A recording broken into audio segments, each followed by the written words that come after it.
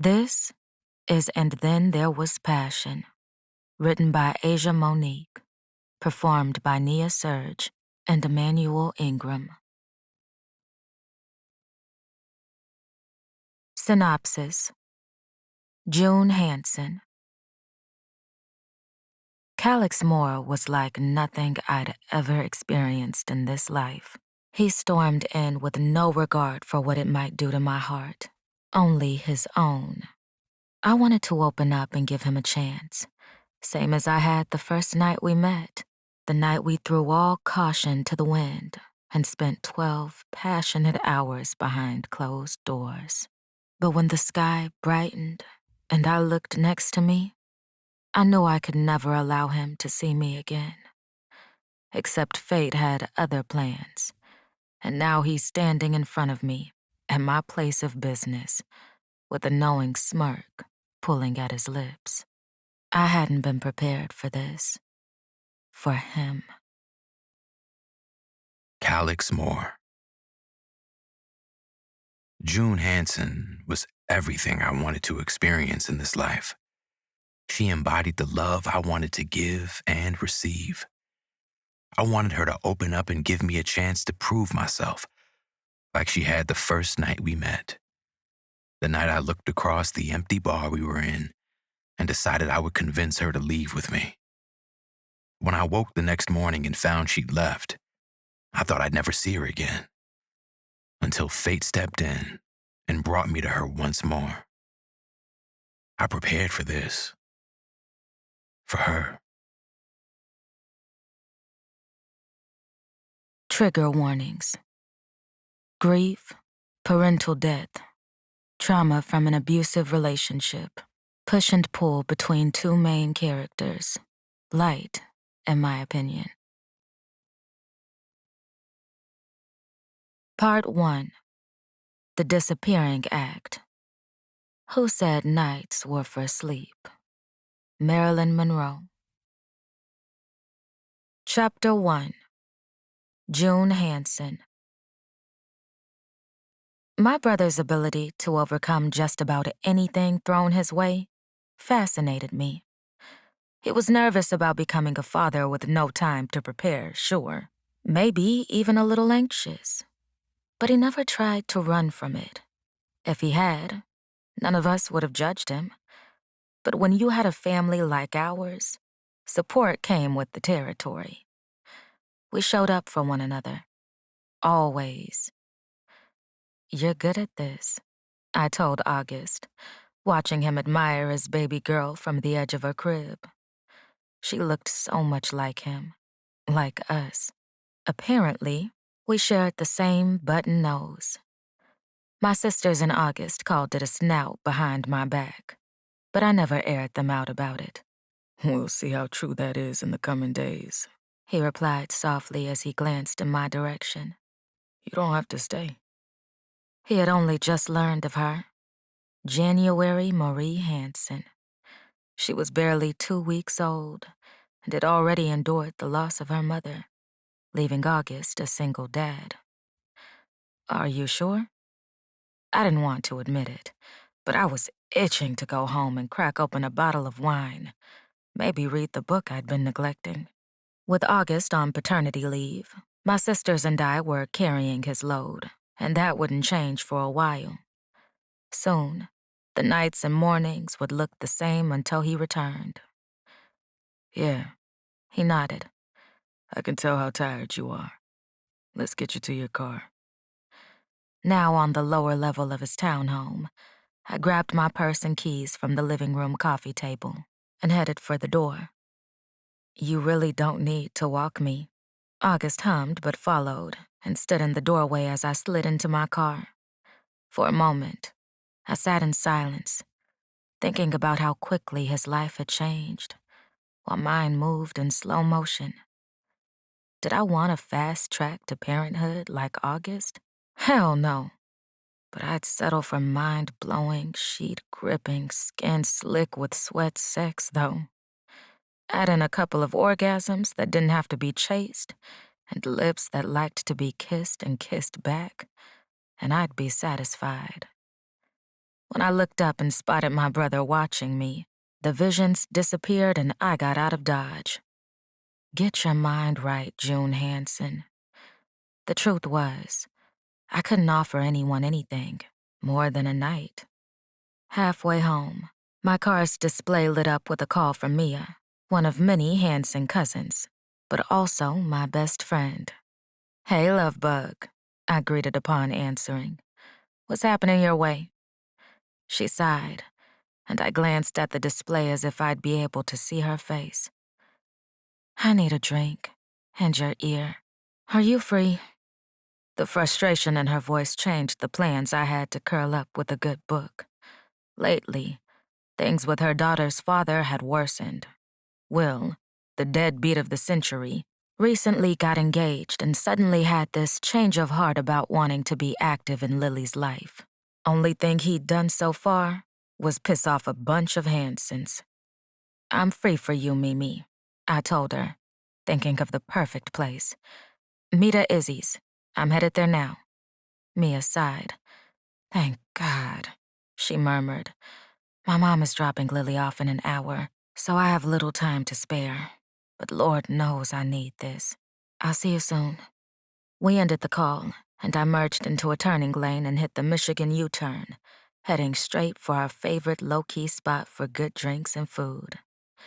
Isabella Roberts had gone to high school with us Hansons, even worked the bar with me at the distillery in our early 20s while attending Wayne State. Eventually, she grew to love being behind the bar and opened one of her own. Thus, Izzy's was born. Walking into the modernly designed space 10 minutes later, I spotted Mia sitting in our usual spots at the end of the Jasper marble-plated bar top. There were 2 drinks waiting, and I reached for one as I slid onto a stool beside Mia. "Go ahead, take a sip first," I encouraged, resting my elbow on the bar as I set my glass aside and stared at her. Her eyes were bloodshot from crying, and a little anger filled me. Only Will had ever evoked these kinds of emotions from her.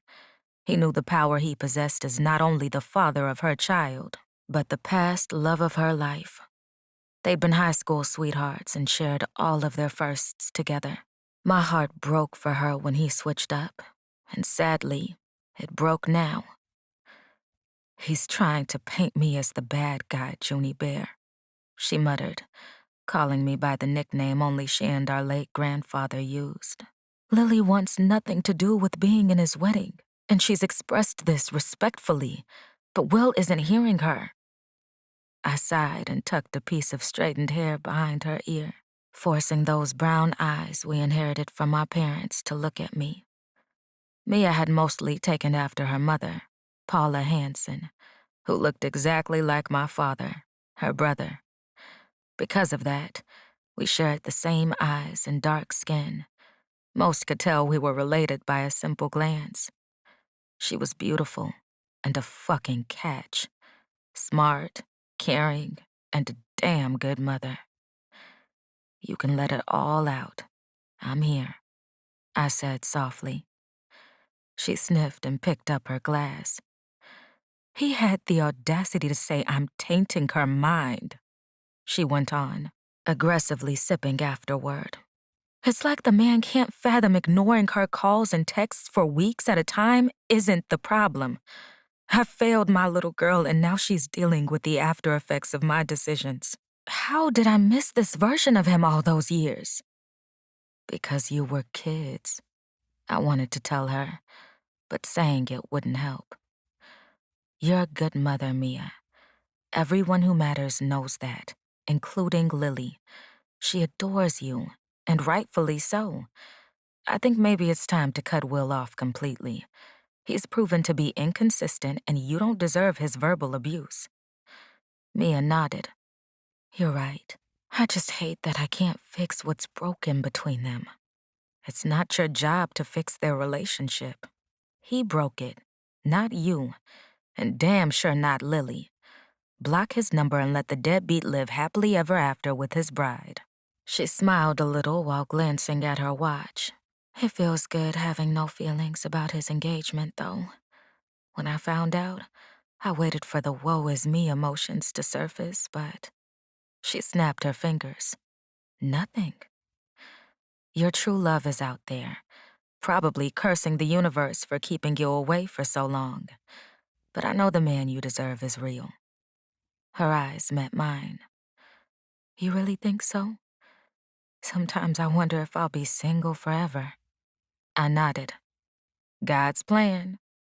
She smiled and checked her watch again, sighing a little afterward. I asked my mom to slide by the bar and get me since I decided to Uber here from the house. Wasn't sure if I'd be drunk by then or not. I chuckled and glanced at my barely touched drink. Take my advice from before and wash your hands of him. Mia finished off her cocktail and stood. I know what I have to do, she said with a nod. My mom's here, but I'll see you tomorrow at work. I looked at my purse and then around the mostly empty bar. It was a Tuesday night, the slowest day for Izzy's. After checking for my iPad, I decided to stick around. I'm gonna finish this. I nodded toward my glass, and get in a few pages of the new book I started and neglected after August's situation took precedence. Mia smiled. Dark romance, I assume, she mused, leaning in for a hug. The sensual kind, I quipped with a smile. But you know me so well. Her laughter followed her to the door, but before leaving, she turned and blew a kiss. Love you, Junie Bear. I caught it like always and blew one back. Love you, Mimi. I watched the glass door until my aunt's black BMW passed and the lights disappeared, before I took the seat Mia had occupied and flipped my iPad case back. After 2 tiny sips of my drink, I dove into my current read. The 2 main characters came from prominent black crime families, obsessed with one another from the time they met. Kian and Gianna had waited entirely too long bringing their desires to fruition. But when they did, magic happened. Jen, straight. A deep baritone requested, garnering my rapt attention. A double, and make it the good stuff now. Book forgotten. I watched the bartender pull an unlabeled bottle of my signature gin from under the bar and fill his glass. No one but Izzy knew it would eventually become a Hanson-made brand, and the anonymity awarded me this precious opportunity. Nell set the glass of my aged gin in front of him, and he lifted it, delicately swirling the liquid within. He took a deep breath, inhaling the complex aromas, before tilting his head back and taking a long sip. His throat muscles moved in a hypnotic rhythm as he swallowed, drawing my gaze to a strong jawline. But it was not just his movements that captivated me. The tattoos peeking from beneath his crisp white t-shirt caught my attention, teasing with hints of vibrant color. Against his tawny skin, the flashes of red danced like flames, while the yellowish-brown hue seemed to amplify their intensity. My eyes traced the lines and curves of each design, each marking telling its own story on his body. Do you want to know what it is? The mystery man queried, and it took a moment to realize he'd been talking to me. His lips curled into a tiny smirk, almost as if he'd expected me to look away, but his assumption was the exact opposite of what I planned to do. Smiling, I cataloged his facial features, those beautiful, downturned dark eyes framed by long lashes. He had full lips, the bottom only slightly heavier, thick, unkempt eyebrows, and an oval-shaped face with a dusting of facial hair that made my smile widen. I'm assuming a flower of some kind. I know petals when I see them, I said, finally replying as I flipped my iPad case closed and tapped the bar for another drink. Gin, straight. Make it the good stuff, Nell. He chuckled at my request and lifted his glass after Nell set one in front of me, with a grin plastered across his face. Best gin I've ever tasted. he said. I couldn't express how happy it made me to hear that, but the feeling alone was enough. Yeah? He nodded and stood, moving down the bar to where I sat and tipped his head toward the empty stool beside me. I gave him permission to sit, welcoming the stranger into my personal space, something I didn't do often, especially with men who looked as if they broke hearts for fun. He smelled amazing, like chocolate and cedar wood, You're right, by the way. he said, holding his forearm out for me to see. Working its way up his arm were red chrysanthemums. I followed their path until they disappeared inside of his shirt. My gaze lingered there, all kinds of things dancing around inside my head. I wonder where the vines lead, I thought. His back, chest, both. I see I'm not the only one with flora tatted on them. His statement snapped me from my inappropriate thoughts as I glanced at the single daffodil tattoo on my hand, the one I shared with my siblings. I smiled, thinking of them. It reminds me there's always a chance to start over, to begin again. Our eyes met, and something danced in his that wouldn't allow me to break the contact. Mine reminds me to stay steadfast in what I'm passionate about, to hold on to what I love as tightly as I can. He looked away and downed the rest of his drink, but brought his gaze back to mine soon after. We stared at one another for what felt like a lifetime before he spoke again, leaning forward slightly as the question left his lips. Do you want to get out of here? How I thought I'd react to such a bold proposition wasn't anything like I imagined. It's like my body took over for my mind as I said, I would like that very much. Throwing all caution into the wind, I followed this man to the White Hill Hotel a block away. Don't make me regret this, I said as we entered the elevator, and he swiped the key card for access to the penthouse suite. Someone has money, I thought. It did not exactly move me, because I had my own in abundance, but it piqued the nosy part of me that liked asking people what they did for a living, something I wouldn't do with him.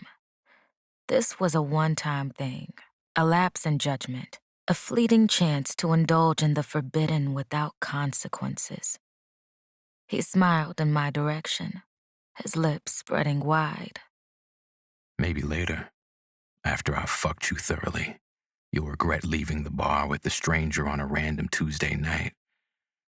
But I can guarantee it won't be because I left you unsatisfied. He lifted an eyebrow, and with little thought, I gave him my middle name, Ivory. He chuckled and nodded. If you're Ivory, then I'm Elias. Chapter 2. Calyx Moore. I'd noticed her sitting at the bar, face buried in her iPad well before she noticed me. While the drink in front of her sat barely touched, she'd been deep into whatever book had her attention, lips and eyes expressive after each screen swipe. This woman had my full attention. She was breathtakingly beautiful, her deep ebony skin standing out until she looked up and those rich brown eyes entered the chat. They were like smoked hickory wood, swirling with hints of warmth and intensity just before they ignited into flames. Each flicker of her gaze held a mesmerizing power, drawing me in like nothing before. Her hair sat in a curly puff atop her head, and I wondered what it looked like when dancing around her heart-shaped face. Did it accentuate her eyes and button nose? Make them stand out more or less? The curiosity for the stranger across the bar was supposed to stay that way. I'd come to Izzy's for a taste of the gin she kept hidden under the bar, needing it to clear my mind of the shit plaguing it these days. Life had really thrown me a curveball, and adjusting hadn't been easy thus far. But fate looked to have other plans when I caught Ivory ogling me with her lip tucked between her teeth. She'd summoned the need to be buried inside of something warm and wet without knowing. Off pure goddamn luck, she accepted my offer to leave the bar and followed me to the White Hill Hotel where I booked the penthouse suite for the night. As we rode the elevator up, I regarded her closely, looking for any sign of nervousness after declaring how good I'd fuck her, but found nothing. My gut said she had an unshakable confidence, so strong not even a one-night stand could rock the solid foundation. I liked that shit, and so did my dick. The elevators parted, and not even a second after we crossed over into the suite, our mouths and bodies clashed, the sexual chemistry igniting into flames. I wasted no time peeling clothes from her body, and she did the same, our eyes connected. I'm about to say something really cliché. Ivory mumbled as I unclasped her bra and removed the lacy fabric, revealing a perfect set of nipples. But this isn't something I do on the regular. You just... She dropped her gaze, and I immediately rectified the issue. No need to explain. I cut in, tipping her head back with my index finger. Sometimes people like to live in the moment presented to them. That's what you and I are doing. Ivory. I didn't believe she'd given her a real name, but never planned to call her out on it. As intoxicating as she was, this was a one-time thing. We were two grown adults sharing a night of passion in an expensive-ass hotel room, one I'd only splurged on because she had the aura of a woman who wouldn't accept less. And I'd never been the kind of man to deprive a woman of what she deserved. Ivory stepped around me, and I turned, following her bare ass as she went for the master bedroom. She looked over her shoulder and beckoned with an eyebrow lift before disappearing from view. My legs propelled me forward, eager to explore between those toned thighs she possessed. I found her sitting against the headboard, legs spread wide. Her pussy looked freshly waxed, and my mouth watered for a taste. But first, I reached out and tugged her to the end of the bed by her ankle. She squealed in the cutest fucking way and sat up on her elbows, those pretty browns peering into my dark eyes.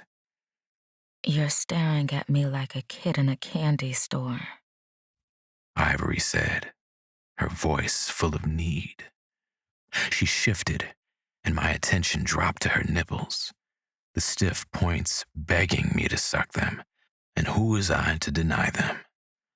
I pressed my hands into the mattress at her sides and one knee to keep me steady. She moaned softly as I flicked the taut nub with my tongue and scraped it with my teeth. Her body shuddered, and I smiled, moving my attention to the other breast. So responsive, I mumbled, lifting my gaze to find hers shut. Look at me. Slowly, they fluttered open, and I rewarded her by resuming languid tongue strokes against her nipple. I couldn't take my eyes off this woman, off her soft whimpers as they grew into deep moans. She arched into me, head tipped back as I sucked harder, switching between my prey every so often. My body has never... Ivory fell backward after murmuring her unfinished sentiment, giving me the chance to move my exploration lower. Something about the soft moans as my lips brushed and kissed parts of her body had me lingering in areas longer than others. I wanted to savor each infliction, every moan and arch. Pushing her legs apart, I lifted my gaze to speak and found her eyes closed again. That wouldn't do, I thought, leaning forward to kiss the inside of her thigh. I need eyes on me at all times, I murmured, lifting my mouth from her supple skin. She whimpered in protest, but I held my ground until her gaze met mine.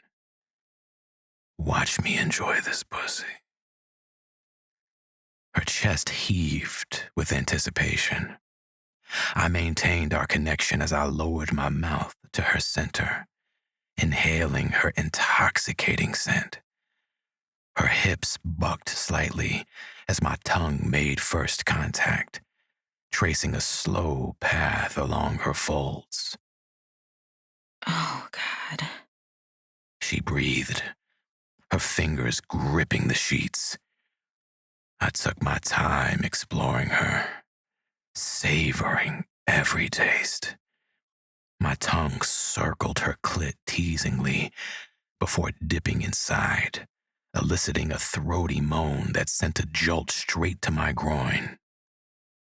Ivory's eyes threatened to flutter closed, but she fought to keep them open, fixed on me. That's it, I murmured against her sensitive flesh. Keep watching. Her breathing grew ragged as I increased my pace, alternating between broad strokes and focused attention on her most sensitive spots. I could feel her thighs trembling against my shoulders, her hips rocking in rhythm with my ministrations. Elias. She gasped, her voice husky with desire. I'm close. I slid 2 fingers inside her while my tongue worked her clit. Her walls clenched around my digits as I curved them upward, seeking that sweet spot. When I found it, Ivory cried out, her back arching off the bed. Don't stop. She pleaded, her eyes still locked on mine despite the pleasure threatening to overwhelm her. I had no intention of stopping. I wanted to see her come undone, to feel her shatter beneath my touch. My fingers pumped steadily while my tongue flicked rapidly over her swollen bud. Ivory's moans grew louder, her body tensing as she teetered on the edge of release. Let go for me, I urged, my voice low and commanding. I want to taste your pleasure.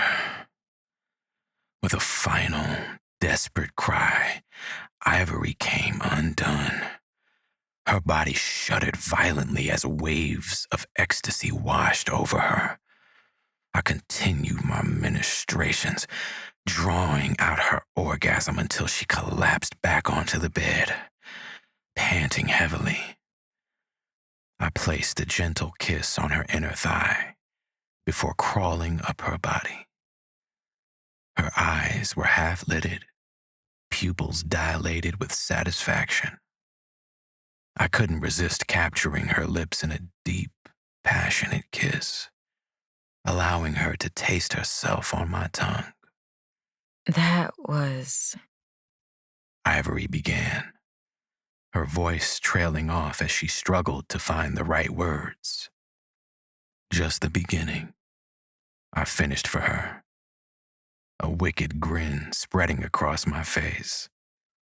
I licked her from my lips, swiped my jaw to get the excess, and sucked it off my fingers. She tasted so goddamn good, and I contemplated going in for another taste. But as she got onto her knees and beckoned me with her eyes, I had no choice but to obey. Fuck. My dick had never been this hard.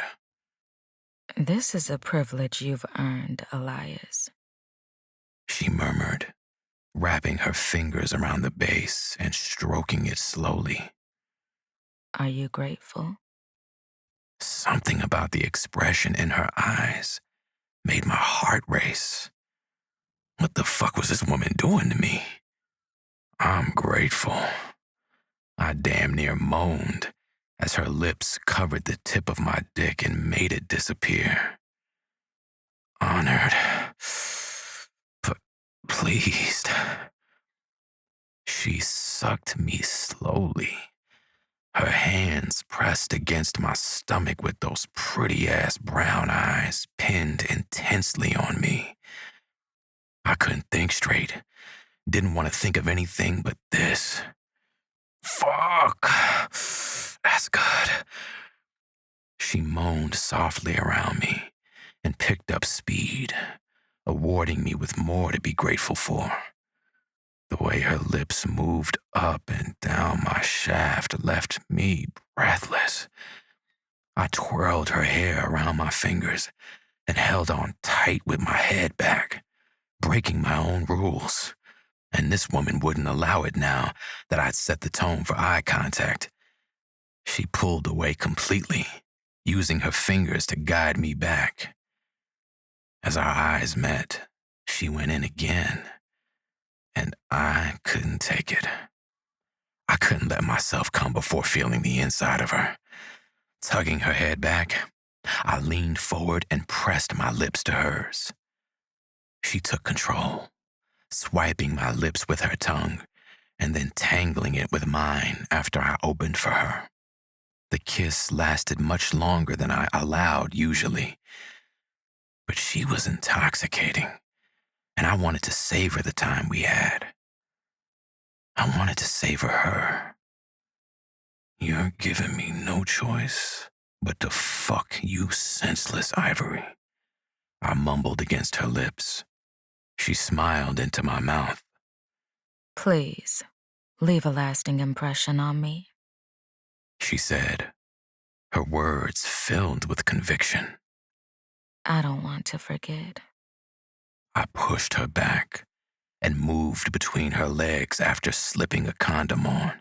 Hovering over her, eyes locked, I asked, "Remember what I need?"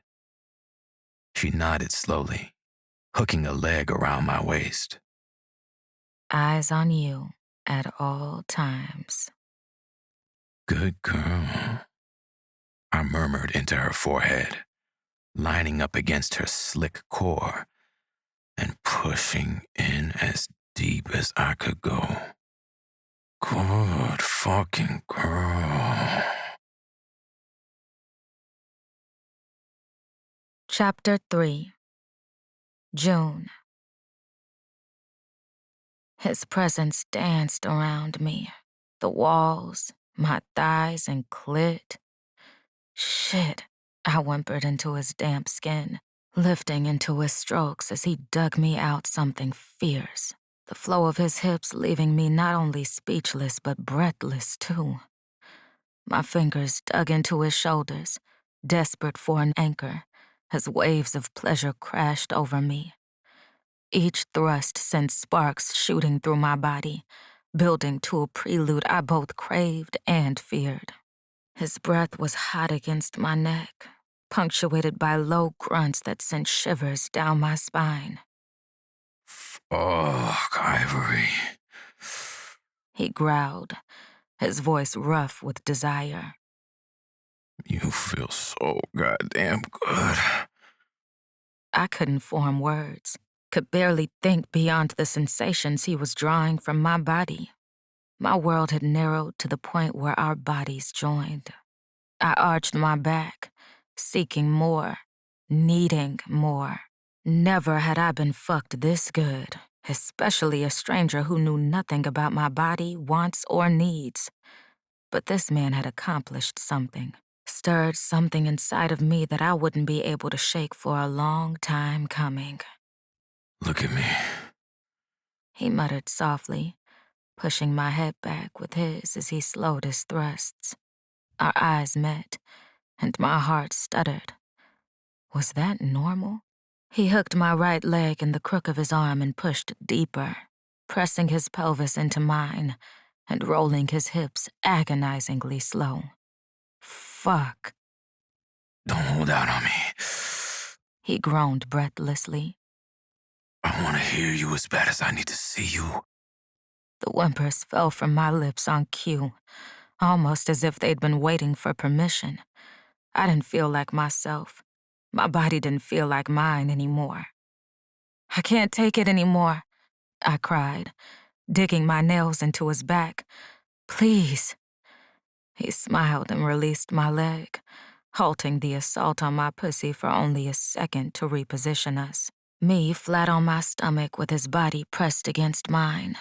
As he slipped inside of me again, I squeezed my eyes shut. The new angle sent shock waves through my body, his dick hitting spots I didn't even know existed. I buried my face in the pillow, muffling my cries as he pounded into me relentlessly. His weight on top of me, pinning me down, only heightened the sensations. Don't worry for me. He growled, yanking my head back by my hair. I gasped, my back arching involuntarily. The change in position allowed him to thrust even deeper, and I couldn't hold back the loud moan that escaped my lips. That's it, baby. He purred, his lips brushing my ear. Let it all out. This wasn't fair. He wasn't being fair fucking me like this, knowing it wouldn't happen again. I wouldn't allow it. My heart hadn't been prepared for this kind of experience. Thank you. He murmured into my ear after nipping and tugging on it with his teeth. I turned my head and pushed back, lifting my ass a little to take more of him. For what? He took a deep breath against my skin, a soft moan mixed in with the sound. For letting me have my way. He replied, his words gentle. For letting me experience you. I lost it. Everything came pouring out of me in a rush of pleasure. My body shook against his, and he held me like I belonged to him, like I'd always belonged to him. I wasn't sure when he'd followed my lead and released into the condom, but as the fog dissipated, he'd removed himself from me. I curled into a ball and closed my eyes. Too good to be true, I mumbled, before falling into a deep sleep. Sometime in the night, I woke from the feel of fingers brushing hair from my face. My body felt like it might be on fire. The need for more dick was intense. I pushed my hand between my thighs and toyed with my clit, moaning softly at the direct contact. One more time. He said from behind me, lifting and pulling my leg back to fuck me from the side. This pussy is magical, Ivory. Don't ever let anyone tell you differently. He worked my body for hours before allowing me to sleep again, and after waking just as the sky started to brighten, I turned and stared at his handsome face. His brows furrowed as he slept silently beside, looking just as peaceful as I felt. I sat like that for a while, watching the man who'd embedded himself into my memories. There was a small part of me that wanted to wake him and ask questions, like where he was from and what he did for a living. I wanted to know what he liked to eat, if he had siblings, or were his friends his family. The need to know more scared the shit out of me, so much so that I decided it was time to go. He couldn't see the expression in my eyes when he woke, and I couldn't handle the look he'd returned. So I saved us both the awkward encounter and left without saying goodbye. I thought my night could be kept secret, but finding my sister's car parked in the driveway of my townhome ruined my plans. Her eyes met mine as I entered the living room where she sat with one leg tucked under her and the other hanging from the couch. "You're here early," I said, looking around like I hadn't been home in ages. She snorted. "And you're wearing the same clothes from yesterday. she quipped, gaze narrowed. Your skin is glowing, and there's a weird glint in your eyes. Who's the guy? I hated how easily my siblings could read me, just as much as they hated it. Lying wasn't an option when it came to my womb mates. They were my personal lie detectors. And quite frankly, lying to them wasn't something I liked to do. We were too important to one another for that. Let me shower and I'll be back, I said, needing a moment to gather myself. An hour later, freshly showered and with a cup of tea in hand, I joined July on the sofa. I went to a bar with Mia last night. I waved my hand after she sat up. You don't want to hear about that deadbeat. Anyway, she left and I decided to stay and read. And kind of met a guy. We left together and I widened my gaze and July gasped. June Ivory Hanson, you didn't. I smiled and nodded. Yeah, I did. And don't regret it at all. She slid closer, eyes peering into mine. I waited for her to see I wasn't lying. Elias had opened me up in ways no man had, and all in one night. How could I regret such good dick? It would be unbecoming of me. Wow, you mean that? She whispered in awe. Will you see him again? What was he like? Shaking my head, I set my mug on the coffee table. Nah, I think we both made it clear it'd never happen again, I told her, slightly wishing I'd stuck around this morning for goodbye sex. I snuck out. Oh, you're serious about that? She sighed. What if he was the love of your life?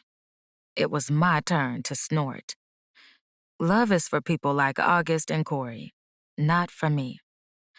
I'd been hurt too badly. My scars were deep and hard to heal. My faith in men who weren't related to me was non-existent. You don't really believe that, she argued, always ready to fight me about my feelings. Love is meant for everyone, even if you've been hurt before. I wish you'd let yourself feel something for someone again. That boy, who shall not be named, isn't the spokesperson for all men. Always better safe than sorry, I thought. Can you keep this between us? I asked, knowing it would be damn near impossible. She frowned. I can easily keep it from August because of everything he has going on. But September will see right through us the second we're all together. It was worth a try, I mumbled, stretching out and laying my head in her lap. I'm glad you came early, but I need a nap, so let me use you as a pillow for an hour.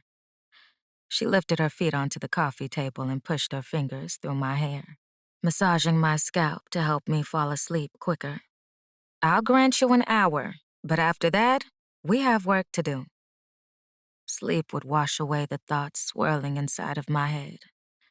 And if it didn't work, going to the distillery and burying myself in tasks would. I had to forget Elias. I would forget him. Chapter 4. Calyx. Everything happens for a reason, Calyx. I had to remind myself of this mantra, as life seemed to play one cruel trick after another on me. Every day felt like a struggle, but I held on to the belief that there was a purpose behind it all. People died, and their legacies became heavy burdens to bear. Time seemed to stand still, unable to heal the deep wounds left within me from losing my father. Maybe I hadn't tried hard enough to move on. Or perhaps the weight of taking over his business, a business I never wanted, was too much to handle. But everything happens for a reason. My sister was now being raised by my mother, since her own had been laid to rest next to our father. It was a constant reminder that life can change in an instant. And then I met her. Ivory. Waking up alone in bed the morning after our one night together felt like a punishment. But deep down, I knew she did the right thing. If she had stayed, our one night would have turned into 2 and then 3. I knew myself too well, and Ivory was someone who could easily consume me whole. Everything happens for a reason. Why are you smiling? Haven asked, pulling me from my trance. I looked over at my 14-year-old sister, regarding her with the same dark eyes we shared. Though it had been a year since losing both her parents, she seemed to be doing okay living with my mom. But sometimes I wondered if she was good at hiding the hurt, like me. Was I smiling? She nodded and tapped the eraser side of the pencil in her hand against the bridge of her nose. You barely do that anymore, she pointed out, reminding me of how observant she could be. Too serious for your own good. Her lips curled, and I shook my head. Be a kid, Have. She huffed and looked down, flipping mindlessly through her textbook. I'm just saying, she muttered. Looks like you had some fun last night. I glared in her direction. Quit glaring before your face stays that way, my mother ordered, setting a glass dish of baked ziti in the middle of the table. Put your books up and wash your hands, Haven. When my sister left the room, my mother looked down at me. She's not wrong. Your mind is clearly somewhere else. On someone else. I frowned. Was I that fucking easy to read? I spent my night working on another piece, I said, only telling half the truth. Though I'd started my night that way after hours of staring at a blank document, I ended up at Izzy's hoping a drink would clear my mind. But instead, I met a woman who helped clear it in the best kind of way. I caught the smile wanting to break through before it could. How's everything going at the newspaper? She asked, instantly fucking up my mood. My father had left me his prized possession, the same business my grandfather had left him, the award-winning Morning Chronicle. I hated everything about, right down to the name, but couldn't bring myself to sell yet. It's going, I mumbled as Haven entered the kitchen again. Don't know why he left it to me. I filled a plate with the baked ziti and a piece of garlic bread and set it in front of my sister before doing the same for my mom and then myself. Because you're the writer between the two of us, Haven answered, staring at her plate. He always talked about how proud he was of you. A little shocked by the response, I sat back. He never said it directly to me. She sighed and picked up her fork. Because you're the most stubborn person I know, and so was he. You two didn't see eye to eye because you were so much alike. Nevertheless, he was proud. Though he'd left it to me, the newspaper was a well-oiled machine and didn't necessarily need me. My passion was in freelancing, always had been. I'd somewhat made a name for myself, bringing awareness to Black-owned businesses across the country, earning awards and contracts with some of the largest conglomerates around. Would you be upset if I sold it? I asked, regarding my sister closely. She shook her head and smiled. Nah, I figured you might, but... Our eyes met. Why not take what you've built and merge it with Dad's vision? I think he left it to you because you have what it takes to make it bigger than it is. No matter the decision you make, I'll support you. I glanced at my mom, whose eyes were on me. She was worried about us, more so me than Haven, because I wasn't around enough for her to gauge my feelings like my sister. I looked away and picked up my fork. We'll see what happens, I mumbled, shoveling food into my mouth. And while you're at it, maybe get a girlfriend or something, she went on, waving a piece of garlic bread in my direction. Because, don't finish that statement, I warned, glaring at her. She stuffed her mouth and shrugged. My teenage sister's love advice was like a dull ache in the back of my mind, something I didn't want to hear, but couldn't escape. Despite my efforts to push her words away, they stayed with me all week, haunting me with a specific face and memory. By Friday, I couldn't take it anymore and made my way to the newspaper headquarters, the place where my father had spent most of his time before he passed away. As I walked through the familiar halls, memories flooded back, playing hide and seek in the conference room, sneaking into Dad's office to see what he was working on. It was bittersweet, but I knew I couldn't avoid facing his team forever. They were the ones he left behind to keep his legacy alive, and I needed their support now more than ever. Stepping into the bustling newsroom, I took a deep breath and prepared myself for whatever challenges lay ahead. We thought we'd never see you in person again, James, the managing editor, said as he led me to what used to be my father's office. The staff is gathering for the meeting you requested. I'll make sure everything is set and then come back for you. I hadn't been to headquarters in over 6 months, taking important meetings from home instead of dragging myself downtown. James pushed the glass door open and waved me inside. It hasn't been touched, except for weekly cleanings. I stepped into the corner office, my gaze sweeping across the pristine space. The polished wooden desk sat in front of a wall-length window, a warm glow from the sun filling the room. It felt like walking into a dream, one where everything was perfectly in place and nothing could go wrong.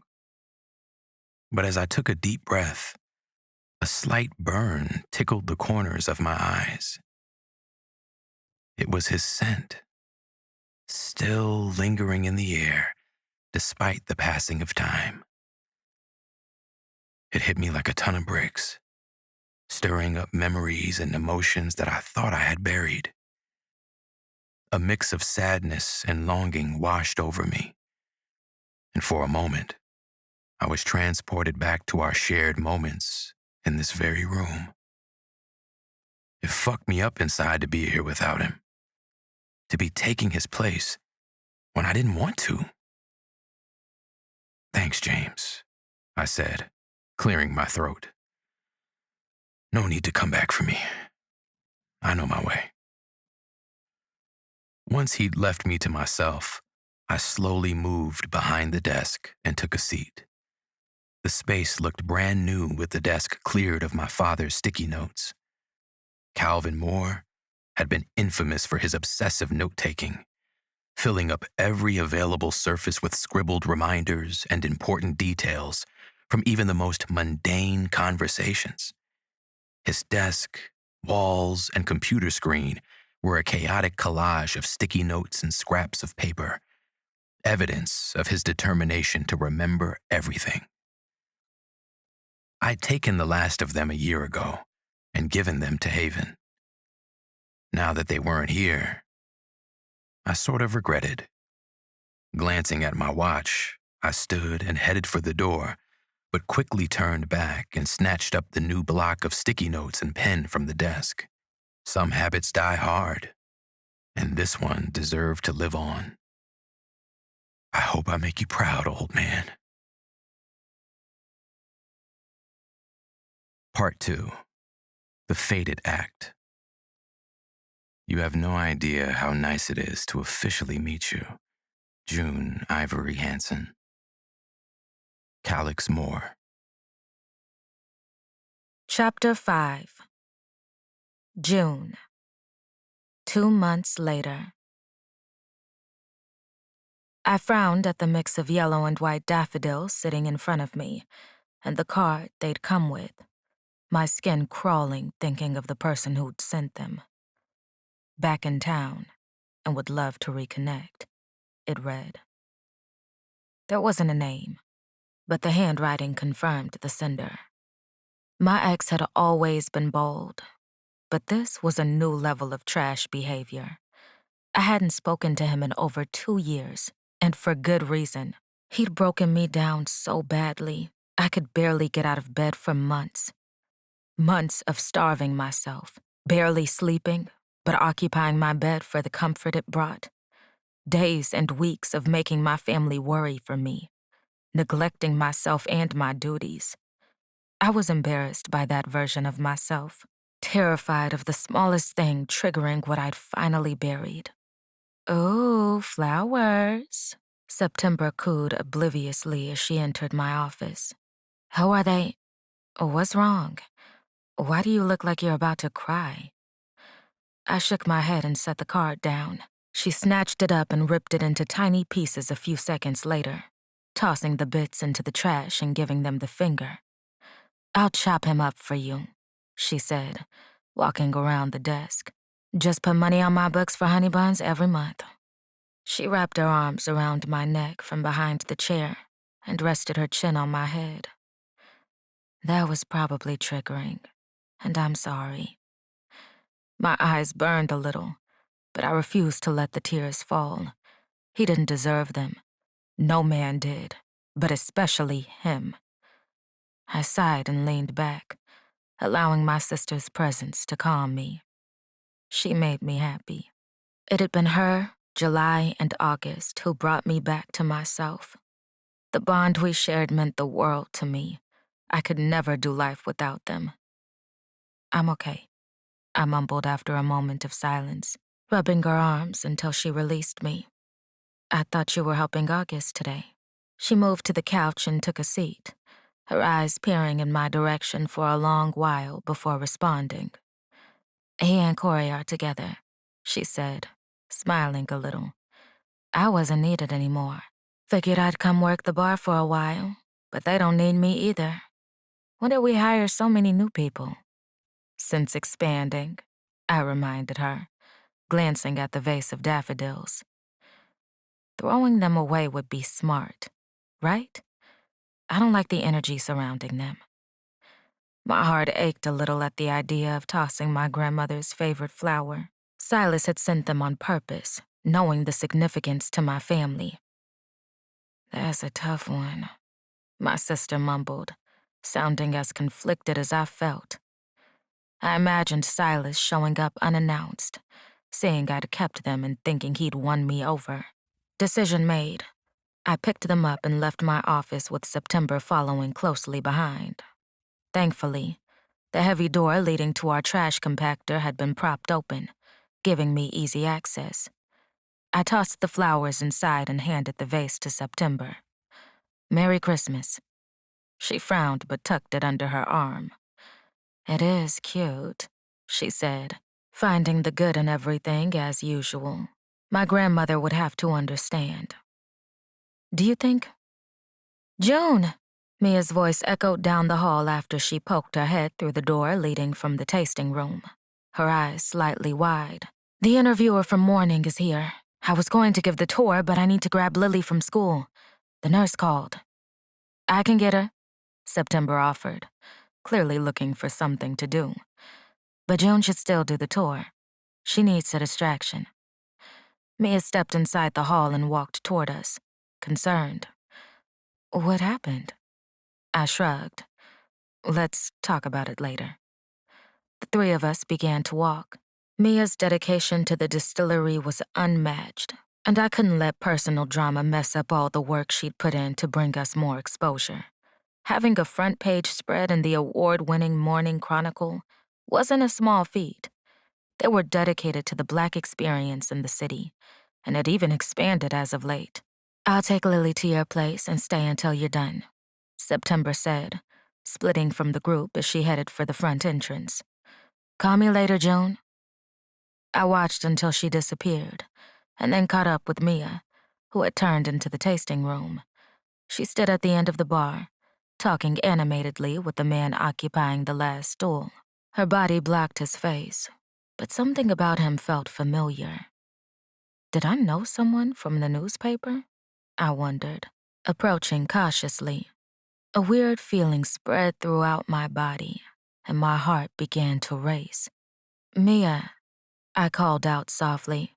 She turned and smiled, pointing to a face I would never forget. How could I when those beautiful lips of his had touched every part of my body? My insides stirred at the thought.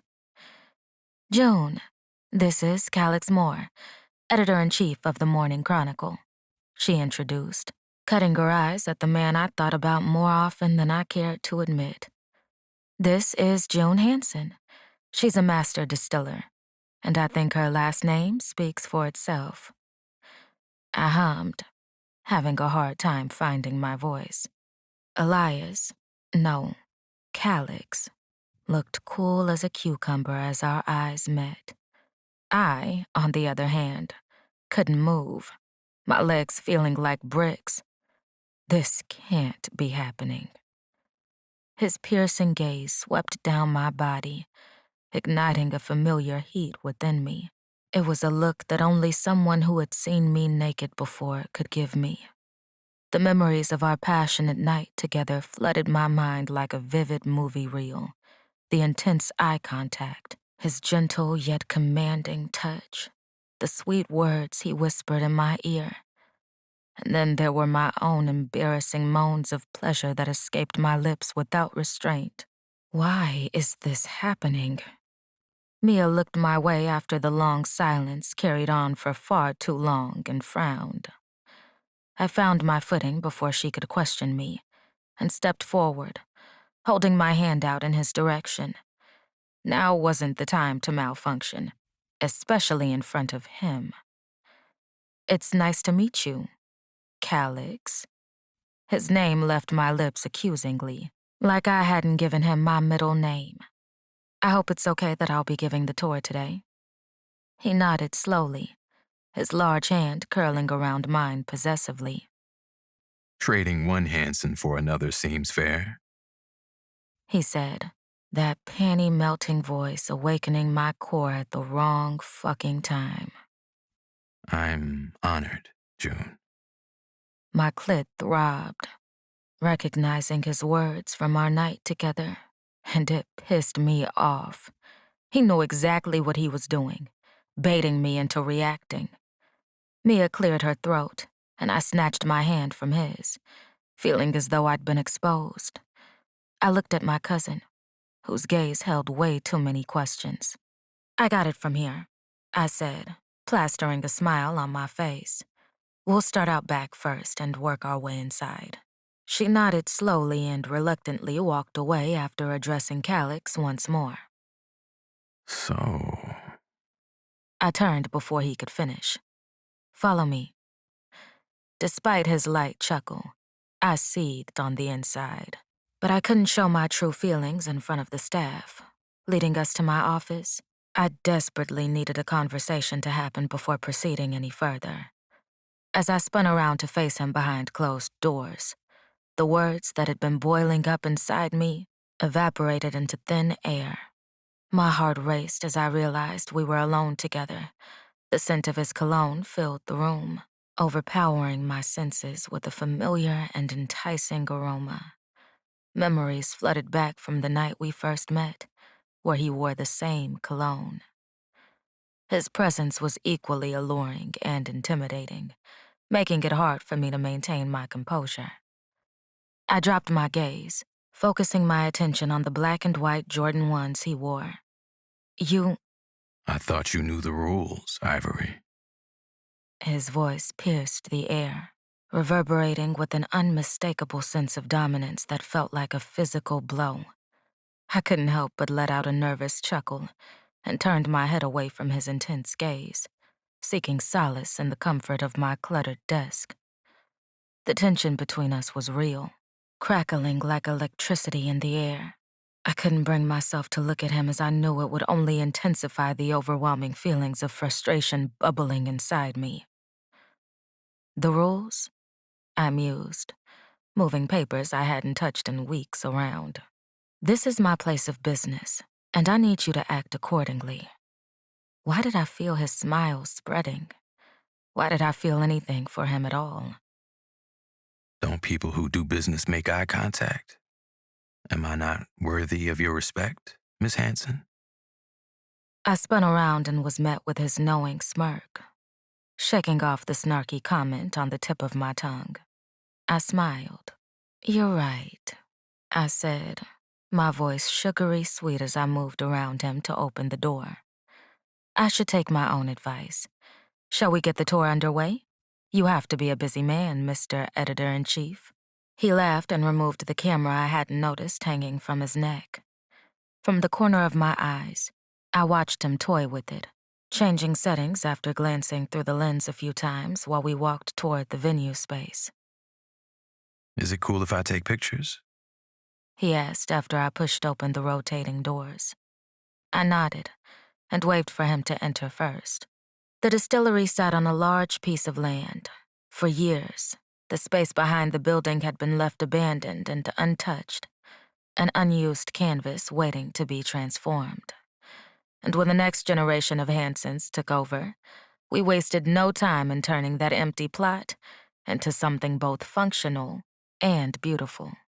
The venue space was a modernized barn, its exterior blending seamlessly with the rustic charm of the distillery. The moment you stepped inside, an open floor plan greeted you. Natural light streamed in through large windows, casting a warm glow over the space and highlighting the intricate woodwork. At one end of the room stood a sleek bar, while at the other end a fully equipped kitchen buzzed with activity as they prepared for the upcoming event.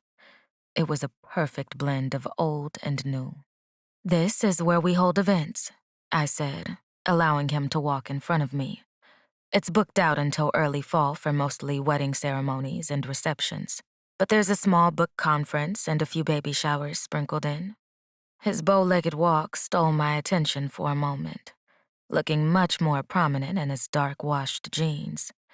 The way the muscles in his back and arms flexed as he moved made my mouth water.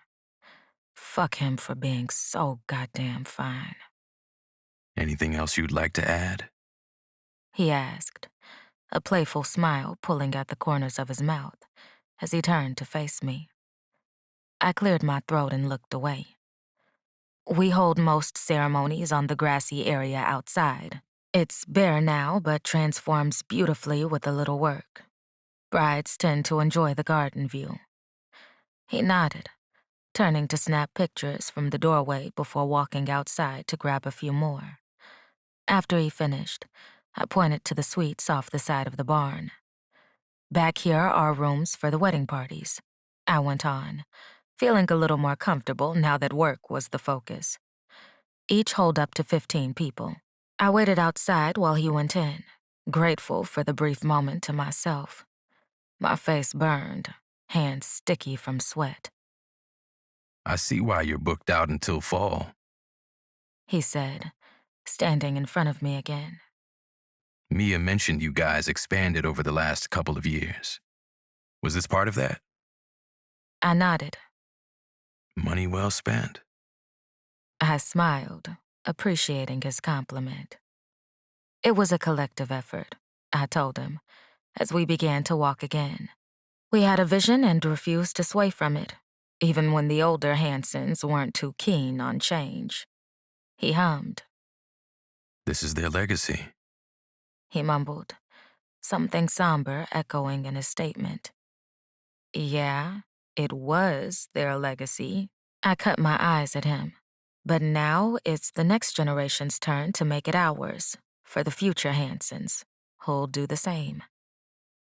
What if you hadn't wanted to be a master distiller? Then what? We stopped halfway to the tasting room, turning to face one another. His question felt personal, like the answer was for him, and not the article. I wasn't sure how to help him with whatever dilemma he seemed to be having. Shaking my head, I smiled a little. "I come from a big, supportive family," I told him. We were encouraged to follow our dreams as we saw fit. My siblings and I knew at a younger age this was our calling.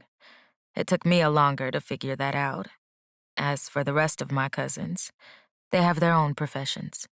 He nodded slowly, gaze peering into mine. It's nice to officially meet you, June Hanson. He said softly, his voice wrapping me in a warm embrace. This version of you. You can't know me at all, I replied without pause, hoping he understood. After this, we'll go back to strangers who were never supposed to see each other again. I hated the way his eyes searched mine. There's nothing I can do but respect that. He placed the camera around his neck and turned. Mia said you were only helping her for today. After the tour, you'll be in the clear. Relief filled me, the tightness in my chest subsiding. You're safe, June. Chapter 6. Calyx. Fate was a tricky bitch. Slightly cruel, depending on who you asked. And that concludes our tour, June said, barely looking me in the eye. She had given me a detailed tour of the distillery itself, taking the job serious as she pointed out each fermentation tank and barrel, while explaining how they worked and what was inside. Now, we stood near the polished bar in the tasting room, surrounded by lively conversations and clinking glasses. June shifted her weight from one foot to the other, avoiding my gaze as I couldn't help but soak in her presence for just a few more moments. We're good, right? I asked, praying I hadn't made her feel uncomfortable in any way. Her gaze met mine, and she nodded, giving me a smile that looked genuine. But I couldn't be sure. Yeah, She said softly. we're good. I want you to try something before you go. I almost revealed her cousin's plans for a full-fledged tasting the day after tomorrow, but couldn't bring myself to do it. The longer I got to keep her in front of me, the better. She waved for me to sit and I obliged, turning on the stool to face her. What's this? I asked, after a shot glass was placed in front of me. Her eyes sparkled as she nudged it closer, the silent order evident. With nothing to lose, I lifted the tiny glass to my nose and sniffed. Recognizing the smell, I knocked it back to confirm it was the gin from Izzy's. I hummed with a nod, glancing over to find her leaning into the bar watching me closely. This you? June nodded and pushed into an upright position. It's something I've been working on. She admitted. You liked it at Izzy's, and I figured it'd be a good way to end the tour. To end this is what she meant. And June further proved it by walking away without another word. I couldn't tear my eyes away from her, just as mesmerized as I was during our first encounter. She moved with effortless grace, putting distance between us and making it clear that this wasn't a game. There was no need for me to chase or put in more effort to win her over. She was in control. My respect for her only grew stronger, spreading through my body like wildfire and igniting a sense of admiration within me. Damn. I stared aimlessly in the direction June had gone long after she disappeared into the employee-only area, a sense of longing bearing down on me. Was this what wanting someone who didn't want you felt like? Shaking the thought away, I stood as June's cousin Mia walked into the tasting room and headed straight for me. I was hoping I hadn't missed you, she said. June let me know you guys were finished. I wanted to confirm the tasting for the day after tomorrow. Her eyes matched June's, but were somehow different. I have it on my calendar, I confirmed. 3, right? She nodded, confirming the time. Is it all right if I bring someone from my staff? Having a different opinion will make for a better spread. Mia smiled, and I could tell she enjoyed her job, which only made me think of the woman I should erase from my mind. Of course. You'll also get to meet July and September and ask them a few questions. August is unavailable at the moment, but I'm sure I can get him to make time in the next week or so. I lifted an eyebrow, and she frowned a little. Are they all named after calendar months? I asked, elaborating on the expression I'd taken on. What I knew about the Hanson Distillery Company was limited to it being Black and family-owned for 3 generations. The history laid out on their website had intrigued me, and I decided they were the best candidates for my Spirit of Detroit series, where I highlighted Black businesses, old and new, in the city.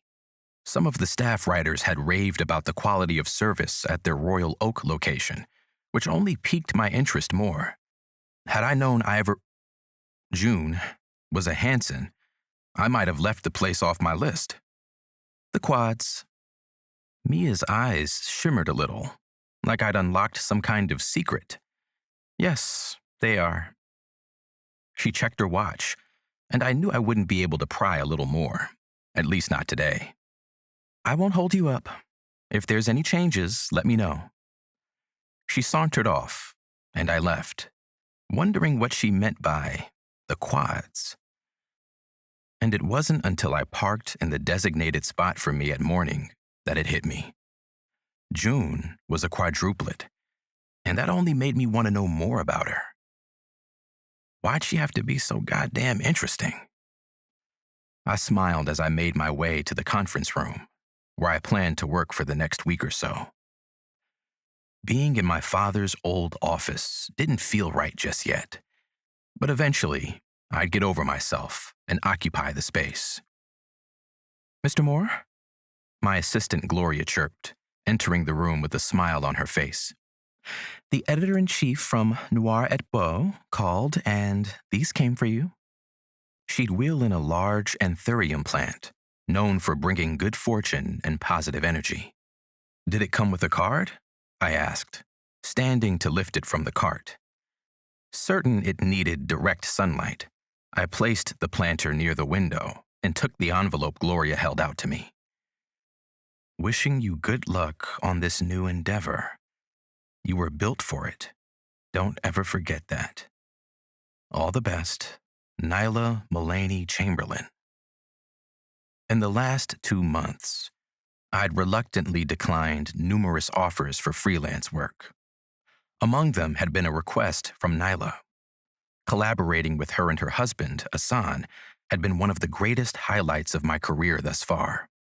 Not only did they provide me with invaluable opportunities and connections, but also introduced me to a new world of business and friendships that I would always cherish. Thanks, Gloria. I rolled a chair from the conference table out and dropped down, pulling my phone and laptop from my bag. I'll be working late tonight, but you can leave at your designated time. I felt her lingering and looked up. Did you need something from me? She shook her head, but I could tell there was something on her mind. What's Nyla like? She finally asked, after a bout of awkward silence. I find her inspiring. Nyla is. I leaned back and thought of the best way to describe her. She's a go-getter, worthy of being someone's inspiration. Maybe you'll get to meet her one day. Gloria lit up and damn near bounced out of the room in glee, like I told her something of significance. I made a mental note to thank Nyla for the encouragement and inform her of the growing fan club she had in here in Detroit. After settling, I uploaded the pictures I took from the tour and sent them over to our in-house editing team for touch-ups. Without much material to start the article, I went into outline mode, writing down my thoughts, ideas, and questions until my phone rang. I had every intention of ignoring the caller, but after seeing Haven's name, I swiped the screen and answered. What's up, Have? You good? She sighed into the phone. Can I ask you something? I sat back, prepared to end the call in my feelings once we were done.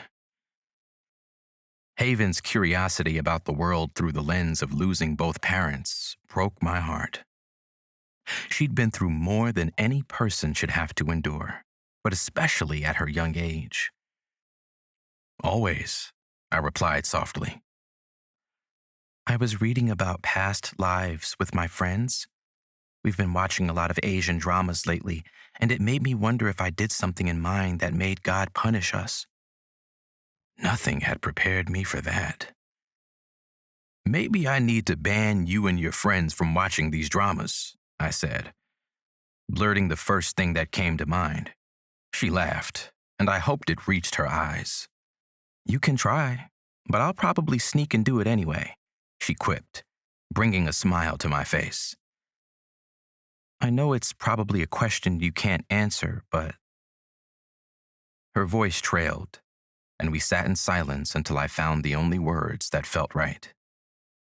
I can't imagine my kind-hearted baby sister being anything but a blessing to the people around her. In this life, the last, and the one after. What happened to our dad and your mom isn't a reflection of that, and I'm certain they're both reeling at the idea of you feeling like any of it might be your fault.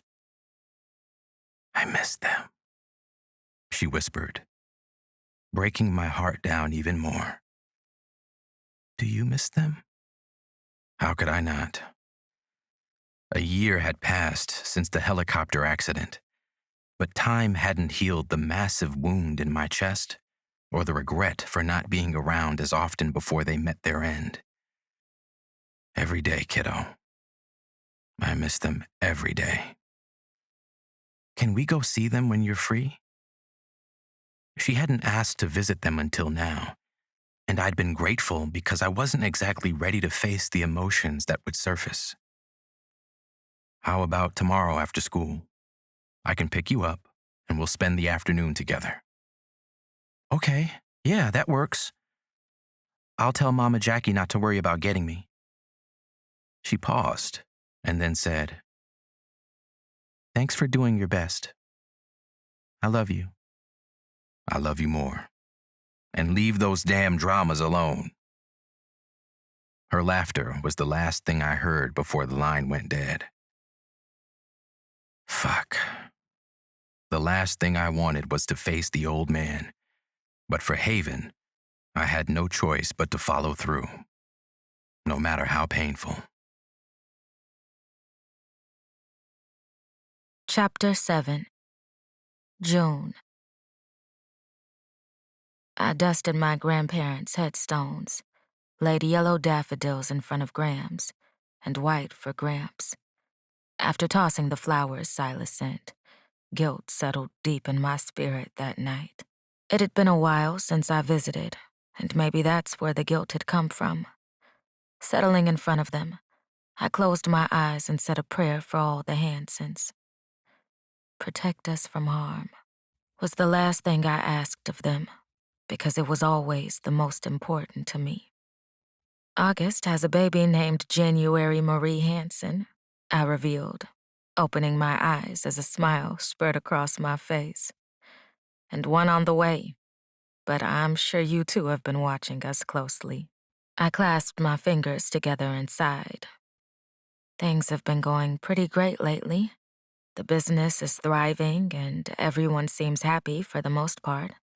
Mia finally took a stand against Will. A sense of pride filled me. I know it was hard for her, but don't worry, we've got her back. The more I talked, the calmer I became. Grams, I know you're probably waiting for a personal update. I feel safe and secure. No nightmares as of late, and I'm certain it has to do with the former. I'm doing everything in my power to stay that way, to stay safe. I flexed my fingers and looked around, wanting to avoid talking too much about myself. Neither of them were alive during that dark time, and part of me was grateful, because it had been embarrassing. The shame ate me alive because how could I allow it to get so bad? Why did I allow him to treat me like the scum of the earth, abuse me in ways that were hard to fathom? Goodness. My eyes burned, and I closed them. If my family knew what I really went through, how would they see me? Weak, stupid, confused. I shook my head and chuckled. Anyway, I went on, pushing it back into the vault. I'm okay, I promise. The wind howled, and my hair moved wildly across my face, as if Grams and Gramps were trying to punish me for the lies I had just told. My heart pounded in my chest, consumed by a sense of dread that seemed to have no escape. I sat there, feeling small and helpless against the forces of nature raging around me. The air was thick with tension and unspoken words, mirroring the turmoil inside me. How could I fix this mess when I didn't even know where to begin? What if he cornered and hurt me like all those times before? Therapy could only do so much to quell those thoughts. I had to apply what I was being taught, and that was the hard part, doing the work. I shook my head and stood, touching both headstones and murmuring my goodbyes. Love you both, I whispered. I'll come back and visit soon. Might even bring those other hoodlums with me. As I crossed the cemetery toward my car, muffled whimpers grabbed my attention. I looked around, something about them pulling at my heartstrings. You're in the land of the dead, June. The land of grief, where the living loved ones of the people buried came to let it out. I knew it, but my legs still carried me in the direction the whimpers had come from, only to find him. His arms were out today, showcasing the beautiful art covering them as he hugged a girl who came barely to his chest. Calix's eyes were closed, but as if he sensed me immediately, they fluttered open and met my gaze. He didn't react, his movements steady as he consoled the person in his arms. I was intruding and wanted to turn away, but something about the expression in his eyes kept me rooted in place. My heart ached, the pain I knew all too well weighing on my chest, but not for myself, for him. Sorry, I mouthed, resting the palm of my hand over my heart in understanding. Just as his lips moved to respond, the girl he'd been holding stepped back and wiped her eyes. She looked up, and then over at me after seeing his attention was elsewhere. Her curious eyes bounced between us, and she grinned, watery eyes transforming right before mine. Hi, she spoke, waving. Do you know him? I nodded and then shook my head, words evading me. I'm Haven. She took a cautious step toward me after neither Calix and I spoke. His sister? I regarded them and saw some similarities, like the shape and color of their eyes and the spread in their noses. But Haven's skin was dark like mine. I'm June, I finally said, shaking the shock off. It's nice to meet you, Haven. She beamed, colorful braces staring back at me. Why are you staring like a creep? Haven shoved Calix with her shoulder. Go talk to her. I knew why, and when our eyes met again, he conveyed so through them. He wasn't speaking because I asked him to leave us be. This was his way of respecting my boundaries, and it made me respect him. I smiled, and his lips tipped in return. Thank you, Elias, I said, turning to leave. His voice, thick with emotion, stopped me in my tracks. What are you thanking me for, Ivory? I stared ahead for a second, glancing over my shoulder only after gathering myself. I think you and I both know. And with that, I left him and his sister to grieve in peace, left to go sit in my own feelings. More like work them to the furthest part of my mind they'd go. But even that proved to be a challenge. The distillation process was unique to the distiller themselves, right down to the ingredients used and the casket aged in. My grandfather, who'd been a well-rounded master distiller and taught me everything I knew, believed you couldn't make good gin when your heart wasn't in it. And as I moved around the room, gathering my ingredients for a new mix, I felt him speaking to me. "Take a moment, Junie Bear." My fingers stilled, part of me wanting to glance around and see if he'd come back from the dead. His voice was so clear, deep and understanding as it had been the first time I was allowed in the distillery. "Breathe in and out.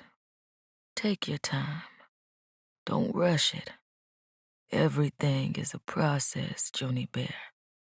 Life, making gin." Remembering his words of wisdom fed my soul. It had been exactly what I needed to let go and move on, to be the best version of myself I could be, even if sometimes I felt like I might be failing everyone around me. And I hated to admit how often I felt that way, how often I put myself down but pretended to be strong. At least I was a self-aware queen, right? I snorted and removed the thick work gloves from my hands, tucking them in the back of my jean pockets with a sigh. Before retreating to my office and handing the task I'd started off to one of my distillers, I stared at the juniper berries scooped into a canister. They were one of the 10 ingredients in every gin base, the most important. By law, juniper berries had to be part of your base, and we sourced ours from northern Italy. An idea formed, one that would cost money, but save us more of it in the long run. I tisked and left the floor, heading straight for Mia's office. "Come in," she called from the other side after I knocked. Stepping inside, I dropped down on the sofa in the corner and clapped. "What if we bought a shit ton of land and started growing our own ingredients?" Mia looked up, lips parted slightly. She frowned. "What's wrong?" Known for burying myself in all things Hanson distillery when bothered by something, the question did not surprise me. In fact, I produced some of my best ideas while in this state. "Nothing." I waved her concern off. "I was upstairs staring at the juniper berries and thought we could expand more. What do you think?" She nodded slowly, closing her MacBook. "I think it's something worth discussing." Her brown eyes regarded me deeply. "What's happening in that head of yours is always worth a conversation." I shrugged and slid further down the couch, the ceiling much more interesting than talking about my feelings. "I went to visit our grandparents a bit ago," I said, deciding that was the better route to take. My darkest secret was off limits. "Yeah? The old man talking to you now?" I chuckled. According to all the Hansons, Gramps came to them in different ways after visiting. We found it funny because when he was alive, he had a knack for knowing when we needed him. "He's really a menace," I mumbled. "In the best possible way, though." She hummed. "Anything else happen?" I sat up and leaned forward, elbows to knees. "I ran into the guy from morning." She grinned, interlaced her fingers, and rested her chin on top of them. "Oh, yeah? Did you speak?" What's with the sing-song voice, Mimi? Had I given us away yesterday after malfunctioning in front of her? "Why all defensive, Junie Bear?" she quipped, her lips curled deviously. "I only asked a simple question." Nothing was simple about that damn question, or the man it was about. I spoke. He was with his sister. "Are you going to tell me how you know one another, or do I have to wait until next year?" I broke, laughter spilling from my lips. Fuck it. Might as well tell her. September and July already knew, and eventually I'd tell them about his reappearance in my life. You wouldn't believe me if I told you, I said, after gathering myself and meeting her gaze. And yet, I still want to know. We met the night you and I were at Izzy's, not long after you left. She blinked rapidly, putting the pieces together. And I went to the White Hill with him, I confessed, falling back and kicking my feet. He was something. Junie! She screeched, shock and a bit of laughter mixed in. That's why he felt comfortable undressing you with his eyes. I hadn't been wrong. Calix's eyes caressed my entire being yesterday, like they had that night we were together. Did he imagine the undeniable chemistry of our movements? I bit my lip. Goodness, he'd been so good to my body. Not your ass is over there thinking about him right now. I sat and crossed my arms. It was a one-time thing, so I find myself savoring the moment a little more than usual. She rolled her eyes. Do you know how hard it is to come by good dick on a whim? Why only one time? I shrugged. Because he'll fuck it up and ruin it for me. You know what? She sat back in her chair, nodding. I understand that. Does he?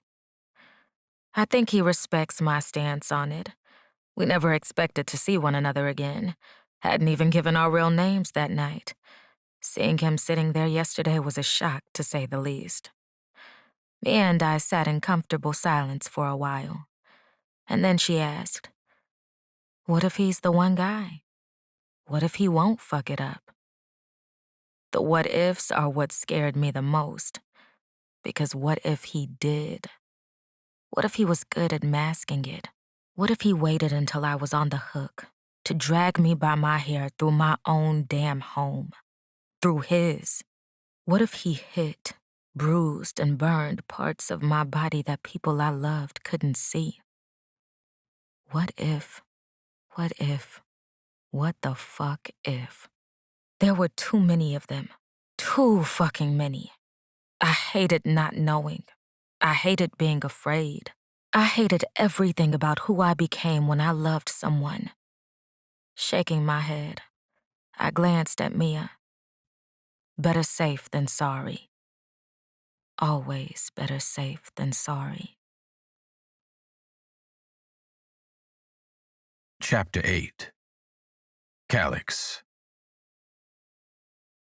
I couldn't help but constantly scan the room for her. Was she even working today? I asked myself, my gaze flicking around like a nervous lover with no other plans. I let out a sigh and turned my attention back to why I was here, slightly disappointed that an hour had gone by without any sign of her. Mia was on the other side of the bar, deep in conversation with James, who was sitting next to me. I'm glad you like the bourbon. It's an in-house blend, she explained, hands moving with every inflection. Not many have tasted it. James scribbled in his notebook. Really? Is it something we can add to the article? She nodded with a smile. Go for it. The more exposure before it's launched is exactly what August wants. That got my attention. What about the gin? I asked, noticing she hadn't poured either of us a sample of it. Her curious eyes met mine, something flickering in them akin to knowing the real reason I inquired. Did June talk about us? My lips twitched at the thought. Well, she smiled and shook her head. I figured mixing liquors wouldn't be smart. You have a few more visits on the books, remember? Right. Get a fucking grip, Calix. Is the gin also an in-house blend? James asked, oblivious to what was happening. Mia slowly looked his way after analyzing the fuck out of me. It is, she confirmed. Not quite ready for full production like the bourbon.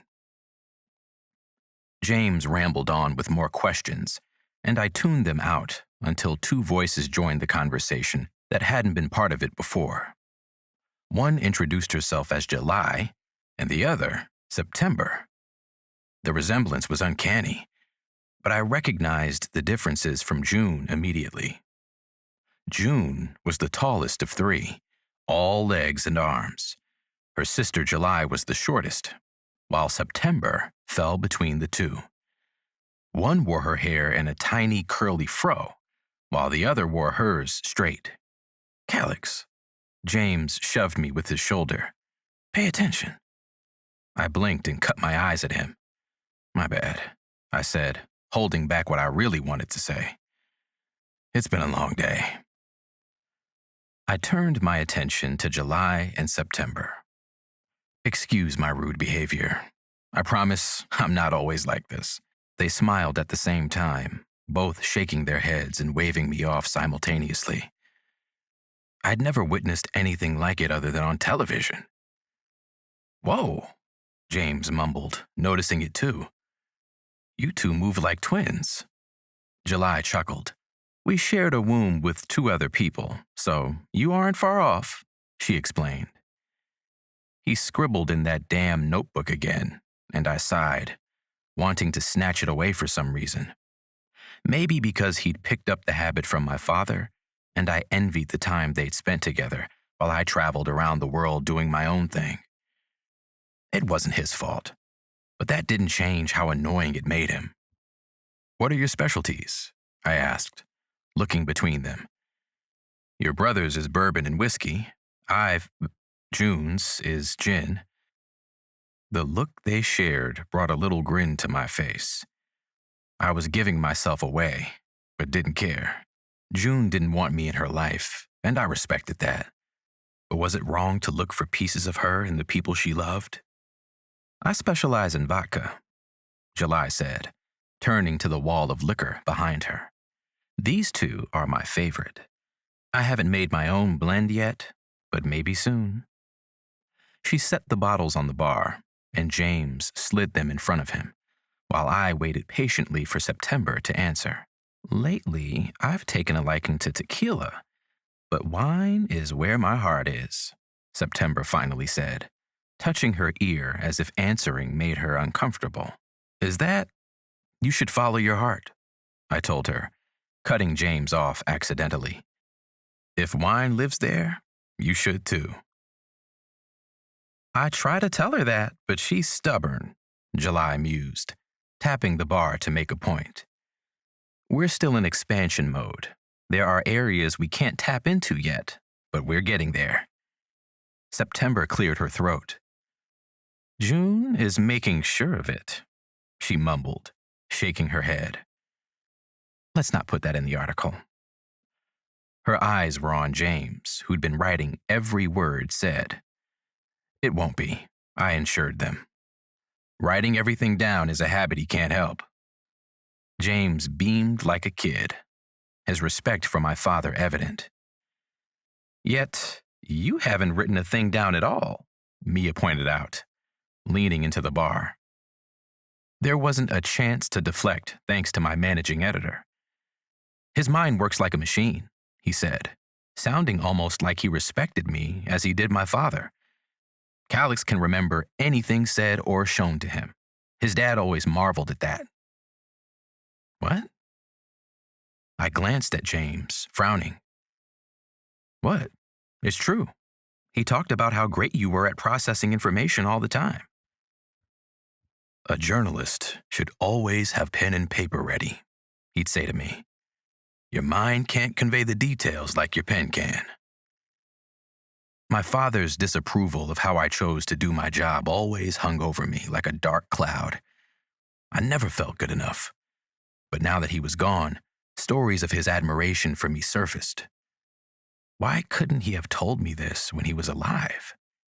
My mind raced with questions and regrets. A small voice in the back of my mind reminded me that I was rarely home, too focused on my own legacy to spend time with family. Guilt weighed heavily on my heart. I excused myself from the conversation and retreated to the bathroom, leaving James to pick my slack. As I made my way back not long after, lost in thought, June came barreling into me.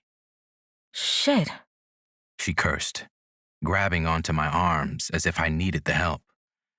I'm so sorry. I didn't say a word. My gaze locked with the top of her head until she looked up. The way she released me and stumbled back made my lips twitch. Did I hurt you? Her question was cute. I shook my head gently, feeling content with just this small glimpse I'd hoped for. With a soft step, I moved around her, taking in every detail of her presence for later. Calix. She wrapped those slender fingers around my wrist to stop me, and I obliged, meeting her pretty browns and holding them. How's your sister? The smile I'd been holding in spread across my face like a fucking wildfire. She was worried about Haven, and while I wished some of that worry was directed at me, I found it endearing. Better, I said. Thanks for asking. Haven would love to hear about this, but I knew better than to tell her. The memory of her constant questioning on our ride home yesterday, probing for answers about June and our strange interaction, still had my head throbbing a little.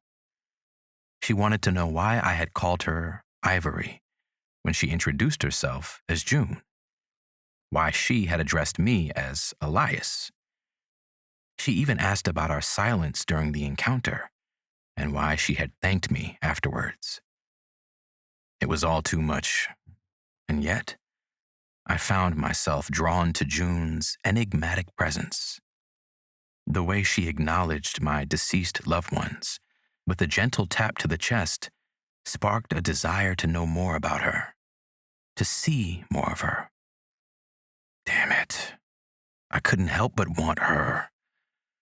But I also knew that I needed to resist these feelings and respect the boundaries June had established between us. It was time for me to walk away before I did something foolish. Good to see you, Ivory, I murmured, brushing my fingers against hers as I pulled my arm away. I should get back. Our eyes met for a second, neither of us moving until she nodded. Good to see you, Elias. She said, returning the sentiment as I retreated. I ate it up, my face burning from the permanent smile gracing it. Good to see you, Elias. There'd been something lingering in her voice, something that awakened the protector in me. She was afraid. Of what? I had no clue, but if I got the chance to figure it out, if she ever gave me the chance to figure it out, I vowed to make her feel less afraid, to make her feel safe in my presence, in my arms, in my life.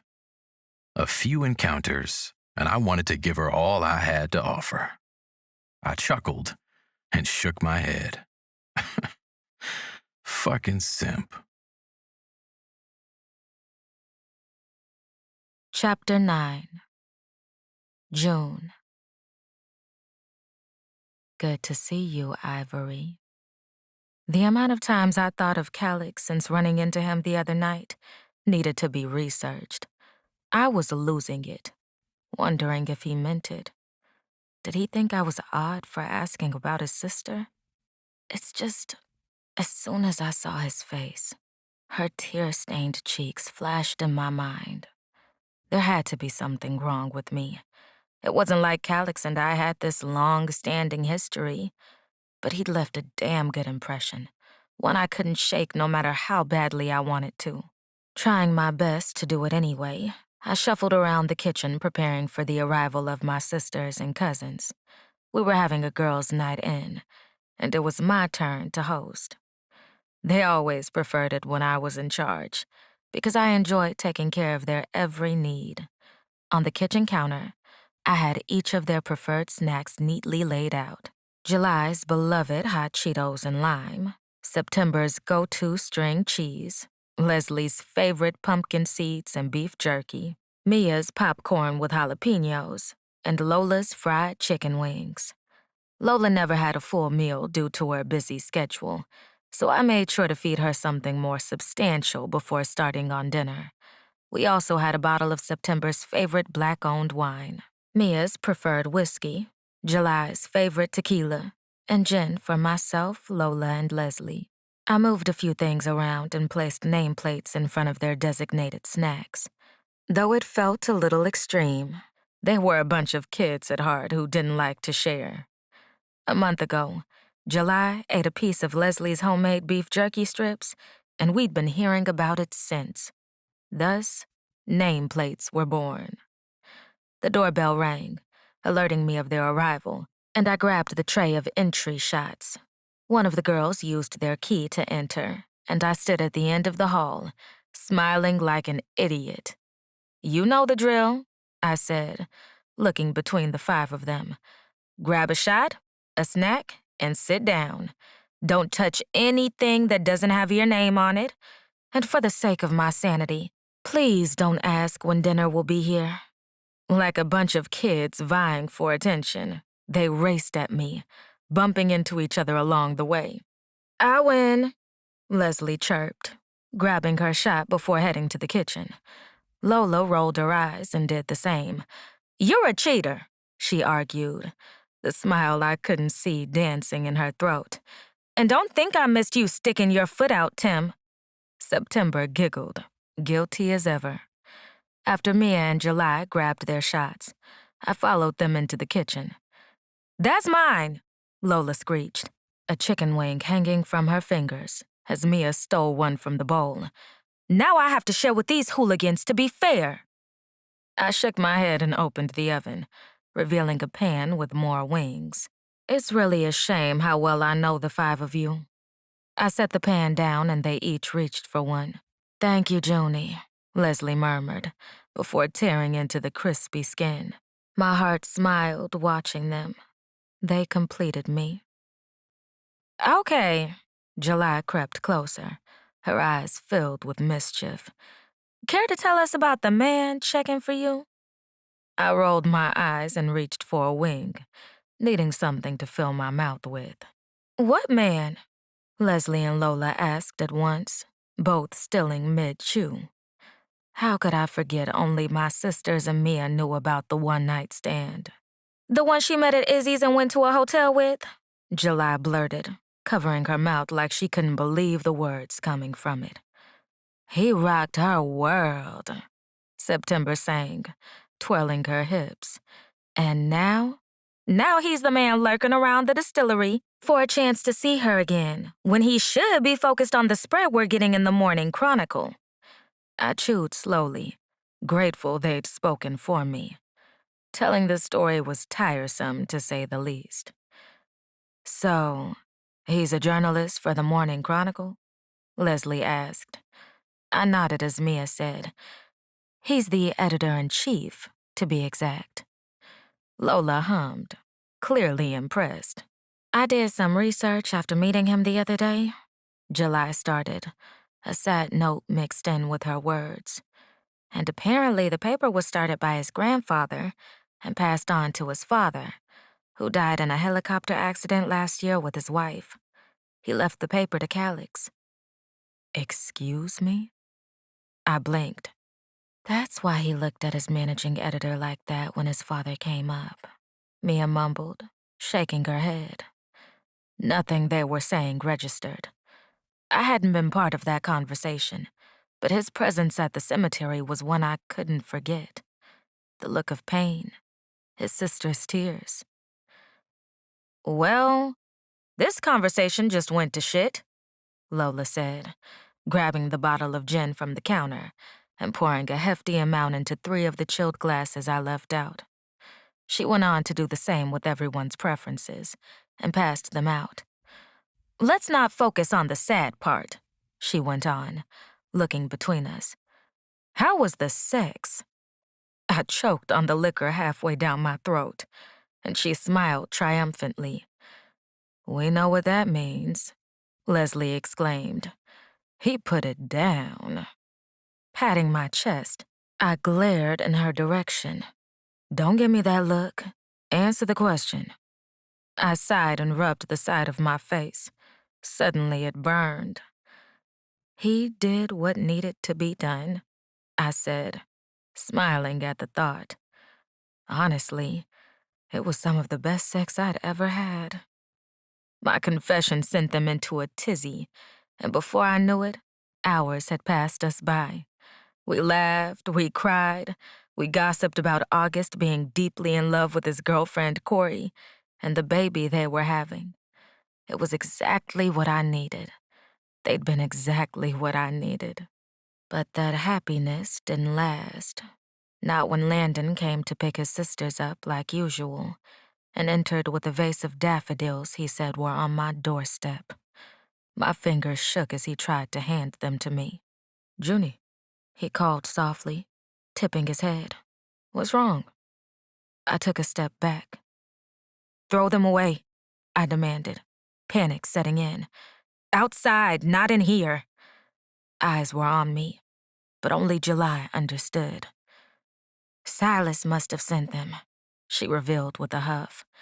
"There's no note this time." "Why the fuck would he send flowers?" September asked, her face balled up in disgust. "I fucking hate him. How did he find my address? After moving, I thought I'd been careful so he wouldn't be able to, but somehow failed. Again. I failed to protect myself. Please, take them away," I whispered, turning away from them. "I need to shower. Thanks for coming. I love y'all." I skipped steps to get away, racing into my room and locking myself inside. Not long after, my sister's voices echoed from the other side of the door as I stood near the window and peeked outside.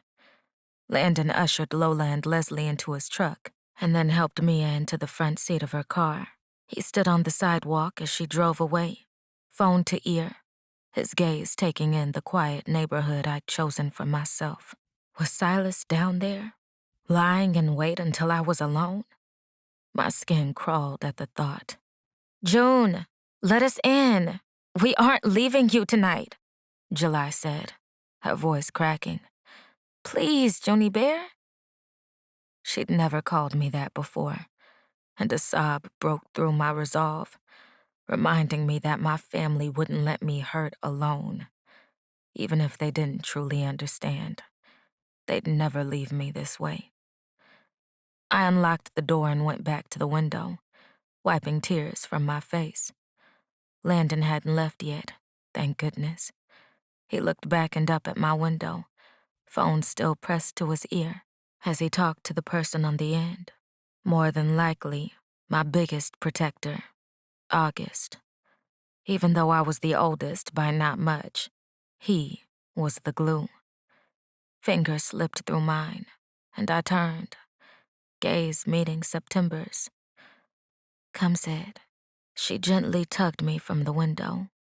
"Landon is taking them home and then he'll be back." "He should go home too," I said, feeling guilty. I didn't mean to react that way. July pulled me into her after September pushed me to sit. "I think your reaction is telling the entire truth," she whispered, stroking my arm gently. "We know there's more to the story, but respect your need to keep it from us." I wrapped my arms around her and cried, thankful they'd never pushed me for more when I decided to move from the home I loved with all my heart into the place I had now. My fear of Silas was real, and it took courage to end the relationship. Even then, it had only been my threat to out his abuse to the person he feared more than anything that got him to leave. His father wasn't exactly scary, but he held Silas's inheritance in the palm of his hands, and that was enough to get him off my back. Silas Copenhagen came from old money, and they liked to keep their reputation intact. Something I learned after meeting his parents 2 months into our relationship. They'd wanted to feel me out, asking questions about my family and our business, revealing things I hadn't even told Silas. I was such an idiot. The signs were right there, tap dancing in my face. But he'd been so kind and gentle at the start, that I missed them. The truth slowly came to the forefront over time, and by then, it felt too late to pull away, too late to get help. "It's okay," September muttered, rubbing my back in the same motion as July. "No matter what he did, I promise we won't let it happen again." July hummed, but it sounded off and made me look up, only to find through my own teary gaze, tears staining her cheeks. "I'm okay," she said, giving me a watery smile. "I just hate seeing you this afraid, Junie Bear." "Sorry," I muttered, trying my best to pull away, but she wasn't having it, tightening her hold. I hate feeling this way. A knock at my bedroom door startled the three of us before August spoke. "It's me," he said, "and Janice." Despite everything, I smiled and called for him to enter. He pushed the door open, car seat swinging at his side as his eyes met mine right away. "You didn't have to come." He ignored me and set the car seat on the bench at the foot of my bed, releasing January from the straps, then lifting her out of it. "Tell your Auntie June we'll always show up for her, Snowflake." She kicked her feet and he nodded, walking over and pushing her chunky body into my arms, before squatting down to get eye level with me. "You don't ever have to talk about it," he said, voice gentle. "But if you don't feel safe here or at work, tell me and I'll handle it." August had the world on his shoulders at the moment, with being a single dad, Corey's pregnancy, and the pending court case with his ex's mother. I hated adding to his plate, but the look in his eyes said I didn't have a choice. I felt safe at work until his flowers were delivered, I told him. But now that he has my address, I don't know how safe I can feel anywhere. He nodded and stood, pulling his phone out. "We'll rectify that now." I watched him until he left the room before dropping my gaze to January, who stared up at me with big, brown, innocent eyes. "I hope you stay this innocent forever," I murmured, pulling her close, because life had a way of humbling the fuck out of you. Chapter 10. Calyx. "Security is a little tight today," James said, frowning as we were led through the employee-only door toward a conference room. "Did something happen?" The man walking in front of us didn't respond, and a strange sensation nagged at me, but I brushed it off. Our purpose for being here was to conduct a final interview with June's brother, August, before our time at the distillery came to an end. I had wanted to see June one more time, but deep down, I knew it probably wouldn't happen. So instead, I directed my attention to August, who had his daughter sitting on his lap. She bore a resemblance to June, and I couldn't help but smile. "Cute kid," James and I said simultaneously. August looked down and admired her, his lips curling. "Thanks," he said, cutting his eyes at me. "Sorry about holding up your process. The kid has been keeping me busy." I waved him off. "No apologies needed," I told him, meaning it. "We like to take our time with projects like this. It'll be another 2 months before the feature goes up." He nodded and leaned back, loosening his shoulders. James opened his notebook and turned on the recorder, preparing to begin. But I felt an overwhelming urge to inquire about June and knew I had to speak up now before it consumed me. "How are your sisters?" I asked, grouping them together in hopes I wouldn't give myself away. I could feel James's intense gaze on my profile, but I refused to let it distract me from the person who held the key to my fix, most likely the last one I would ever receive. August scrutinized me with a penetrating stare. His eyes slightly narrowed. It was clear there was more than brotherly concern in his expression, but I held my ground and met his gaze without backing down from my request. "They're good," he said after a while, giving me nothing specific. "So, Mia tells me you two enjoyed the bourbon." His gaze had lingered on me before he changed the subject, leading me to believe that the heightened security was connected to one of his sisters. But which one? The uncertainty made it difficult for me to concentrate, once again causing me to rely on James to take charge. I promised myself that when this was all over, I would give him credit for the spread, because he had certainly earned it. "I think that's all," James said almost an hour later, cutting his eyes at me as I checked my watch. "Unless Boss Man has anything to ask or add."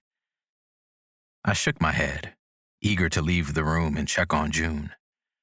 I reminded myself it was okay to cross the line she had drawn, if it meant making sure she was okay.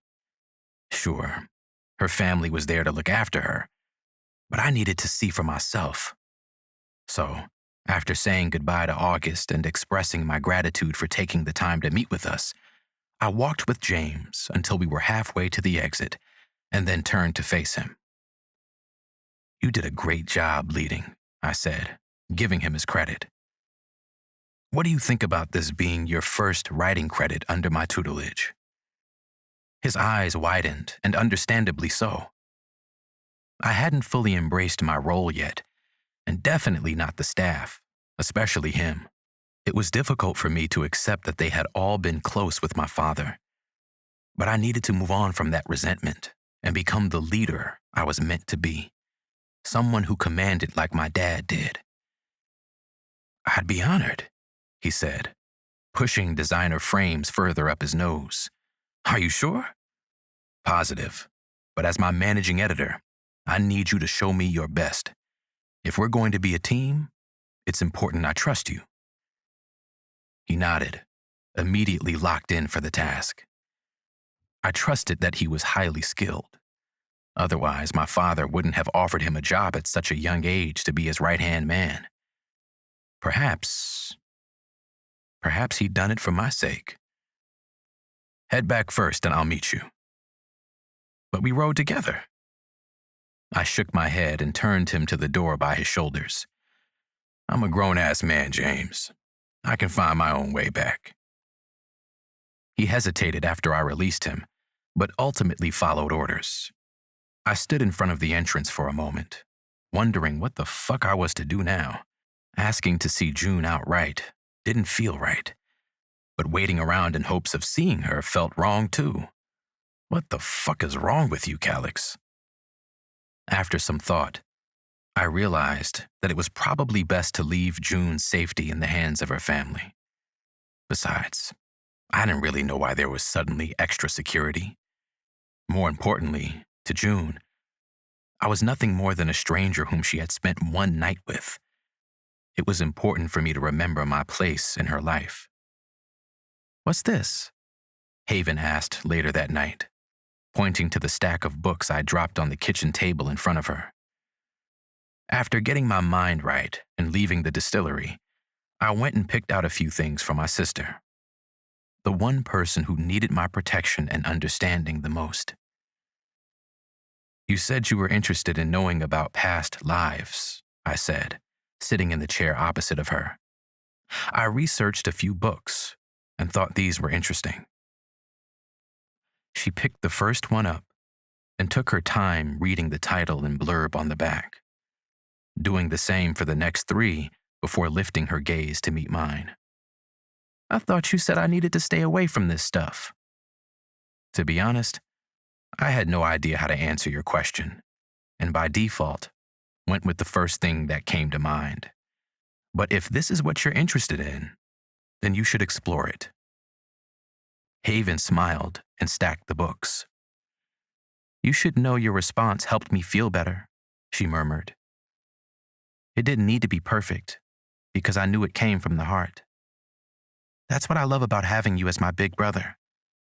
I don't think there's anyone else I could go through this with." I'm sorry I wasn't around enough. She looked up, shaking her head. What? No, Calix. Sure, you were traveling for work, but you showed up when it mattered. I can't remember a missed birthday or holiday, and even if you couldn't physically be there, your presence was always felt. I don't feel resentment towards you, and neither did Dad. You have to let the guilt go, or it's going to eat you alive. I stared at my sister, wondering if she'd always been this way, or if the accident made her this insightful. You should go out more, make new friends. I frowned as her smile spread. I have friends, I muttered, ready for the conversation to end before she got started. I'm not talking about guy friends. Her eyes shimmered. What about June? Who's June? My mother asked, entering the kitchen at the wrong damn time. Nobody. She's a really pretty girl that Calix likes but won't pursue. What do you know about pursuing someone? She rolled her eyes. I'm 14, not 6. Ma, I think you need to start censoring what she watches. Who knows what Haven and her little friends are soaking up when you aren't around? Sure, Calix, she agreed half-heartedly. I'll censor her after you tell me about this June person. Haven slid her phone across the table. I found her on Instagram, Mama Jackie. She's so cute. I tried grabbing it before my mother could, but she was much quicker than I expected, dashing away before I could get another chance. Stalking is a crime. Haven scoffed. I didn't look on purpose. You said you were working on an article about the Hanson distillery, and my FBI agent must have heard because their company page appeared on my timeline. She was tagged in a video from last year. How often do they post? I asked, lifting an eyebrow that made her look away. My point stands. She has a big family, my mother said, setting the phone in front of me, just in case you wanted a peek. It took everything in me to push it away without a hard look. But that didn't stop me from memorizing her handle. And later, while sitting at the bar in Izzy's, I scrolled her page instead of approving the new layout for the Morning Chronicle website. What had become of me? I couldn't tear my eyes away from the screen as I watched her laughing and joking with her siblings and cousins. Their closeness was obvious, proving that she didn't need me checking in on her like I had wanted to earlier. Looking at pictures of her face was enough for me. And whenever I needed a reminder of her, that's where I would go. Putting my phone down, I reached for the glass of gin I'd ordered and took a sip while mentally making notes of changes I wanted to see on the website. Even before I decided to settle into my role, I ordered a complete overhaul of everything. Traditional newspapers weren't the only way to get news these days. Most turned to some digital platform for information. As a result, we needed to excel in all aspects of our online presence, including social media. After sending off a few emails, I looked at the application submitted for a social media manager. It was a position my father didn't find necessary, but after a meeting with the team the other day, they agreed we needed someone who could grow the socials we did have. I'd been deep into resumes when the door chimed and the bartender for the night greeted the new patron. Izzy's was typically slow on Tuesday nights, and I found it the perfect place to work while having a drink. What can I get you? Nina asked, moving down the bar to where the person sat. I reached for my headphones to tune them out, and just as I'd pushed in the first AirPod, a voice I could never forget spoke. I'm in a dark mood today, June said, her voice soft but sad. You pick. Slowly, I looked to my left, and there she was. Her tired eyes were already on me, the expression dancing in them much different from the first time we'd met like this.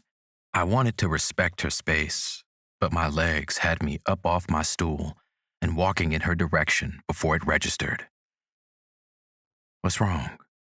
was the first thing out of my mouth after I took a seat, leaving a stool between us. June looked away and picked up the drink the bartender left for her, something dark to match her mood. She sipped with her eyes closed and then brought them back to me. Is it that obvious? I nodded. "Your eyes are giving you away." They were breaking my fucking heart, but I couldn't tell her that. What do they look like? She asked, one hand wrapped tightly around her glass. I wanted to ask for another glimpse, just to be sure, but sensed her anguish. "Sad," I told her, just above a whisper, "and a little afraid." She turned those pretty fucking browns in my direction, the furrow in her brow loosening a smidge. You can see that I'm afraid. Was she admitting to it? "Are you?" What if I am? I bit my lip, forcing back what was on the tip of my tongue. "Of me?" I asked instead, praying the answer was no. She looked away, and my chest damn near caved in, the ache too much to bear. I knew the best thing to do was move back to my seat and pretend she wasn't here. But doing so wasn't as easy as I thought it'd be. Not you. She said after a long while. But I don't want to talk about it anymore. What should have been a relief to hear only tightened my chest more, because that meant there was someone out there who she was afraid of, and that the extra security had been for her. "Do you feel safe with me here?" She nodded, but didn't open her mouth and speak the words, which told me her feelings could change at any moment. "Okay," I went on, lifting from the stool. "I'm going to go back over there and keep you safe from afar. You cool with that?" Another nod, except this time I earned her eyes. Beautiful fucking eyes. "When you're ready to go, I'll walk you to your car." I turned, and she stopped me the same way she had when we ran into each other at the distillery, fingers around my wrist. Can you stay next to me? The choked plea was the last thing I expected to hear. I felt a rage I'd never experienced before spreading throughout my body, and tried my best to keep in, not wanting to scare her. "I'll get my stuff and set up right here." I tapped the bar. "Good for you?" Yes. She whispered. Thank you, Calix. "Anytime, June." I smiled and moved to gather my things. After settling, that empty stool still between us, I ripped a piece of paper from the notebook I bought while shopping for Haven earlier and scribbled my number. "I mean it," I told her, sliding it over just as our eyes met. "You don't need to give me your number back, but if you ever need me, I'm a phone call or a text away." After that, we sat in a comfortable silence until she was ready to go, and like promised, I packed my shit up and walked June to her car. She slid into the driver's seat, and I had every intention of waiting until she pulled off. But to my surprise, she rolled her window down and pushed her hand out, palm side up. Your phone. I gave it to her after unlocking it with Face ID. She handed it back a few seconds later with the newly saved contact on display. "Ivory." I lifted an eyebrow and she said, It's my middle name, and I like hearing you use it. Elias. "Does this mean we don't have to go back to when we thought we'd never see one another again?" I asked, needing to know before she pulled away. The way her eyes took me in said she wasn't sure what was transpiring between us and that I could relate to. All I know is I can't forget. She said, looking away. I bent down, part of my face inside her window, and murmured, I refuse to forget. But for you, I would have pretended until my last breath, Ivory. She turned, and her nose brushed mine.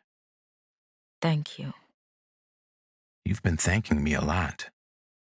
She smiled as I pulled away, wanting a broader view of the way her face lit up for the first time tonight. I did that. My middle name is Elias, I added, wanting her to know. June leaned out of her window and said, in the softest voice, It's nice to officially meet you. Calix Elias Moore. It was my turn to smile like a fool. You have no idea how nice it is to officially meet you, June Ivory Hanson. No fucking idea. Part 3. The Passionate Act. And then there was you. Suddenly, unexpectedly, but right on time. M.M. McNeely.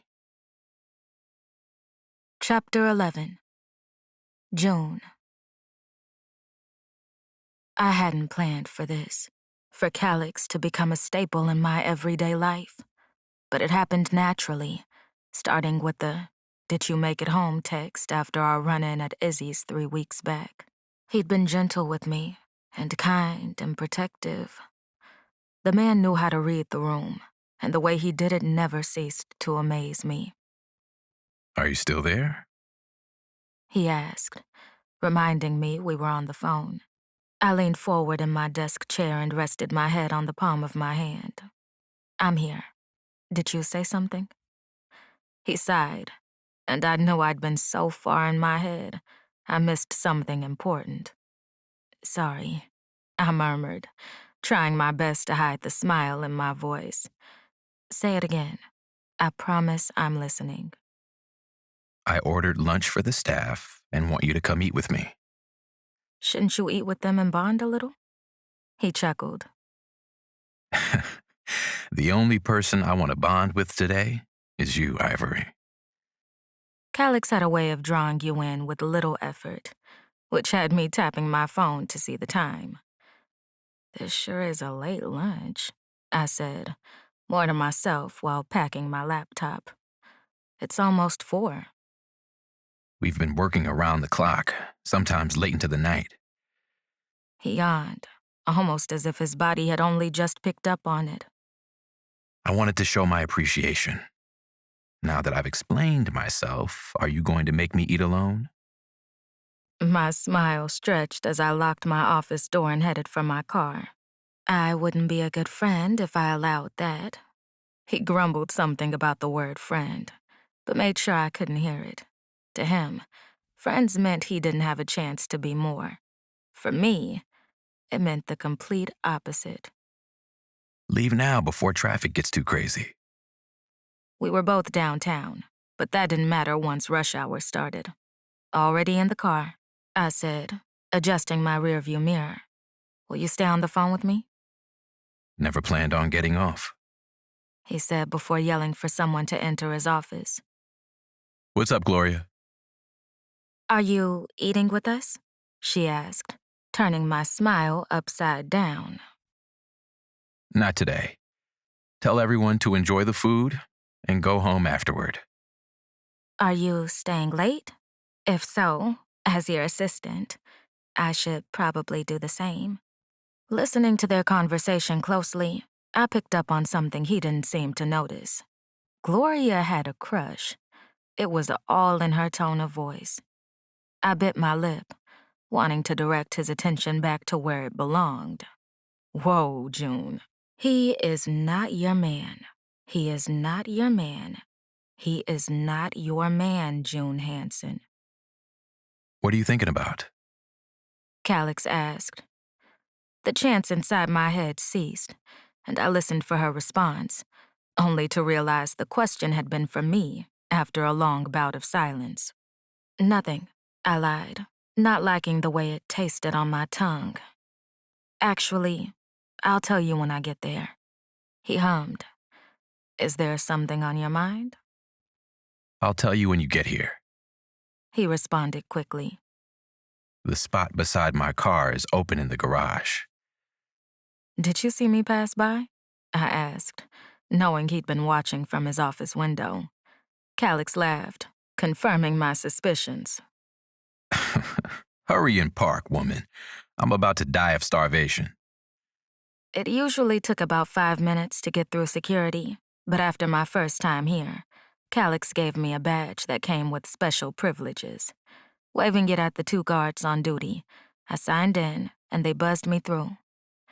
The entire building belonged to the Morning Chronicle, and Calix's office sat on the 4th floor. I wasn't surprised to see his assistant had foregone eating with the staff and took up residence at her desk. We hadn't met the last time I visited because it had been after hours. The urge to frown hit me like a Mack truck, but I kept it together as she looked up. "Oh," she said, a weird smile pulling at her lips. "Sorry, no one called up and said we had a guest. How may I help you?" Her crush had nothing to do with me, I told myself. June, come in here. Calix called from his office. I gave Gloria a little smile and did as I was told, feeling high and mighty about the way he'd said my name, like I belonged to him. Close the door and then come tell me what you were mumbling about on the phone. He was sitting on the leather sofa to the left of the room, slouched down with his head back and long legs stretched. I put my bag in the chair by his desk and slowly made my way to him. "Are you tired?" I asked, stepping over his legs to get to the empty spot beside him. I could have walked around the coffee table to get there, and Calix clocked that I'd done it on purpose.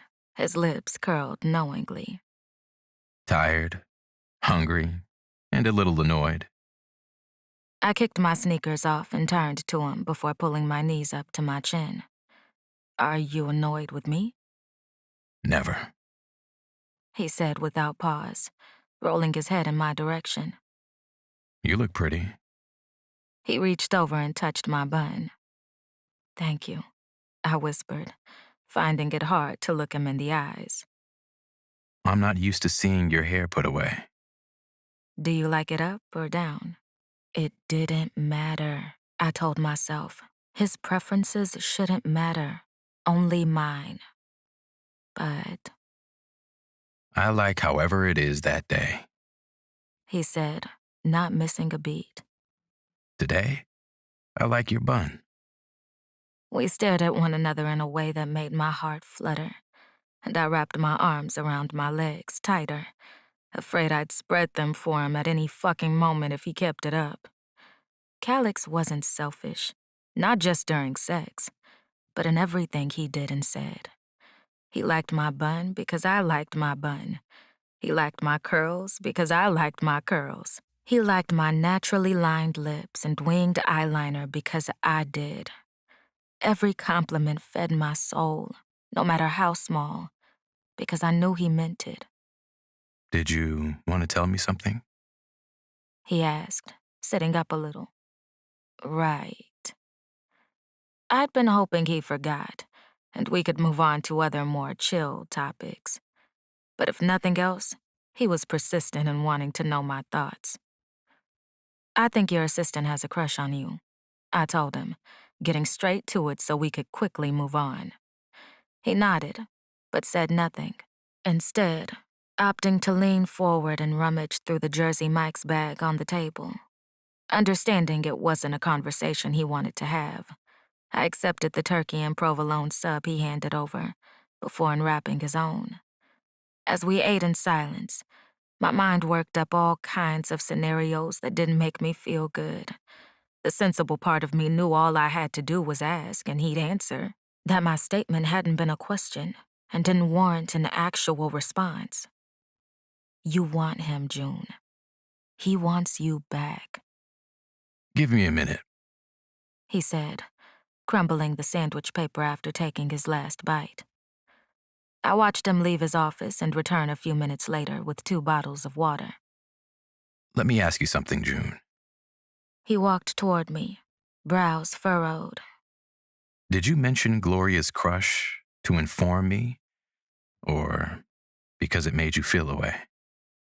His question threw me off for a second, because it meant he'd already been aware of it, and me bringing it up exposed the feelings I'd been developing since he sat next to me in Izzy's and said he'd protect me with his presence. Was I a fool?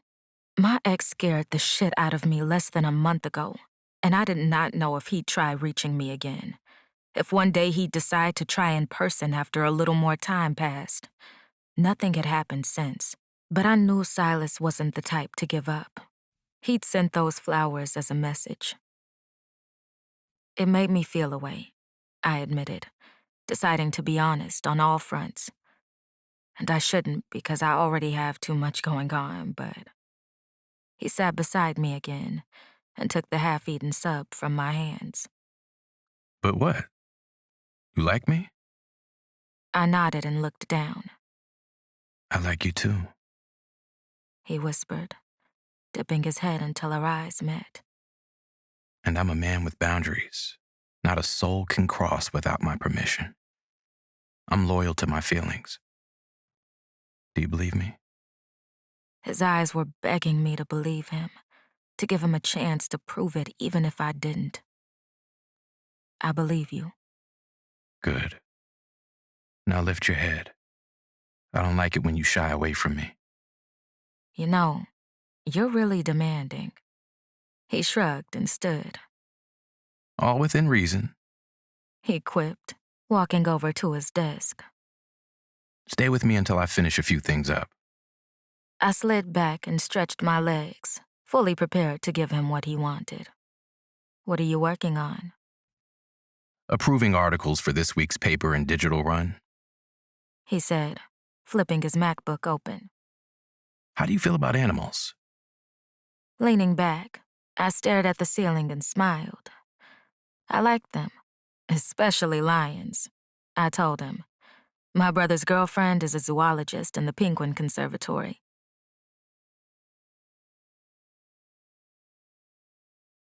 Maybe. I could ask. She's still kind of new to the fold, so I'm not sure how she'd feel about the exposure. He hummed. His daughter is still young. Is she not the mother? I frowned and pushed up on my elbows. You know about my niece? Calix glanced over while nodding. He brought her along for the interview we had. Was she supposed to be a secret? I shook my head and relaxed, forgetting about them meeting because that week had been a tough one for me. Her mother passed after giving birth. Corey, his girlfriend, is important to him. She's pregnant, but I can tell they're in love. It's nice to witness. A low whistle reverberated through the room. Must be tough for him. Something like that, I mumbled, not wanting to tell too much of August's business. But my family is super supportive, so we're helping where we can. The more we talked, the sleepier I became. My eyes drooped until they closed. I tried my best to fight it, but in the last few weeks I'd barely slept, and suddenly it was catching up to me. Calix, I called softly, rubbing my eyes. Yeah? Is it okay if I sleep for a little? My body had already begun to shut down as he responded and confirmed it was okay to relax completely, that my worries, as of late, didn't exist when in his orbit. Sleep. He encouraged, something warm covering me. You're safe here. What a relief. Chapter 12. Calix. Mr. Moore, it's time for the staff meeting, Gloria announced from my office doorway, lingering there longer than necessary. As I stood up, I grabbed my laptop and phone, mentally prioritizing the important matters to discuss first. When I looked back up and saw Gloria still standing there, I couldn't help but frown. June's words echoed in my mind. I think your assistant has a crush on you. I couldn't deny the truth, even though I had never given her any reason to think I felt anything for her. She'd only been my father's assistant for 6 months before his death, and out of respect for him, I kept her on as mine. But now it seemed like maybe that was a mistake. "Are you waiting for something?" I asked. Gloria jumped, clearly lost in her head. "Oh, no, I was going to walk with you." It was right then I knew a conversation needed to be had. "You're in your last semester of school for journalism, right?" She cleared her throat. "I graduated, actually, 2 weeks ago. Your father offered me the assistant position because there weren't any open internships. He said I could still soak up the business before graduating." I nodded, understanding what he'd been trying to do. "There's currently a multimedia journalist position open," I said, leaning against the edge of my desk. "James has been interviewing 3 days a week in order to fill it. Why haven't you applied?" Her eyes widened as she fumbled through her response before getting it together. "I didn't think I was qualified." "A journalist with a degree doesn't think she's qualified to write stories?" I mused, wondering what the fuck she was really here for. "Miss Charles, I'm not like my father. He'd been better at leading people, always had. But what I am is honest. With that, I'm going to tell you something I think you need to hear." She nodded slowly, her eyes bigger than June's hair. "The first is for you to keep it professional at all times, while doing your job to the best of your ability. Nothing more or less." I waited for a physical response before going on, to which she gave as a nod. "The last is for you to update your resume and send it to James by morning. Or, I cut in, saving no room for a rebuttal, I can set you free to find a job in your field. Because as of 2 weeks ago, you're overqualified." I peered at her, wanting my position to be known. Mixing business and pleasure had never been my thing, and never would be. "Do we have an understanding?" She spoke quickly. "Yes, Mr. Moore." "Great. I think I've kept everyone waiting long enough." I started forward, and she backed away to let me out. "Don't worry about attending. Use this time to work on that resume and a sample piece. My father clearly saw something in you, or else you wouldn't be here. Tap into that." Once inside the conference room, the talking I'd heard from the hall ceased, and all eyes fell upon me. "All right," I started, getting right down to business. First, I regarded the room. "I want to thank each of you for the time you've put in here. This last year or so has been tough on me, but also you guys. I know what my father meant, what his legacy means." Feeling a bit emotional, I took that time to open my laptop and pair it with the monitor. "We've talked about expansion, tapping into different avenues that'll bring us new readers. I hope each of you have welcomed Q to the team." I waved to the 20-something recent college grad standing in the corner with his phone up, making content. "Whatever craziness he comes up with, don't give the kid a hard time, especially my Gen X crew." A few snickers brought a smile to my face. Someone has learned how to joke. James cracked from his seat adjacent to me. "I'm a pretty cool guy once I get out of my head," I admitted. "Forgive me if I seem a little standoffish. I have every intention of rectifying that." "Your father was right about you," Patricia, the resident editor, spoke. Her position was one step down from James. She helped oversee each department under his guidance. Around the table were editors from the columns: news, city, sports, business, lifestyle, design, and political and photo, who handled a small team within their departments. Without them, there wouldn't be a paper. "Is that right?" I asked. wanting to know what else he'd said about me over the years. Care to share? She smiled. He never stopped talking about how well you could adapt to any situation, she said, earning a few nods from the table. That's why we stuck around while you...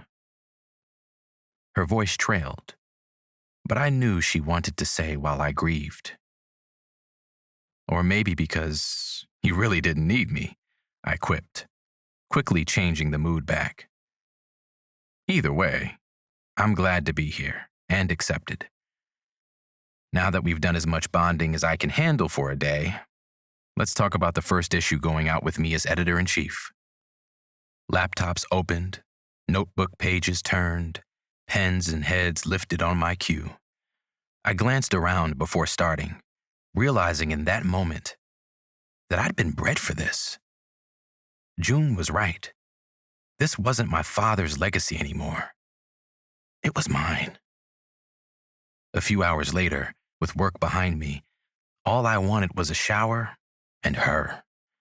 I got the former out of the way quickly after arriving home and called the latter while I still had a towel wrapped around my waist. She answered on the second ring, hair in a bonnet with a pair of glasses pushed up on her face. "Since when did you start wearing specs?" June laughed. Specs? She questioned with a smile. Only you would call them that. They help with blocking blue light so I can read longer. You should get a pair, since you're always sitting in front of your laptop. I plopped down at the foot of my bed and lowered the phone a little. Not too much to give a show, but enough that she immediately noticed my bare chest. Are you trying to tease me, Elias?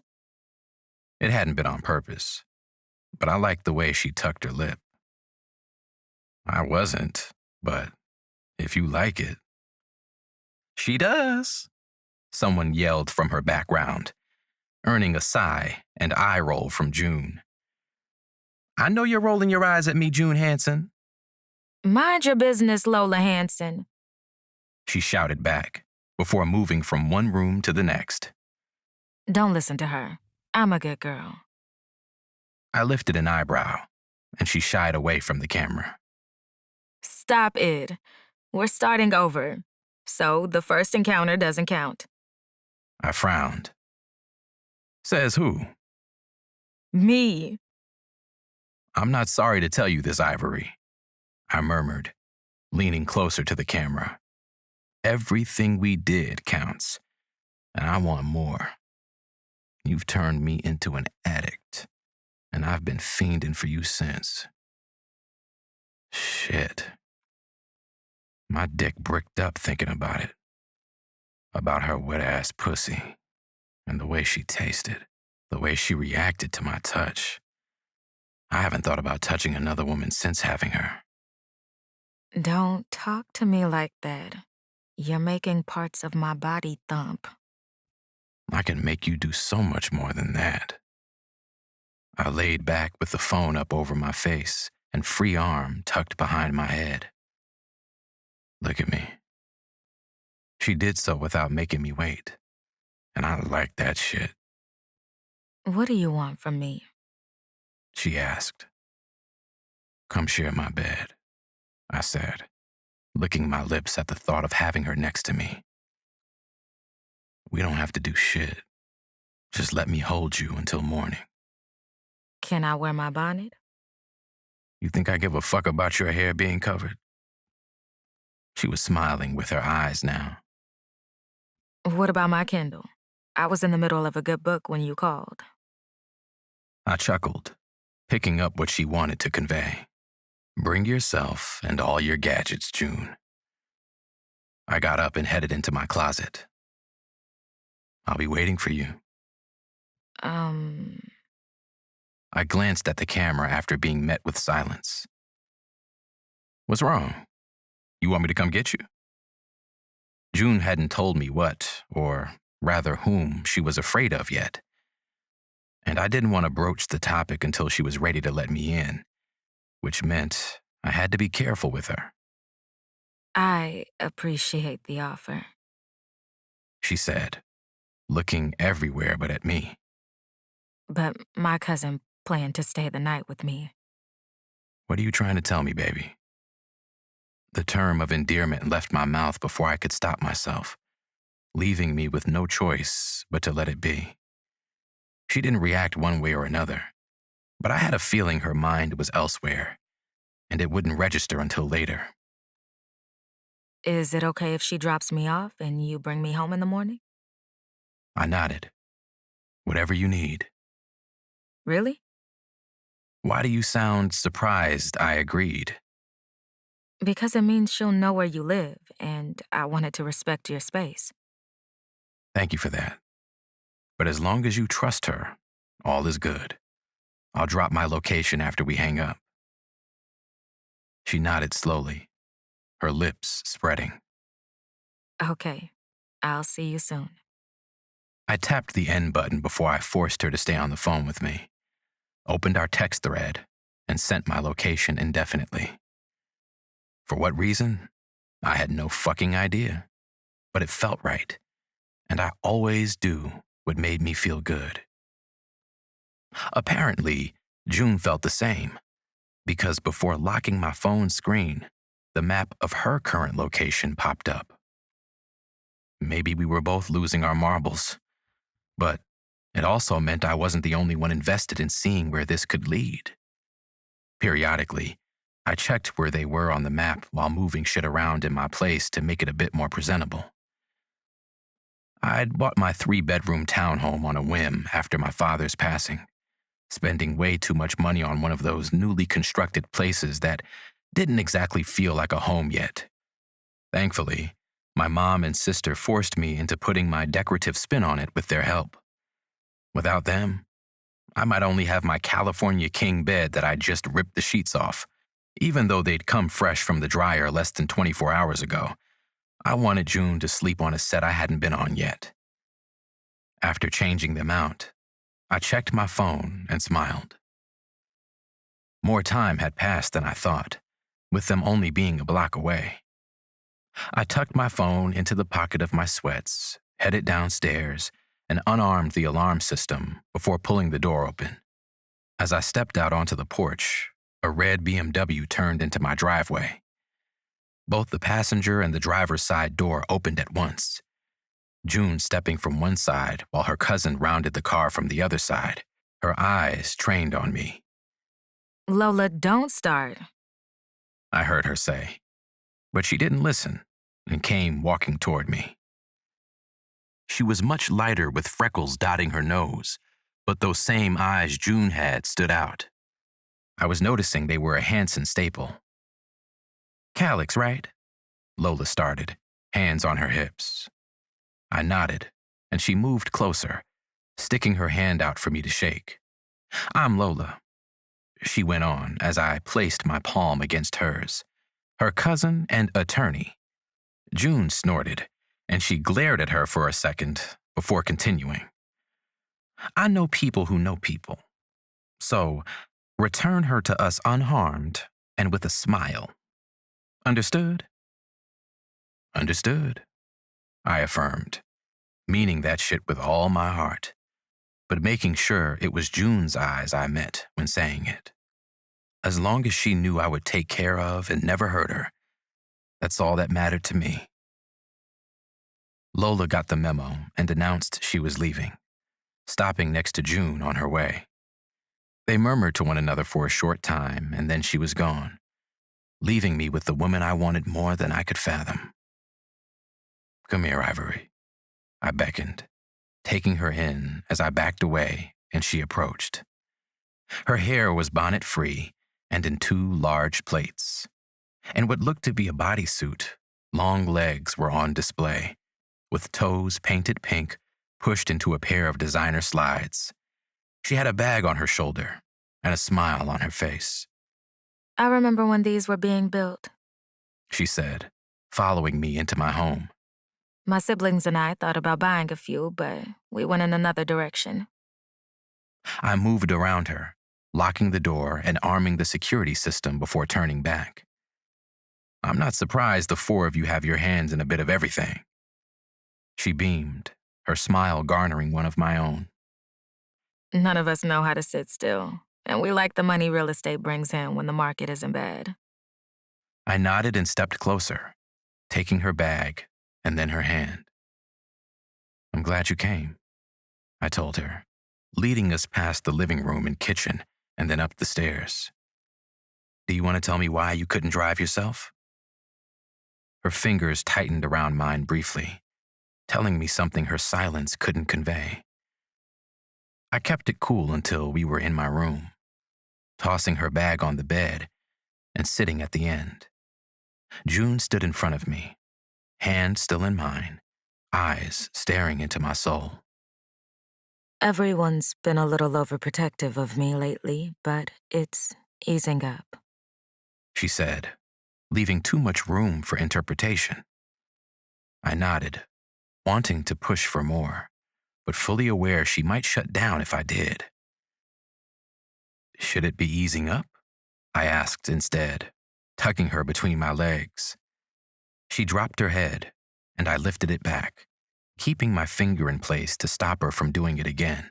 I could only gauge what was real or not by looking into her eyes. They truly were the windows to the soul, especially hers. There's something I need to do, but June sighed, the frustration clear.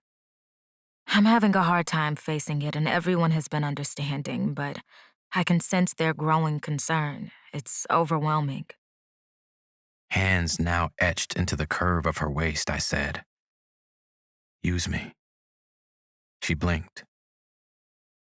What? What do you mean by use you? You're having a hard time facing an issue. So use me as your protective shield. I'll stand in front of, behind, or beside you, wherever you need me to be to feel safe, But you don't know what the issue is. she said, trying to find reason, but missing my point altogether. The issue only matters because it has to do with you. She licked her lips, her eyes trying to read mine like she didn't understand. But I knew she did. I knew I'd been as clear as I could be about what I would do at her behest. I won't deny you, I whispered. No matter what you ask of me, I'll give it. Hadn't I proved myself in that regard? She wanted me to leave her be a month ago, for us to pretend we'd never met, and I gave that to her. Calix, it's too embarrassing. She shook her head, fighting to open up to me. I'm supposed to be the strong one, but all I've felt over the last 2.5 years is weak and stupid and ashamed of myself and... She looked at me, her eyes pleading. I don't want you to feel that way about me. The way she spoke about herself when I saw the complete opposite really fucked me up. Is that how you see yourself? I needed to know what I was dealing with and where I should focus my attention. It's how he made me feel. She whispered so goddamn softly, I would have missed it had she not been standing right in front of me. It's how he made her feel. What else had he done to instill this kind of fear in her? Every possible answer to that question made me sick, made me want to fucking riot. You're angry. She said, gently touching my face as if to console me. I wrapped June in my arms to avoid responding to that very accurate statement and settled my nose right at the crook of her neck. She hesitated before returning the gesture, her fingers tightly gripping the back of my shirt. You aren't weak or stupid, I whispered into her skin. I won't push for the details. Tell me when you're ready. But know nothing about your past will define how I choose to see you, June Ivory. She exhaled. You scare me. I flinched, knowing she didn't mean it that way, but hating the word now more than ever. I didn't mean... Don't worry, I muttered against her ear, pressing a gentle kiss to the lobe. this is only a rough draft of our story. After working out the kinks, you'll never put "you scare" and "me" in the same sentence again, especially when speaking about your future husband. June tried pulling away, but I couldn't let her get a glimpse of my expression. I couldn't let her see I hadn't meant to say what I was thinking, what I was feeling about the future I saw for us. All she needed to know was I meant it, and one day, she'd believe it too. Chapter 13. June. Your future husband. It had been said with so much conviction, like he meant that shit. Don't think too much about it.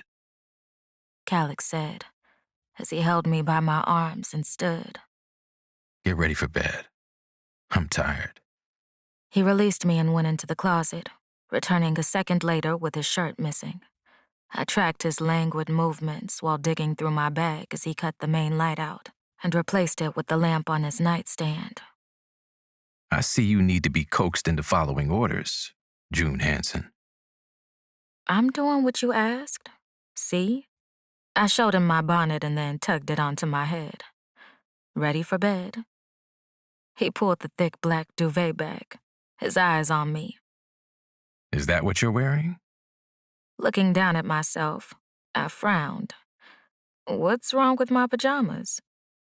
The one piece wasn't exactly sleepwear, but I never wore traditional pajamas. My skin hated airy, loose fabric. I needed a compressed feeling in order to sleep. Nothing.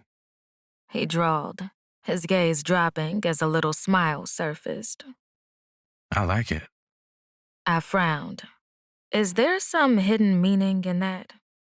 He shook his head and climbed beneath the duvet, staring pointedly at my bag. Get whatever else you need out and bring your ass here, Ivory. Calix spoke with authority, but not in a harmful way. It made me smile and put some pep in my step. Snagging my Kindle from the bag, I looked around the room. Put it in the closet. He said, reading my mind. There's a hook on the back of the door. I quickly did that, getting a gentle whiff of his cologne from the enclosed space. Chocolate and cedarwood. You always smell so good, I blurted, now standing at the bed fumbling with the edge of the duvet. With eyes closed and both arms tucked behind his head, he murmured sleepily. Get in, June Ivory. Don't just stand there. I slipped underneath at his command, melting into the warm sheets with a sigh while patting around for my Kindle. Reading hadn't been high on my to-do list as of late, but after Lola, who spent her days in and out of courtrooms, announced she'd listened to and finished 2 audiobooks last week, I knew I could find more time to do something I loved. But as I rolled onto my side, facing Calix, and tried to dive into the book I'd been reading for over 3 months now, I couldn't focus. Instead, I peeked at the man beside me. I thought you wanted to hold me, I said, squeezing my eyes shut after the words left my lips. Where the hell had that come from? As Calix shifted, I popped my eyes open and watched him turn to face me. He nodded toward my Kindle. I thought you wanted to read. I did. I do. But... He murmured, coaxing me. Your presence is a lot, and I can't focus. He frowned, and immediately I felt the need to elaborate. I never wanted him or anyone in my life to take my words the wrong way, especially because I could talk too much. And the more I talked, the more my true self surfaced. The part Silas hated. I don't mean... Come here. He said, a delicate touch to his voice as he cut the lamp off. Let me make it up to you. I slid over and let him guide my body into a spooning position. His arms, one under my body and the other over, held me tight. "You did nothing wrong," I whispered, something akin to feeling safe washing over me. I made you believe you needed to explain yourself. He pushed his fingers through mine. Believe it or not, your intentions are always clear to me. I wasn't sure if I believed him, but felt the need to try. "Do you mean that?" Yeah, His lips brushed my ear as he went on, murmuring, yeah.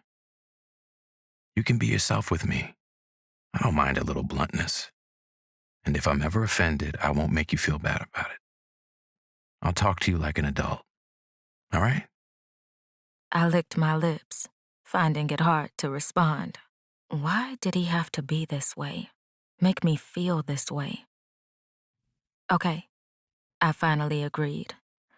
He chuckled into my neck as I wiggled against him, trying my hardest to get closer. "What's funny?" Nothing is funny, June Ivory. He grumbled into my ear. But if you keep moving against my dick like that, I won't be able to use laughter to calm myself for long. "Oh. Oh." I went stiff, and it only made the man laugh more. "Stop it," I whined, grateful he couldn't see the pout I wore. "Let's just go to sleep." I'm not tired. "But you were not long ago," I pointed out. That was before I got a hold of you. He murmured. Now I'm wide awake. Now I want to stay up all night and listen to you talk. I sighed, feeling content in the space he'd created for us in such a short time. "Talk about what?" Anything? What are you reading? Slipping a hand from his, I reached for my Kindle and flipped it open. "It's called Sinful Desire," I told him, showing the cover. "Kind of dark, hella sexy." Calix hummed and swiped the screen. It jumped to where I left off, and talk about embarrassed. Of course, the characters were masturbating to one another. You like that? Calix asked, his face sandwiched with mine as he continued to read Kian, the male main character, demand his love interest, Gianna, not come until he says it's okay. It's interesting. To me, this chapter was much more than two people exploring together. Kian was sharing a part of himself that hadn't been accepted by his previous partner, and Gianna showed she trusted him with her mind, body, and soul. How so? Because it's two people laying themselves bare for one another. It's a show of trust and communication. He's saying he'll take care of her in every way, and she's saying that she accepts him for who he is. Yeah, they were about to fuck in his little sex den, but sometimes sex had a deeper meaning when the two people engaged in it really cared. Calix didn't respond right away. Instead, we read the chapter together in its entirety, with him waiting for my silent cues on when to turn the page. By the end, all I'd felt about these characters and what they were trying to convey had been confirmed. I see. He said, gently taking the Kindle and setting it aside before regaining a hold on my hands. One day, you'll trust me the way they trust each other. There he went, talking with conviction. And there I went, melting into his words, believing his words. "I want to tell you something," I whispered, squeezing his hand and my eyes shut. "Mostly because I feel something for you, and it would do us both a disservice if I kept it to myself. Trust has to go both ways." I could have imagined it, because his hold had already been tight, but it felt much snugger now, like he wanted to hold me up as best he could, be my anchor. A little over 2 years ago, I left an abusive relationship. The confession was icky on my tongue. More like I used a threat to get away from him. I went on, pushing aside the insecurities I'd gained because of it. But last month he sent flowers to my job and then left some on my doorstep not long after. Calix's breathing changed, but I charged on, needing him to understand. He scares me. I'm afraid he'll do something to me if I continue to ignore the gestures. Telling him all Silas had done to me would be a separate conversation. But I wanted Calix to have a choice in the matter.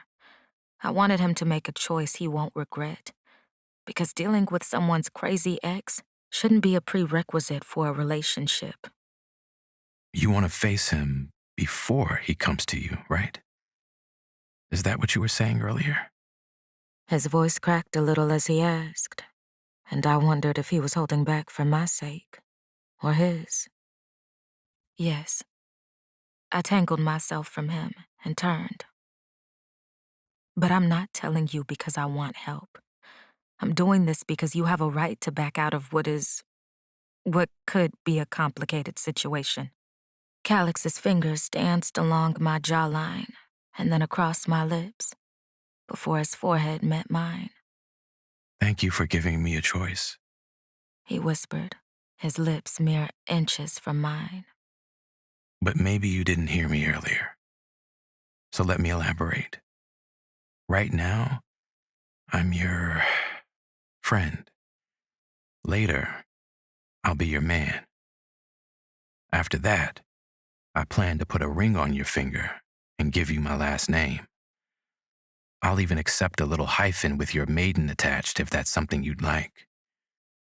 Last but not least, you'll call me husband, and I'll address you as wife. We can talk about kids another day. Now tell me you understand my choices in this matter before I seal it with a kiss. I nodded, and he scoffed. June Ivory, use your words for me, baby. I understand your choice in this matter, I said, his words playing over in my head as he kissed me tenderly to seal the deal. Did I just agree to be his wife in the future? I went to sleep thinking about it. Woke up with it on my mind. Ate breakfast while peeking at the man every so often, wondering how he could be so sure. On the ride back to my place, I stared out the window, welcoming the silence. What are you doing, June? I questioned. Don't get wrapped up in another man, I told myself. Remember what happened the last time?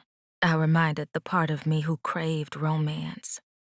By the time Calix pulled into my driveway, I'd somehow talked myself down from the ledge.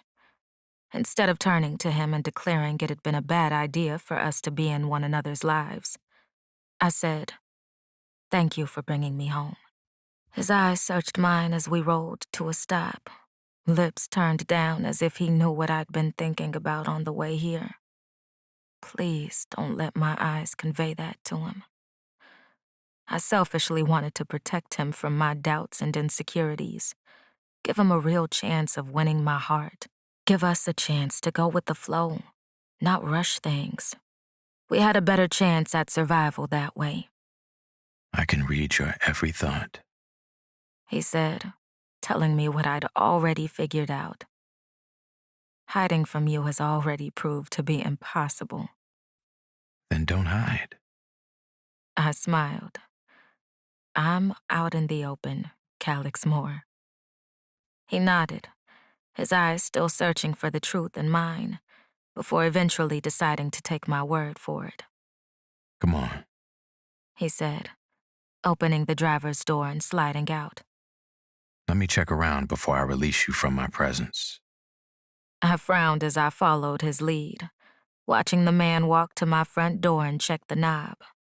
He eyed the frame and then opened the mailbox, pulling whatever was inside out, while reminding me I needed to be more vigilant with emptying it.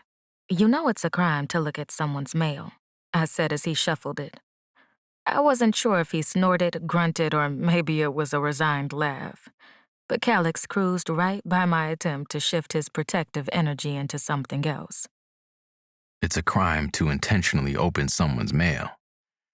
he replied, holding his hand out for my key. You wouldn't report your friend, though. Biting back a smile, I dropped the keys in his palm and let the man perform the duty he tasked himself. There was no use in trying to stop him, and I appreciated the gesture, because he could have dropped me off and kept it pushing. Once Calix materialized in front of me again with a satisfied smile, I knew all was good, and I grinned back. I guess that means you're leaving now. Did you have to sound so goddamn sad about it? Not if you keep that look on your face, I'm not. It wasn't until he pointed it out, I felt the frown pulling at the corners of my mouth and schooled it. We can compromise. He went on, stepping beside me and looking down. I'll bring you lunch, and you can tell me the name of the nigga I gotta keep an eye on. The way he'd slipped it in there had the name falling from my lips with little thought. Silas Copenhagen. His eyes damn near went to slits as he said, Copenhagen International? It had sounded like a question, but he wasn't looking for the answer, so I kept my mouth shut. There was something going on inside his head, and I thought if I was patient, he'd tell me. But it didn't happen that way. Text me what you want for lunch. He leaned forward and kissed my forehead, his lips lingering for a few extra seconds. And I'll see you later, okay? I nodded and tracked his movements to the door, following behind him like a sad puppy. Drive safe. I will. Text me when you get to work, I added, earning a smile over the hood of his truck. You'll be the first person to hear from me. I nodded as we stared at one another. Go inside so I can leave, Ivory. Right. Because why would he be okay with me standing here until he pulled away and disappeared down the block? Slightly embarrassed, I waved goodbye and locked myself inside, all the while wondering, what the hell had I gotten myself into? Chapter 14. Calix. There'd been some murmurings recently about the death of Sirius Copenhagen, his will, and a legal battle between his 3 sons on the horizon. I had a feeling the family had already picked a media conglomerate to cover the story exclusively, but only on their time. I had taken little interest in it myself, but Jane, the business editor at Morning, and her team had been meeting about it for the last 2 weeks, trying their best to dig up as much information as possible through their own connections before bringing it to my desk for publication. Being first would never outweigh the facts. I wouldn't allow anything to be published without cold, hard evidence and the sources to prove it. Knowing June's abuser was indeed a Copenhagen, my interest in his personal matters was piqued. So much so, I slipped into a meeting led by Jane unannounced. Oh. Jane's intense gaze met mine as I sat at the back of the room in a chair against the wall. I didn't know you'd be joining us, Mr. Moore. Pretend I'm not here, I said, greeting the 4 other people in the room with a nod. This story is getting a little traction from other news outlets, and I'm intrigued. Jane nodded and went on with the meeting without a hitch. From what was discussed, the Copenhagens were doing a decent job of keeping their business in the family until they were ready for it to go public, like I'd assumed. I have an anonymous source I'm still working. A tiny voice croaked, almost as if she were scared to speak up. This is a delicate situation, and I want to be careful. Deciding now is the perfect time to speak, I asked, How long have you been talking to this source? Heads whipped in my direction, and then slowly back to Cecil, the writer I'd addressed. For a month, she said, glancing at Jane, but only briefly. I received an email exactly 1 month ago and brought it to Jane's attention immediately. I hummed, something in her eyes telling me there was more to the story. And had this been about any other person, had it not involved my person, I would have left them to do their jobs. Knowing I needed to tread carefully, especially as their boss, I let Jane finish the meeting and had a one-on-one session with her after it was over. "Why does Cecil seem jumpy?" I asked once the room cleared. She sighed and took a seat. "I figured you might pick up on that," she said, taking a seat across from me. "I'm going to tell you something, but it can't leave this room." I nodded, leaning back in my chair. "Cecil is the source." That had me pushing forward, elbows on the table. "Come again?" "Cecil Williams is the love child of Sirius Copenhagen," she explained. A wariness in her tone that set off alarm bells in my head. "She can only give what's given to her, and right now, we only have a date for the reading of his will." I nodded, cataloging all the details, the things they hadn't shared in the meeting. "That means the rumors about his sons fighting over what's in the will aren't true." Jane nodded and leaned closer, her voice just above a whisper as she said, "Cecil was invited to the reading. I think something big is brewing, and she'll be at the center." Nothing she'd said settled well with me. It only hinted at the goddamn storm headed straight for us. Cecil wasn't the only person at the center of it. Her presence at morning left the paper vulnerable. Everything I learned only put me in a fucked up situation regarding June. How did I tell her everything I knew without compromising my employee and business? Back in my office, it was all I could think about. She was all I could think about. I eyed the last text I sent 5 minutes prior every few seconds, looking for any sign of an incoming response. "What's for lunch, June Ivory?" 5 minutes turned into 20 before her name appeared on my screen. Something light that'll give me energy, please. It's been a hectic day. Needing to lay eyes on her sooner rather than later, I planned our time down to the last minute. But a call from Haven School knocked me off schedule. By noon, I was halfway across town sitting in a cramped-up office, waiting for my sister to be escorted in. The principal had explained nothing to me yet, but I had a feeling nothing good would have me here in the middle of the day. When Haven entered, and I saw her face, I lost it. "What the fuck happened to you?" I asked, way too aggressive and overtly inappropriate. But the reddened scraps on her face made me forget my manners. My sister frowned as I stood, her eyes darting from me to the principal. "Don't look at her, Haven. I'm right here. I think we should all have a seat and discuss this together," Principal Long said. But I wasn't feeling it and shook my head to convey just that. "We can talk after my sister explains it from her point of view without interruption." I emphasized the last part, my gaze peering into the woman who looked to be no older than 30. She nodded after a while, and I turned back to Haven, softening my approach. "Talk to me, kiddo," I coaxed, blocking her view of Principal Long. She sighed, and I saw the tears building before they fell.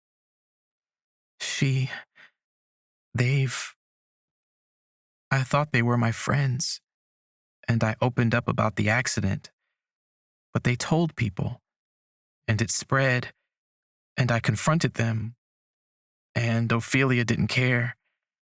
I shouldn't have hit her, but..."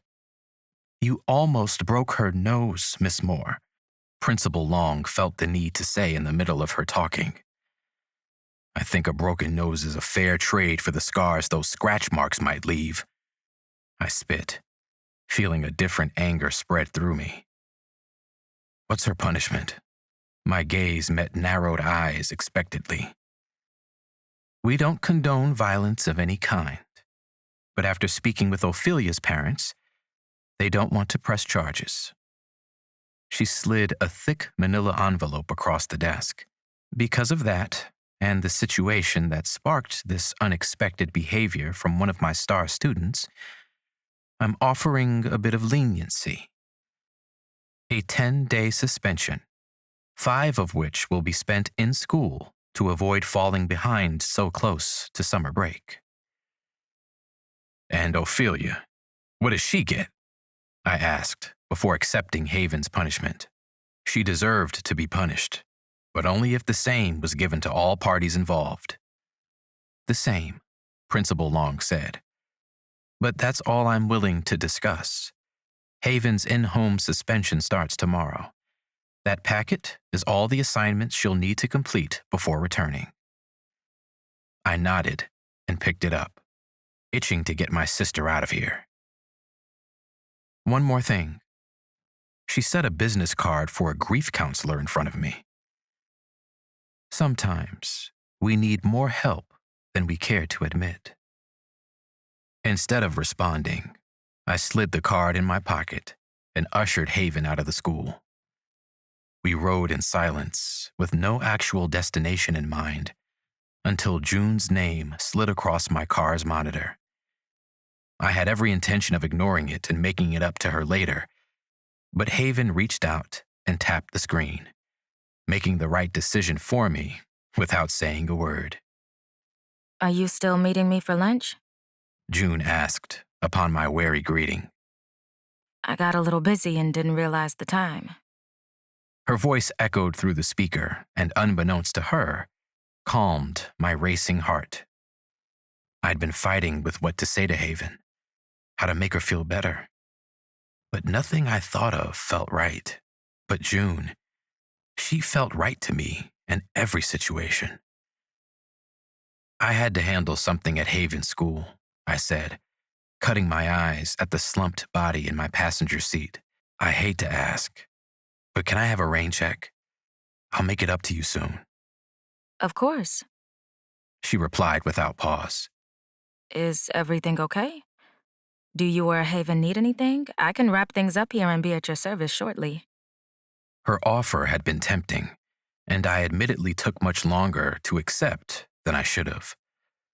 June was selfless, always thinking and taking care of others, and I wanted to take care of her while she did the same for me. How about this? I said, heading toward the distillery. I'll stop at Breadless and pick up the bowl I wanted you to eat and drop it off to ease your mind. Does that work? She hummed, clearly pleased. Yes. I'll see you soon and drive safe. When the call ended, Haven murmured, I can tell you like her. How so? Because though you'd rather not burden her, you're still worried that she'll worry. And from what I can tell, you might need her too. She always sounded so goddamn grown. What do you need, Haven? From the corner of my eye, I witnessed the faint lift of her shoulder and forced back a sigh. My finger brushed the pocket I'd stuffed that grief counselor's card in. Maybe she needed this more than I'd thought. When you figure it out, because you will, I'll have my listening ears on. All right? All right, she mumbled. I let us fade into a comfortable silence for the rest of our drive, only ordering her out of the car after we made it to the distillery. Luckily for us, June was behind the bar with September. It looked as if they'd just cleared the tasting room of guests, faces scrunched in concentration as both cleaned and wiped the bar area down. It wasn't until June headed for the tables that she noticed me. Her eyes brightened, and then a smile followed. But as her gaze moved to the kid standing next to me, I watched it morph into something troubling. Who the fuck did that to her face? She asked, just as I had. Haven sunk deeper into my side, and June's eyes went soft. I'm sorry. Her eyes met mine, and I shook my head. not sure how to explain. You've probably had a rough day already. She went on, determined to gain Haven's trust. Sometimes I react before thinking. A snort from the bar earned September a glare. "Don't look at me like that, Junie Bear," her sister teased, revealing that nickname on purpose by the smirk on her face. "He should know that you're like a mama bear to everyone you encounter." June cut her eyes at me, and I tipped my head, wondering how true her sister's words were. There were so many things left to learn about her. That's because everyone needs someone to take care of them. "Who's taking care of you?" I wanted to ask, but thankfully understood there was a time and place for everything, and this wasn't the time. "He does," Haven said, lifting her head. June glanced at me, and then at her. Who does? "Calix?" Her eyes slowly met mine, the scraps across her cheek redder than before. "You need someone to take care of you, so I don't worry anymore." A weird feeling tap danced on my chest. "You worry about me?" I asked. "Sometimes, yeah." She nodded and squeezed my arm. "That's what I need. For you to be happy like Dad wanted." Guilt. That's what I'd been feeling. Guilt for making her worry about me.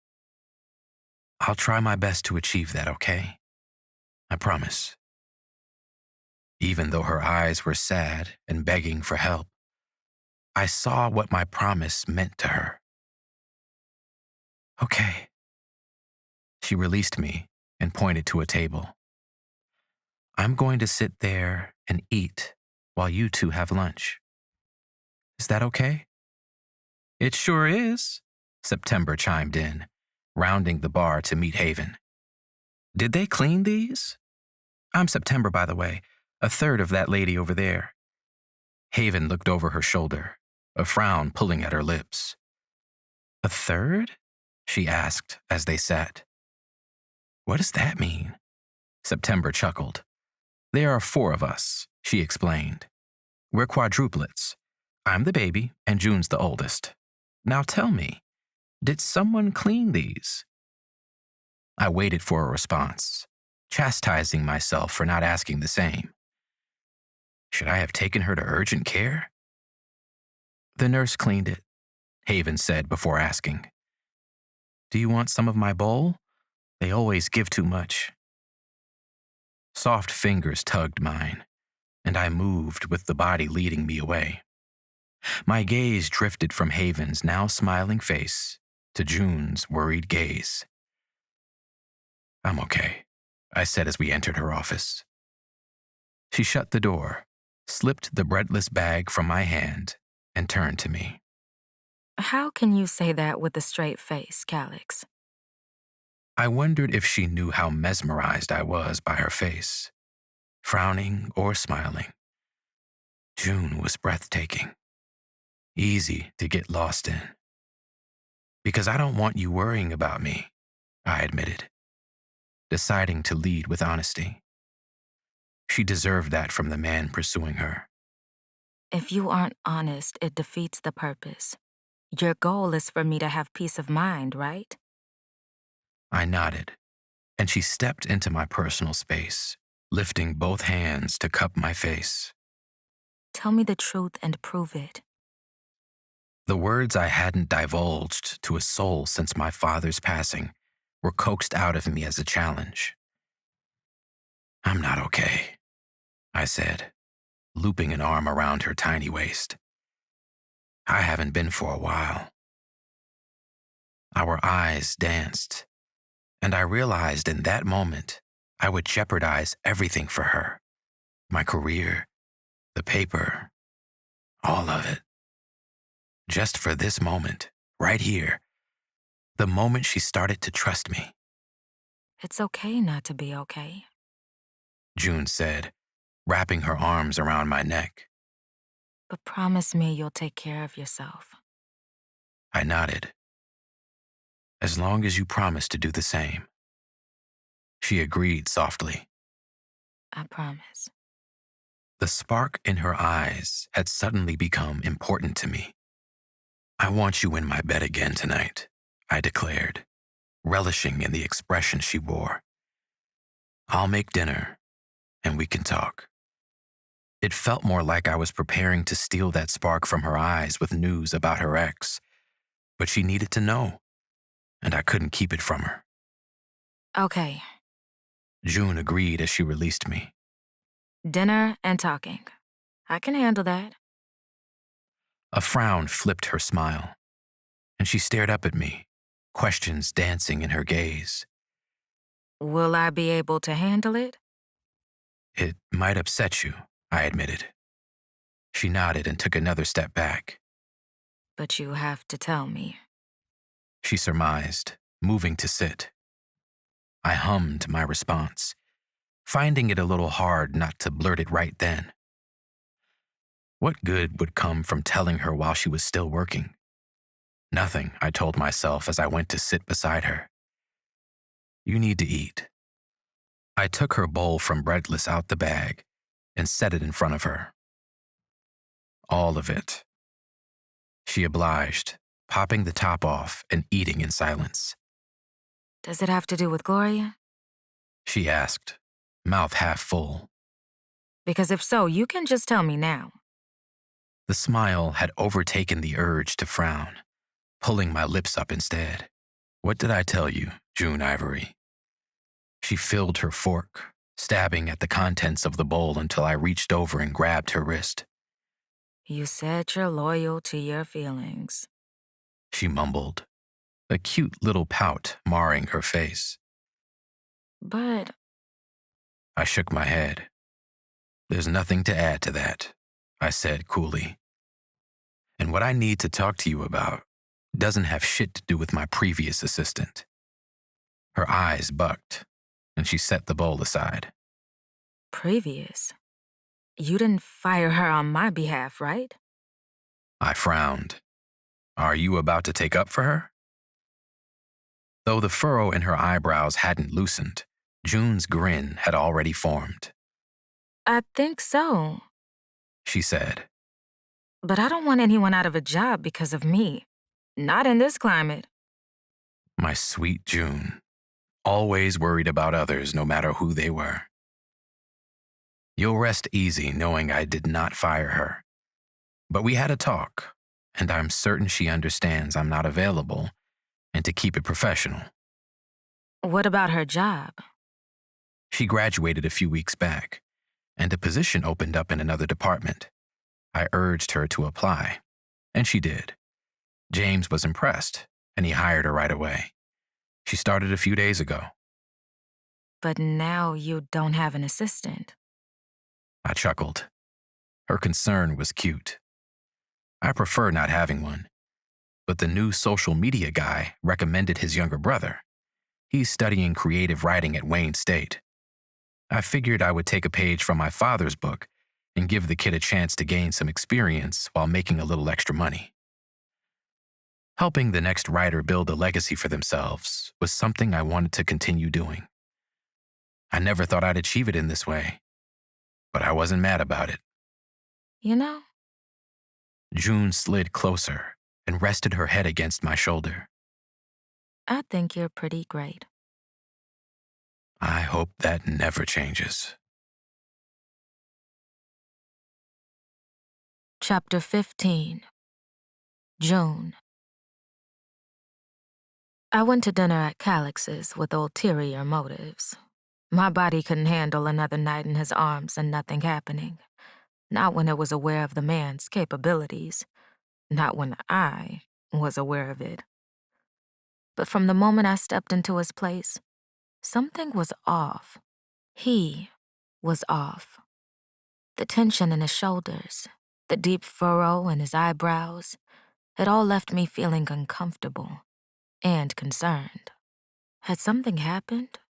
Was what he wanted to talk to me about so serious that he couldn't smile? I tracked his movements from the spot he'd parked me in when I arrived. Head and body turned toward the kitchen while he cooked. He looked at his phone every so often, frowning and then setting it aside to do something else. Are you okay? I asked, forcing myself to stay seated. Calix's face softened as our eyes met, and he started toward me, leaving the kitchen and crossing over into the living room with purposeful strides. I realized after getting my mom's smothered pork chop recipe, I'm not a good cook. He said, the confusion in his voice making me giggle. She doesn't use measurements. Is that normal? I fell over, laughter bellowing from deep inside. He was so damn serious, and it eased my mind a little. June. I sat up and bit my lip, trying my best not to overdo it. Whatever he'd done with the recipe, it smelled amazing. I'm sorry, Calix. I stood and moved into the kitchen. Let's see what you have going on in here, and then we'll improvise. There were 2 bowls sitting on the counter, one with red skin potatoes he'd boiled waiting to be mashed, and the other holding the golden brown pork chops waiting to go in the gravy. On the stove was a pan with the gravy he seemed to have a hard time with. I sniffed it because the smell told you everything.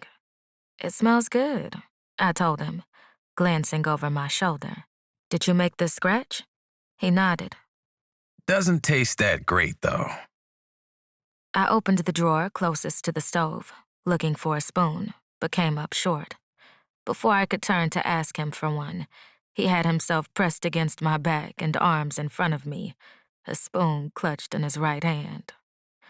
He dipped it into the gravy and brought it to my lips. The second it hit my tongue, I knew what the problem was. You didn't season it, I said, dropping my head back to see his eyes. But it smells good. I chuckled. Yes, but probably because you used the same pan you made the pork chops in, right? Calix nodded slowly. That's what the text from my mom said to do. I pointed to the seasonings on the counter. Use all of those and add a little of that chicken stock. I promise it'll be fine. He set the spoon aside and wrapped his arms around me. I haven't been a good host since you arrived. He murmured, faintly kissing the side of my neck. I'm sorry. I melted into his embrace, just grateful it wasn't anything too serious that had been on his mind. It's no biggie. Now that we've solved your problem, I'll go back to my designated seat and wait for dinner to be done. With his hands now on my hips, Calix guided me back to the living room and gently pushed me into a seated position. He leaned forward, body hovering over mine with his lips pursed. There was clearly something on his mind, but instead of saying it, he walked away. It left me worried again, and for the next 30 minutes, I went back and forth with myself about what it could be, about what I might have done or didn't do. But this was new. We were new. It couldn't be about us, right? Shaking my head, I texted my sisters for help. I don't know how to date. Everything worries me. Their responses came through at once. July. Tell us what's wrong first. September. Is it about earlier? July. What happened earlier? September. We'll talk about it after we help our sister. July. Right. You have our full attention, Junie Bear. Everyone calling me Junie Bear now felt weird, yet soothing somehow. Calix said he wanted to have dinner and talk, but he's been acting weird since I got here. Just now I thought we got past it, but now I'm not so sure. I glanced in the kitchen, and while he wasn't wearing a deep frown anymore while plating our food, the tension in his shoulders had returned. September. I see. There's only one thing to do. July. I can't wait to hear this advice. Go on, sister. Now I'm afraid. September. You can't relax because he can't relax. Whatever he has to say is probably bothering him. So, go suck his dick and help relieve the pressure. I'm sure he'll sing like the canary afterward. July. For once, I agree with Tim. But get yours, too. I burst into laughter. My sister could be a little unhinged at times, but maybe she was right. Maybe we needed to release some of the tension with sex. It had done wonders for me the first time, and I had come here intending to seduce him later for another taste. I cut my eyes at Calix to find his curious gaze in my direction. Care to share? He asked, lifting 2 plates from the counter. You can tell me over dinner. I set my phone on the coffee table and went to stand. Stay right there. Calix ordered, bringing the food to me. We'll eat in here. I nodded and dropped down, accepting the plate shortly after. He went back into the kitchen after setting his on the coffee table and returned with 2 glasses. Wine? There's a lot of tension in the room, He said, somehow in sync with me. Figured this might help. I took the long stem glass and put it to my nose, watching him from the corner of my eyes as he got comfortable before taking a sip, and nodding. Did I pick a good one? I smiled. You did great. I can tell it's from the McBride sisters collection. Something about him choosing from an affordable Black-owned brand made my heart happy. I liked to support my people as much as possible, and it was nice to see someone else do the same. Try the food just in case I need to order a pizza. I have my favorite place on speed dial. He looked so worried as I cut into the tender pork chop and gathered a little mash and kale with it. I took the first bite with caution, wanting to keep myself from reacting harshly if it wasn't good. But surprisingly, I liked it. It's good, I told him, swallowing and going in for more. Really? Don't make that face. I promise I'm not lying. Try it for yourself and see. He took a few bites before nodding. Not as good as my mom's, but it's decent. He mumbled, reaching for his wine glass. All right. I'm ready to hear what you were over here giggling about. I sipped from my glass while eyeing him over the rim. It's probably best we talk about it after dinner. I replaced my now empty wine glass with a fork. Trust me. He agreed with a nod, and we ate in silence, glancing at one another every few seconds in anticipation of whatever was to come next. We were so locked in that when our forks scraped empty plates, our gazes dropped, and then the laughter came. It felt good hearing him laugh from the gut. The wine had been a good idea. I'll take these and grab the bottle for us to finish, He said after a while. He returned and filled our glasses, sliding closer to me with his eyes peering deeply into mine. Don't look at me like that. Like what, Ivory? I licked a drop of wine from the rim of my glass and admired the way he followed the movement of my tongue. Like you want to devour me. He smiled, and I couldn't help but do the same. I could eat. He murmured, gaze dropping further. I miss having your taste on my tongue. My clit throbbed for this man, begged for him. I tucked my finger under his chin and tipped his head up, bringing those hungry eyes to mine. Leaning forward, I touched my nose to his and murmured, "You seemed tense earlier, and it worried me." We'd missed the window of me sucking his dick first and then talking. I wanted to know what he had on his mind before taking this act to the bedroom. Or right here on the sofa. The sofa worked too. I'm sorry about that. He whispered. I never want to make you feel that way.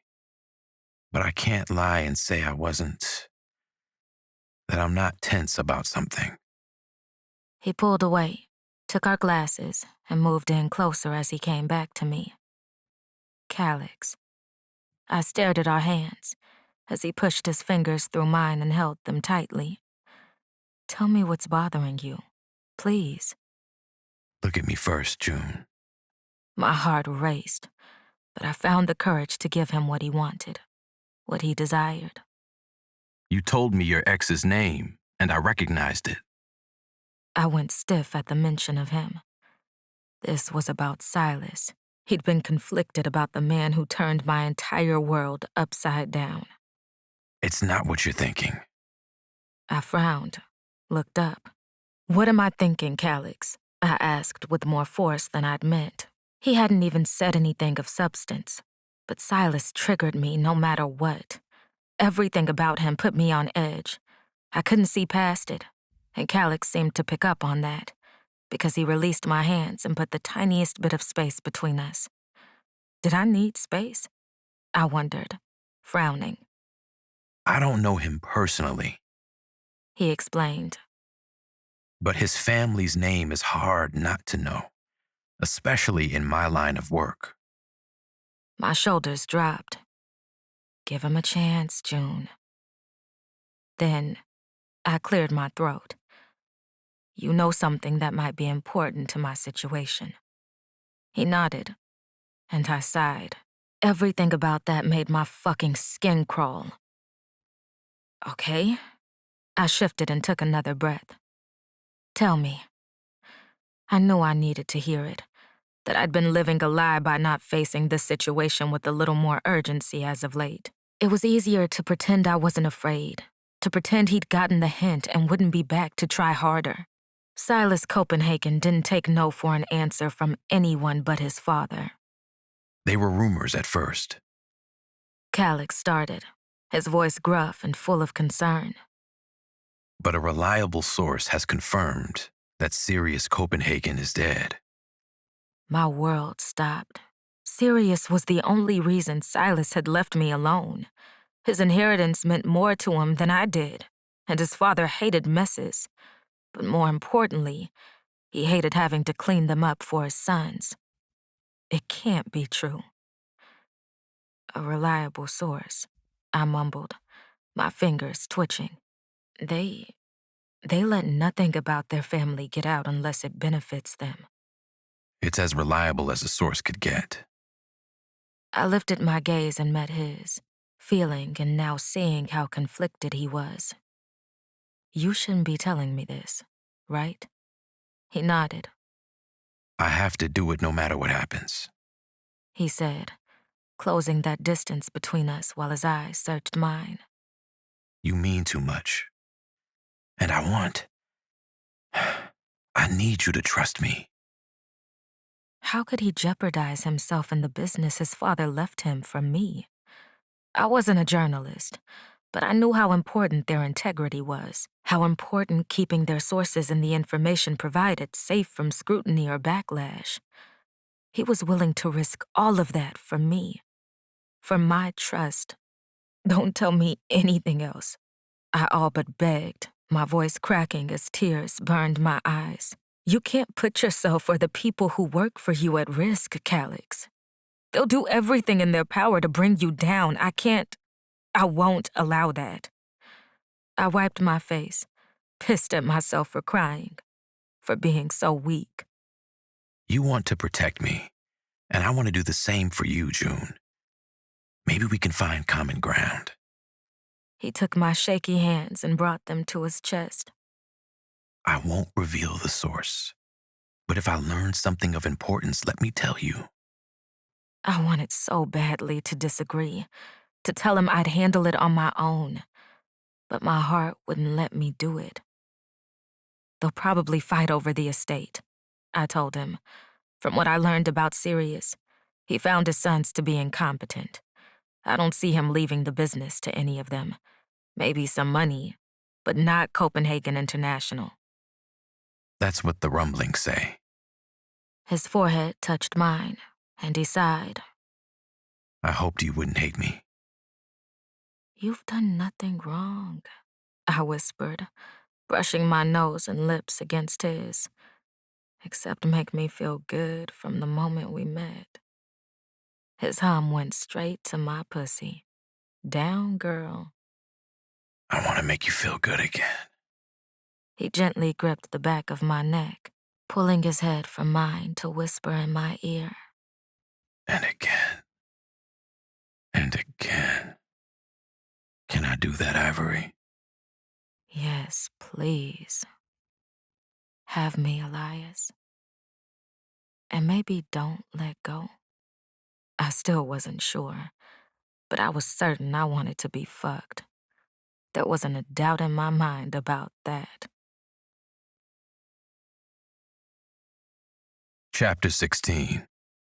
Calyx. There were things about June's body I hadn't noticed before.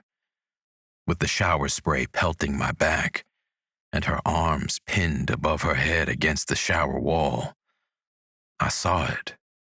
A scarred section of her skin, the length of my finger, easily hidden. In an instant, I knew who'd put it there, and it burned me up inside.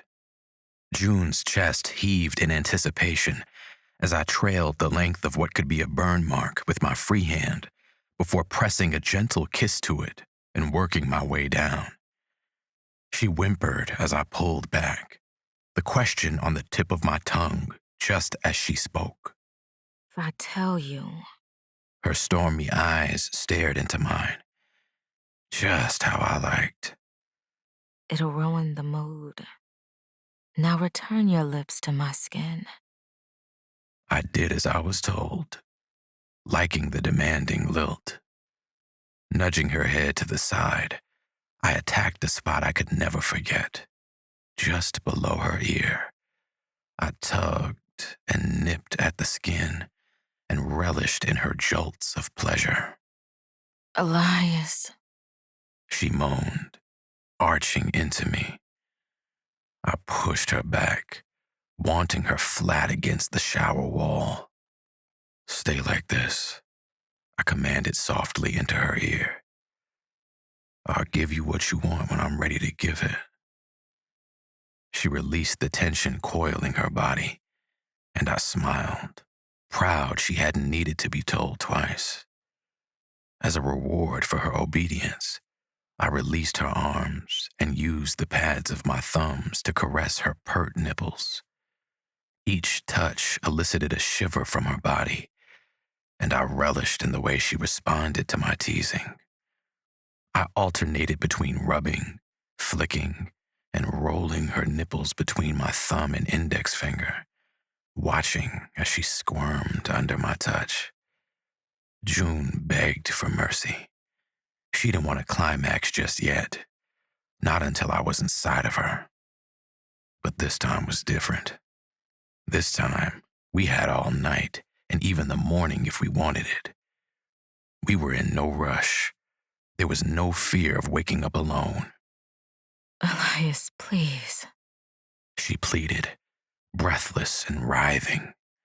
I can't take it anymore. But I paid no attention to her protests and continued pulling on her sensitive buds, tugging and twisting them hard until she was nearly screaming with pleasure. Her moans had my desire building rapidly, eager to feel just how wet she would become for me. When you come for me, I whispered seductively, I'll release them. Tug, twist. Be a good girl, June. Twist, pull. She slapped the shower wall in frustration. Fuck. I can't. But I only smiled and kept working her nipples like a joystick, bringing her closer and closer to the edge. Back and forth. Tug. Twist. Flick. Fuck. Fuck. Fuck. She cried out in desperation. I couldn't resist leaning in closer, my fingers still playing with her now swollen nipples. You know you want this, I breathed into her ear. I can feel it. Come, Ivory. She bucked, and that sweet sound I'd never forget fell from her lips. That's right. Let go, baby. I pressed the heel of my palm against her clit and jerked harder, her hip thrusts uncontrollable as she came harder from the pressure. You coming for me has become my new favorite pastime, I whispered into her neck as she sagged into me. Thank you. The shower water had long gone cold, and after cutting it off, I got us out and toweled June down as she did the same for me before we climbed into bed, butt-ass naked. I wasn't finished, and from the way June had straddled and was now rubbing her warm-ass pussy against my dick, I knew she wasn't either.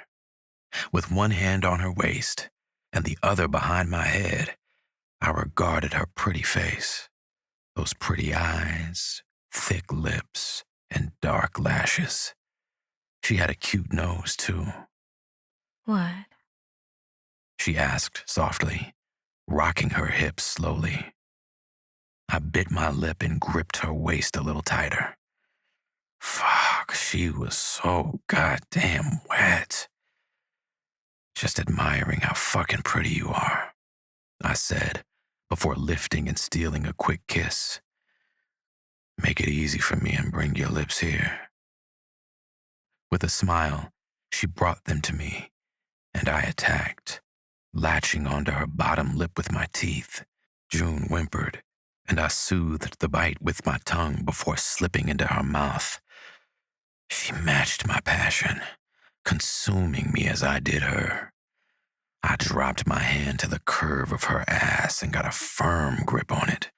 Keep doing that and it'll end our night sooner than I won't, I mumbled into her mouth while trying to slow the roll of her hips. June chuckled and pushed back, fighting for control. It's only right I have a little fun, too. She teased, slipping beneath the blanket. She kissed her way down, leaving one hand pressed to my chest and using the other to stroke me. I flicked the blanket back, needing to see her. She chastised, meeting my gaze with a mischievous glint in hers. You can see me again after you come in my mouth. You aren't playing fair, Ivory. But fuck if I wasn't turned on, and covered her head slowly, catching a glimpse of the expression she wore before devouring me whole. She hummed, pushing me deep into the back of her throat. I thrust up, the urge too strong not to, and I swear I felt her eyes widen for me. Shit. Ivory, I groaned, pushing my hand between the blanket. Can I touch you? I gently cupped her face and hit an upward stroke into her mouth, waiting for approval and resuming after she twisted her fingers at the base of my dick. June's mouth was hot and slick, her tongue swirling around me as she bobbed her head. I tangled my fingers in her damp hair, guiding her movements, but letting her set the pace. She hummed in approval, sending vibrations through my shaft that made me thrust my hips more. Fuck, baby, I groaned, just like that. She increased suction, hollowing her cheeks as she worked me with her lips and tongue. One hand cupped my balls, rolling them gently as the other stroked what didn't fit in her mouth. The dual sensations had me teetering on the edge, embarrassingly fast. I was too fucking close, my muscles tensing as pressure built at the base of my spine. June must have sensed it because she doubled her efforts, taking me deeper and faster. I'm gonna come, I warned, tugging lightly at her hair. She wouldn't let up. If anything, she increased her pace. The fucking minx. Her tongue swirled around the head of my dick with each upstroke. I felt my balls tighten, the tension coiling tighter and tighter until it snapped. With a strangled groan, I came hard, spilling into her mouth just as she'd wanted. I groaned, and June slowly released me with a pop, emerging from under the covers with a satisfied smirk. Her lips were slightly swollen, a drop of cum glistening at the corner of her mouth. I reached out and wiped it away with my thumb before pulling her in for a deep kiss, tasting myself on her tongue. "You're incredible," I murmured against her lips. I aim to please. She replied with a smile. Plus, I had to get you back. I rolled us over, pinning June beneath me. Her eyes danced with mischief and desire as I gazed down at her. "Oh, you think you've gotten me back, do you?" I muttered playfully. "I'm just getting started with you." I captured her lips for another searing kiss, my hands roaming her body. June arched into my touch, her soft skin warm against mine. I trailed kisses down her neck, pausing to suck and nip at her pulse point. She gasped and clutched at my shoulders. Elias, She breathed. please. "Please what?" I murmured against her collarbone. "Tell me what you want, baby," I want you inside me. June pleaded. I need to feel you. I smiled against her skin, deciding she earned this dick. "As you wish," I murmured, settling between her thighs after covering myself with a condom. I teased her entrance, coating myself in her wetness. June whimpered and tried to push her hips up, but I held her firmly in place. "Patience," I whispered, nibbling at her earlobe. Slowly, tortuously, I eased inside her. June gasped, her nails digging into my shoulders as I filled her completely. I paused, savoring the feeling of her slick walls pulling me. Move. She demanded breathlessly. Please, Elias. I began to thrust, setting a steady rhythm that had June moaning beneath me. Her legs wrapped around my waist, pulling me deeper with each stroke. I braced myself on my forearms, changing the angle slightly to hit that spot inside her that made her see stars. June's eyes widened as I hit that perfect spot, her mouth falling open in a silent cry of pleasure. I kept the angle, driving into her with measured strokes that had her writhing beneath me. Right there. She gasped, her nails digging into my back. Don't stop. I had no intention of stopping. The sight of her coming undone beneath me, her eyes heavy with desire, spurred me on.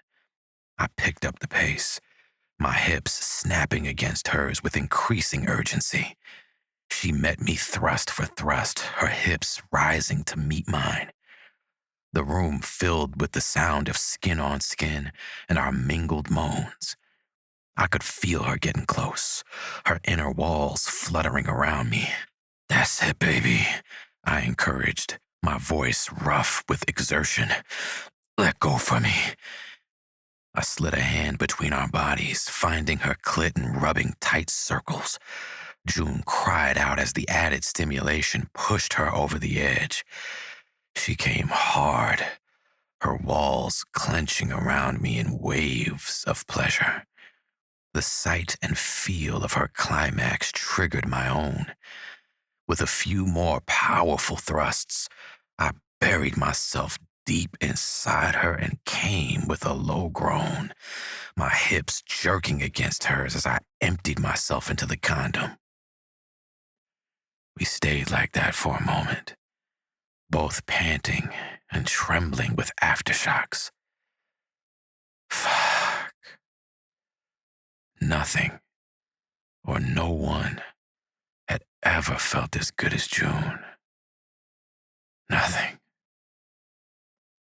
I peppered soft kisses along her jaw and neck as I eased beast out of her. After disposing of the condom, I warmed a washcloth and cleaned the both of us. Wasn't long before June curled into my side and rested her head against my chest. The comfortable silence lulled me to sleep. Chapter 17. June. Maybe Silas. June, it's Silas. We need to talk. Meet me? My hands trembled slightly as I set the gin-filled tumbler down, the newly formed concoction sloshing gently against its crystal confines. Distilling was my sanctuary, a craft where I could lose myself in the intricate balance of flavors and scents. But even the comforting hum of the place I loved most couldn't shield me from the dread that slithered up my spine when my phone vibrated on the bar top with that text. My skin crawled as I read the message over and over, hoping it'd disappear on its own. Confusion knotted in my stomach like twisted vines. First the flowers, and now he wants to meet. Why now? What could he possibly want after all this time? I felt the familiar grip of fear take a hold of me, remembering how his smooth words were often precursors to nights filled with tears and sometimes endless pain. He couldn't have changed, right? Is that what this was about? What the flowers had been about? Him wanting to apologize? Seek my forgiveness? Everything okay? Calix's voice cut through my spiraling thoughts. His presence was a stark contrast to Silas's looming shadow, a steady warmth that promised safety, without asking for anything in return. I had forgotten just that quick that he'd shown up right around closing and offered to keep me company until I was finished. Silas, I muttered, my voice barely above a whisper. He wants to meet. I slid my phone to him as he returned to the seat he'd been occupying before going to the bathroom. Calix's brow furrowed as he read it, his protective nature immediately coming to the forefront as he reached out and placed a gentle hand on my arm. Are you considering it? I caught the subtle hint of concern lacing his question, the judgment I'd been expecting nowhere in sight. He didn't need to say more. His stance said enough. Tall and resolute, ready to stand against any storm. My storm. I don't know. The words escaped me in a huff. There's this part of me that wonders if he just wants to apologize, or if he can still hurt me. June. He started, pausing as if he were choosing his words with care. Does your family know about all this? About what happened with Silas? The details? If not, I think they should. The suggestion hung between us, heavy and daunting. Confiding in my family meant reliving the pain, exposing wounds I'd meticulously bandaged with silence. But Calix had a point. My family was a fortress of love and loyalty, one I had contributed to building. It was time to let them be my shield, too. Maybe they should, I conceded, feeling a weight lift at the prospect of sharing the burden. Maybe it's time. As scary as it felt, I knew my family would never see me in the way I'd been seeing myself all these years. Whatever you decide. Calix replied, his voice firm, yet kind. I'm here for you. And so are they. In that moment, I realized that while Silas's name brought back a flood of dark memories, it also reminded me of something vital. I wasn't alone. I'd never been alone. With Calix by my side and the unspoken promise of my family's support, I could face whatever lay ahead. I took a deep breath. Okay, I said, my voice steadier than I felt. Okay, I'll talk to them. Calix pushed his fingers through mine with an assurance that was both comforting and empowering. You've shouldered a lot alone. And that takes more strength than you know. Hold on to that throughout, okay? I nodded, the fear in my heart disappearing while determination set in. So much so that after Calix walked me to the car and kissed me goodbye, I decided to pay my mom a visit right then. The drive to my childhood home was a blur. As I parked in the driveway, a calm washed over, and I smiled. There was nothing like home. Inside, the smell of cinnamon and apples greeted me, a scent that always meant Mom was baking. She was at the kitchen counter, her hands covered in flour, when I entered. Her smile was a beacon as she turned to look at me. "What a nice surprise," she said, picking up the towel from the counter. Her eyes narrowed with concern as she noticed my sudden tense posture. "What's wrong, honey?" "Mom," I began, the words tumbling out. "I need to talk to you about Silas, about what really happened between us." As I spoke, laying bare the raw and ugly truths of my past relationship, my mother listened with a pained expression. Her apron became a balled-up mess within her clenched fists, each revelation causing another wrinkle to form in the fabric. Adrena Hanson was a fighter, known for wreaking havoc on anyone who crossed her or the people she loved. The fire in her eyes reminded me of who I was speaking to. From the corner of my eye, I saw my father walk in, his presence like a shadow growing larger with every word I uttered. His face, usually a calm and at ease, had a frown so deep, I felt bad for being the reason it was there. "June," he said, his voice a mixture of hurt and anger. "Why didn't you tell us sooner?" "Because I thought I could handle it, Dad. I didn't want to worry you or be a burden." My voice broke, betraying the fear and guilt I held inside. He crossed the room in 3 long strides and wrapped his arms around me, his embrace a strong hold. "You're never a burden. We're your family. We protect our own. Your mom and I, we're here for you, sweetheart. Whatever you need, we'll be there to keep you safe," he vowed, his voice resolute. And the safety of that kitchen, with the familiar hum of the oven and the comforting touch of my parents, I found a sliver of courage blossoming within me. It was a tiny flame, but with the unwavering support of my family, I knew it could become a blaze strong enough to face anything, even Silas Copenhagen. Later, now home alone, I reached for the worn shoebox tucked away in the back of my closet. Inside, a jigsaw of my past pain lay meticulously organized. Photographs with timestamps, a rainbow of bruises blooming across my skin. Hospital discharge papers for a burn I hadn't told the truth about when the doctor asked. But it was the leather-bound diary that drew my eyes, an artifact of a time when words were my only escape from the nightmare that was Silas. I brushed my fingers over its cover, feeling the indentations where I'd written as if to etch my experiences into something tangible, something real, proof that I wasn't going mad. The diary fell open to the last page I had filled, and as I read the final entry, my breath hitched. One day he'll kill me if I don't take a stand. My vision blurred, the ink swimming before me as tears welled up. The dam inside me broke, years of suppressed fear and anger spilling out as sobs racked my body. I clutched the diary to my chest, a lifeline in a sea of memories, each one threatening to drag me under.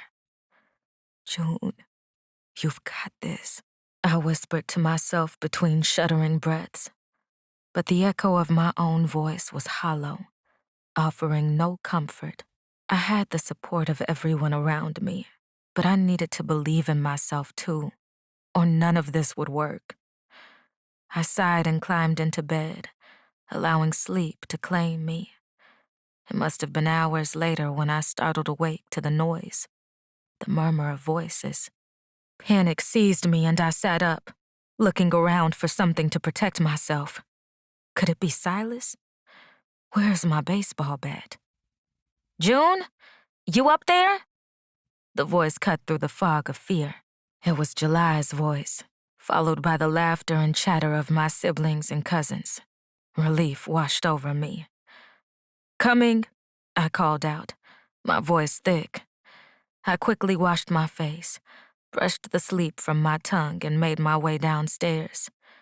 As I stepped into the living room, I was enveloped in the warmth of family, the very embodiment of the sanctuary my parents promised. The scent of freshly brewed coffee mingled with the sweet undertones of our latest batch of bourbon, a comforting reminder of the distillery's ever-present influence on our lives. "You're finally awake, Junie Bear," Mia said, her face breaking into a wide grin as she gave me a gentle elbow nudge, a gesture that said, "We're here for you." I looked around at the faces gathered in my living room, my siblings and cousins, my pillars of support. Each wore expressions of concern tempered with relief that I seemed to be okay. From their collected presence, it was evident my parents had rallied the troops and sent them over. It was their unspoken pact of solidarity. They understood without words spoken how much their company would bring me peace. As I took on this new fight, a smile tugged at my lips, a genuine one this time, as I let down the emotional barricades just enough to bask in the glow of kinship. Just when I thought I couldn't possibly feel more exposed or raw, my family offered a salve for wounds unseen. It was a simple yet profound reminder that, despite everything, I was never truly alone. August approached first, cradling January with the tenderness only a father could.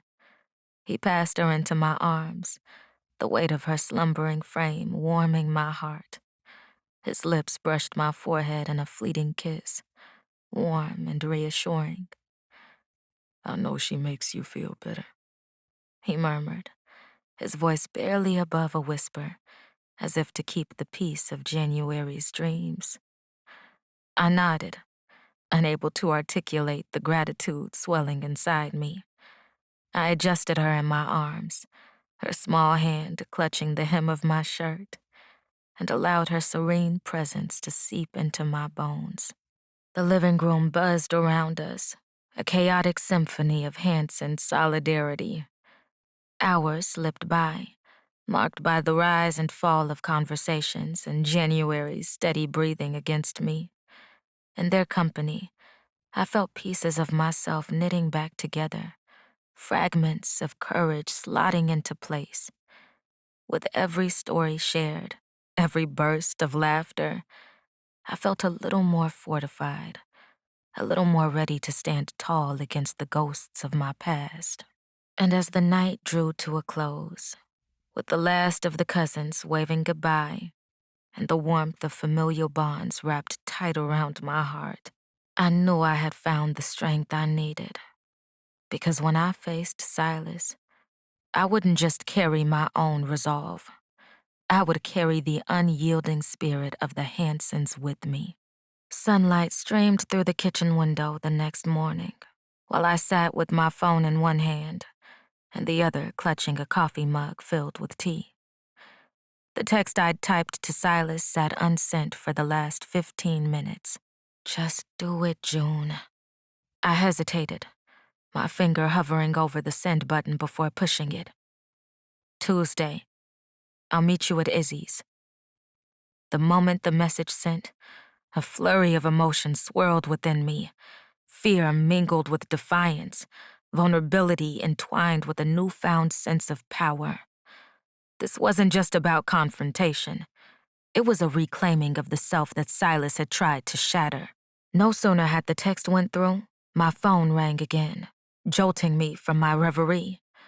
Elias flashed across the screen, and I answered it without pause, needing to hear his voice. How you feeling, baby? Calix asked, his concern wrapping around me like a safety net. I agreed to meet him, I said softly, my gaze drifting around my kitchen. Next week, at Izzy's. There was a pause, heavy enough to feel tangible, as if Calix were right there, weighing my words, measuring the resolve behind them. Are you sure that's what you want? His question was gentle, probing without pushing, giving me space to affirm my own decision. Yes, I replied, the word tasting nasty on my tongue. It's time I faced this instead of burying the feelings, I'm here for you. he promised. Whatever you need, whenever you need it. Use me. I know you are, I whispered, grateful for the steadiness he brought. Actually, I cleared my throat. There is something I need, Anything, June. he replied without hesitation. Can you take me to the gun range? I've been wanting to go, and I know I could ask August or Landon or my dad, but I'd gotten my license to carry 2 years ago and never bought a gun. The paper alone had been enough at the time, but now that Silas was around, I needed more. Calix didn't flaunt it, but I knew he carried. How about I come get you in an hour? He asked. I'm fiending to see you. I smiled, low-key feeling the same. An hour works for me. The scent of gunpowder filled the air as we entered the range later that morning. Calix was serious as he helped me pick a gun, making me hold more than a few to see how they felt in my hand, before I settled on the Springfield Armory Hellcat. Remember, stance is important. Calix instructed after showing me how to load the gun. His words were deliberate as he positioned himself behind me. His presence was a solid comfort, his warmth seeping into my back where he pressed gently against me. His hands guided mine, large and certain, enveloping them as we held the gun together. Align the sight, focus on your target, and breathe. He continued, his voice a low murmur against my ear. I exhaled slowly, my finger resting lightly on the trigger. Whenever you're ready. With one final breath, I squeezed the trigger. The recoil jolted through me, but Calix's steady grip kept me grounded. The bullet hit the center of the target, and a surprising thrill surged through my veins. Good shot. He praised, and I could hear the smile in his voice. Though I was certain it had been his hands guiding mine that got that first shot off right, I was proud of myself. Again, I said, determination lacing my tone. I wasn't just learning to shoot. I was reclaiming a piece of myself that had been locked away in fear. We fell into a rhythm, the sound of gunfire punctuating the newfound strength blooming inside me. I focused on the paper target ahead, its silhouette marked with the evidence of my progress. Calix's reassuring presence behind me was unspoken yet profound, a silent promise of unwavering support. Your aim is steady. He observed quietly, as if speaking any louder might shatter the fragile bubble of concentration surrounding us. You're a natural.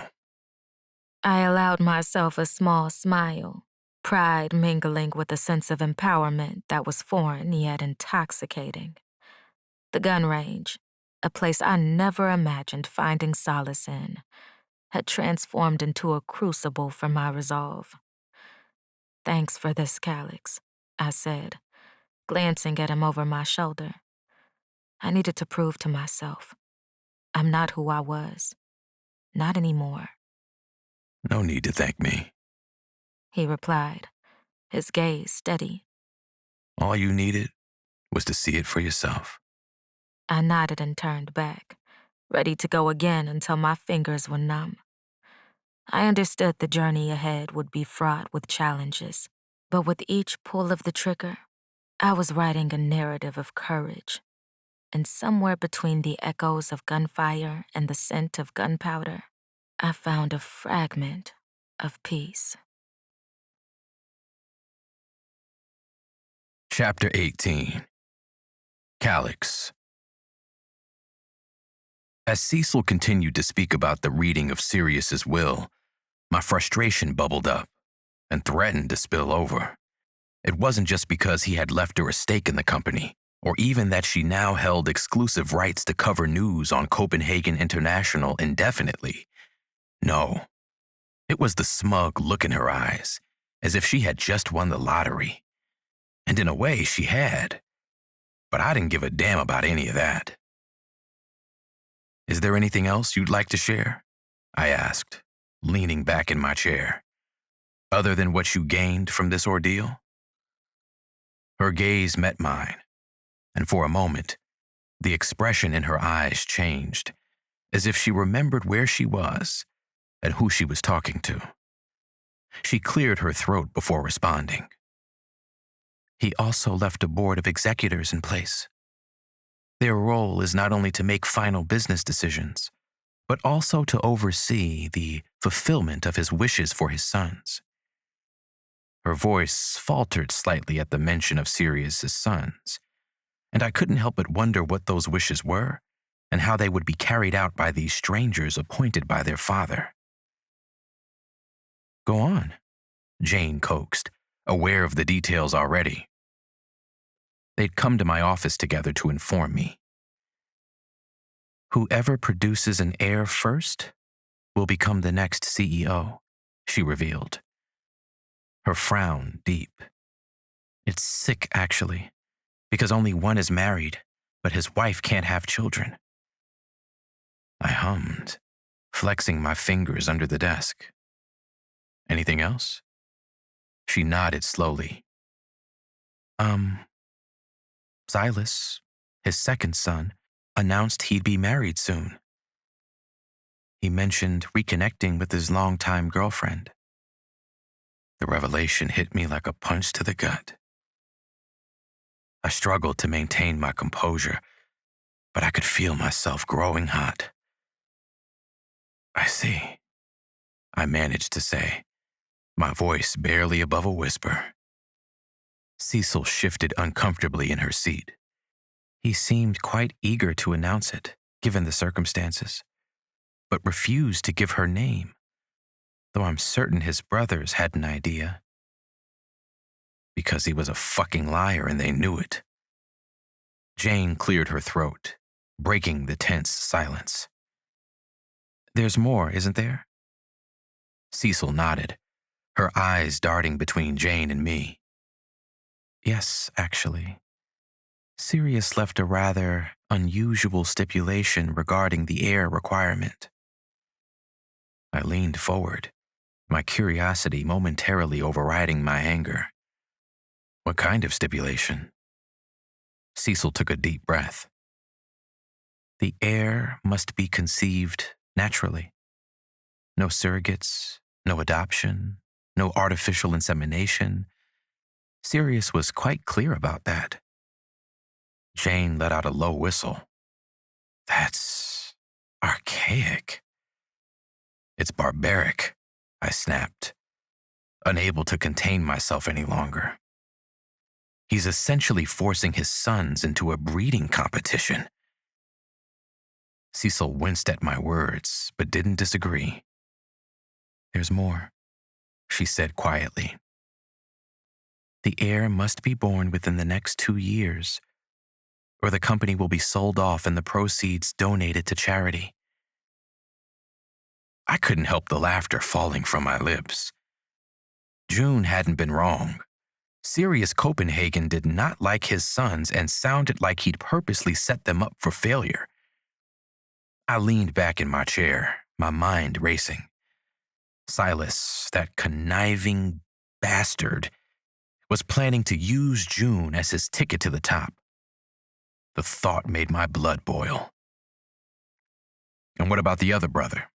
I asked, trying to keep my voice steady. The one who's already married.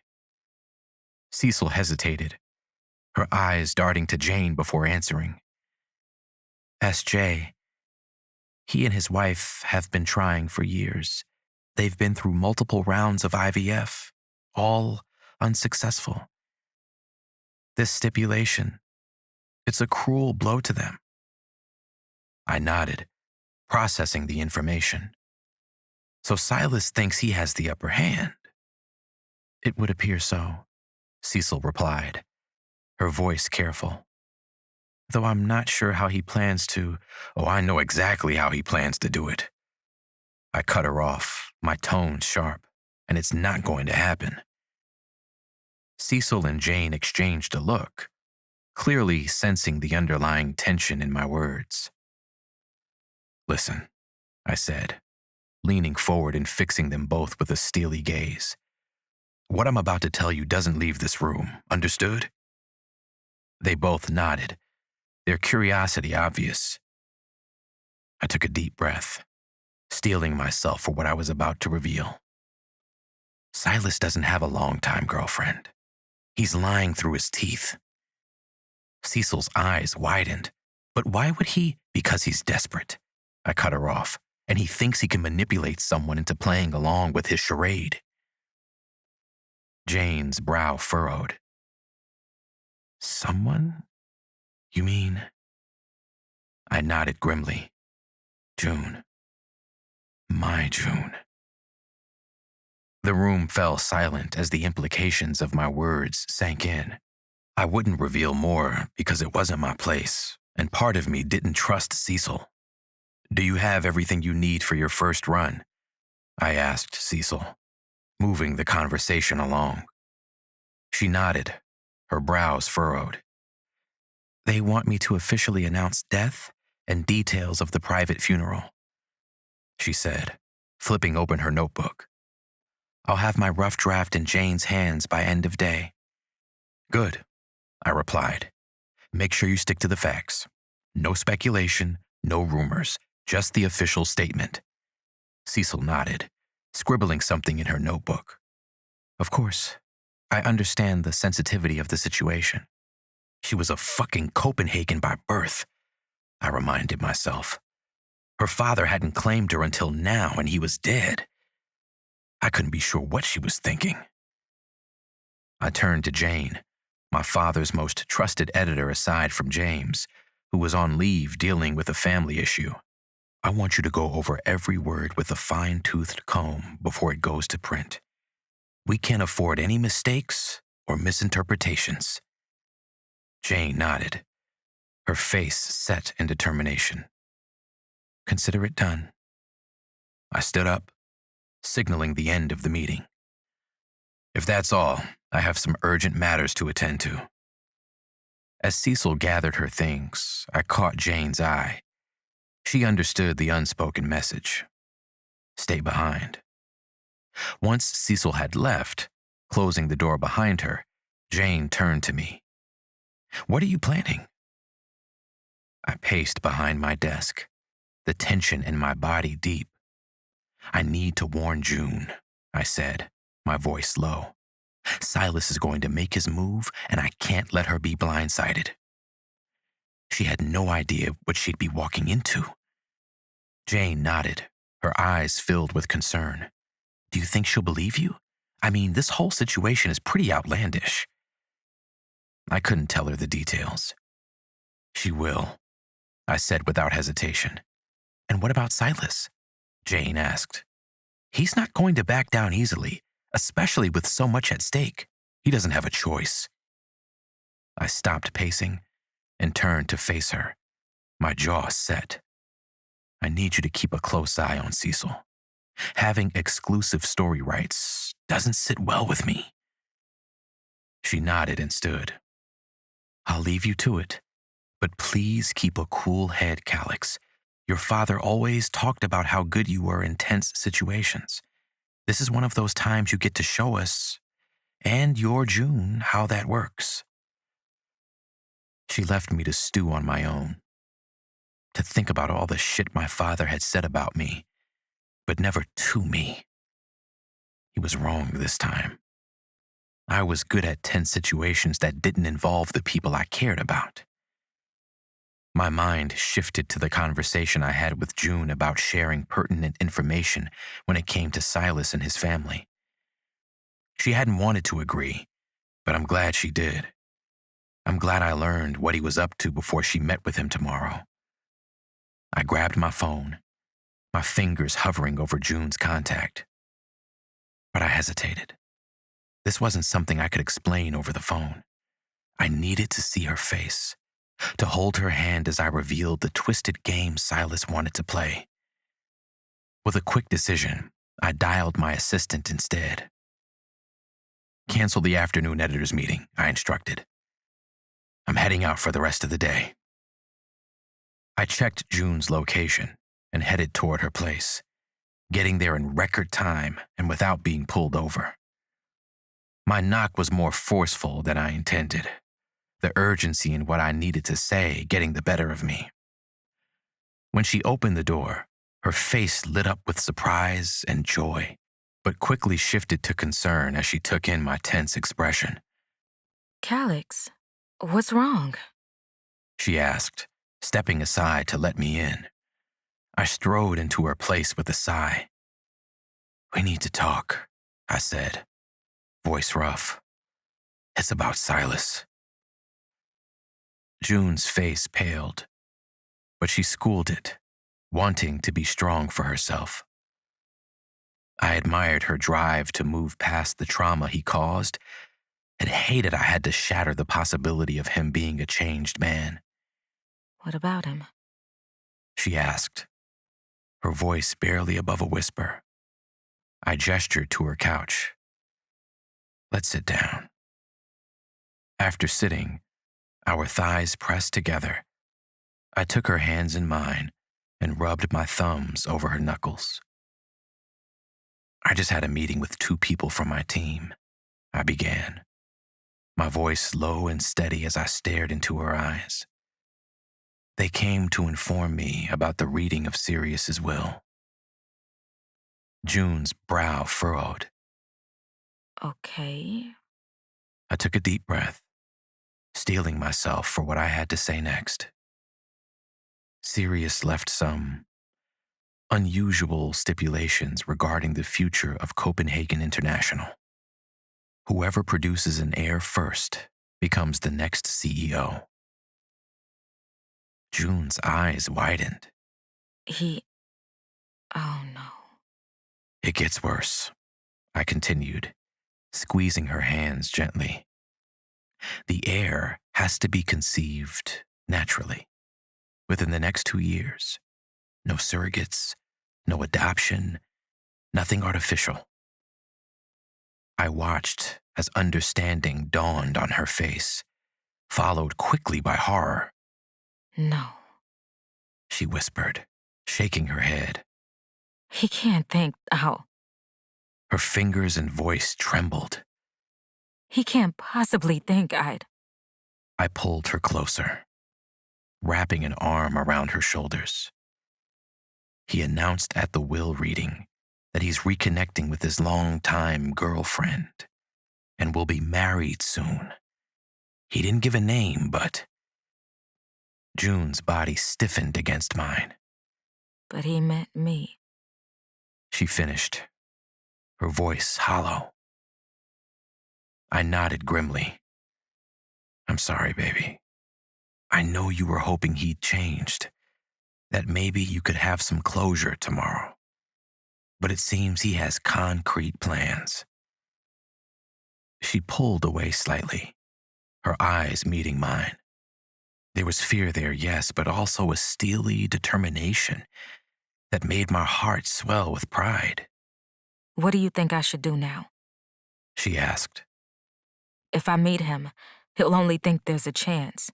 But if I don't, he might. I shook my head, wanting to shake the what-ifs from her mind as best I could. "You don't face him alone." June nodded slowly, her gaze dropping briefly before she returned it to me.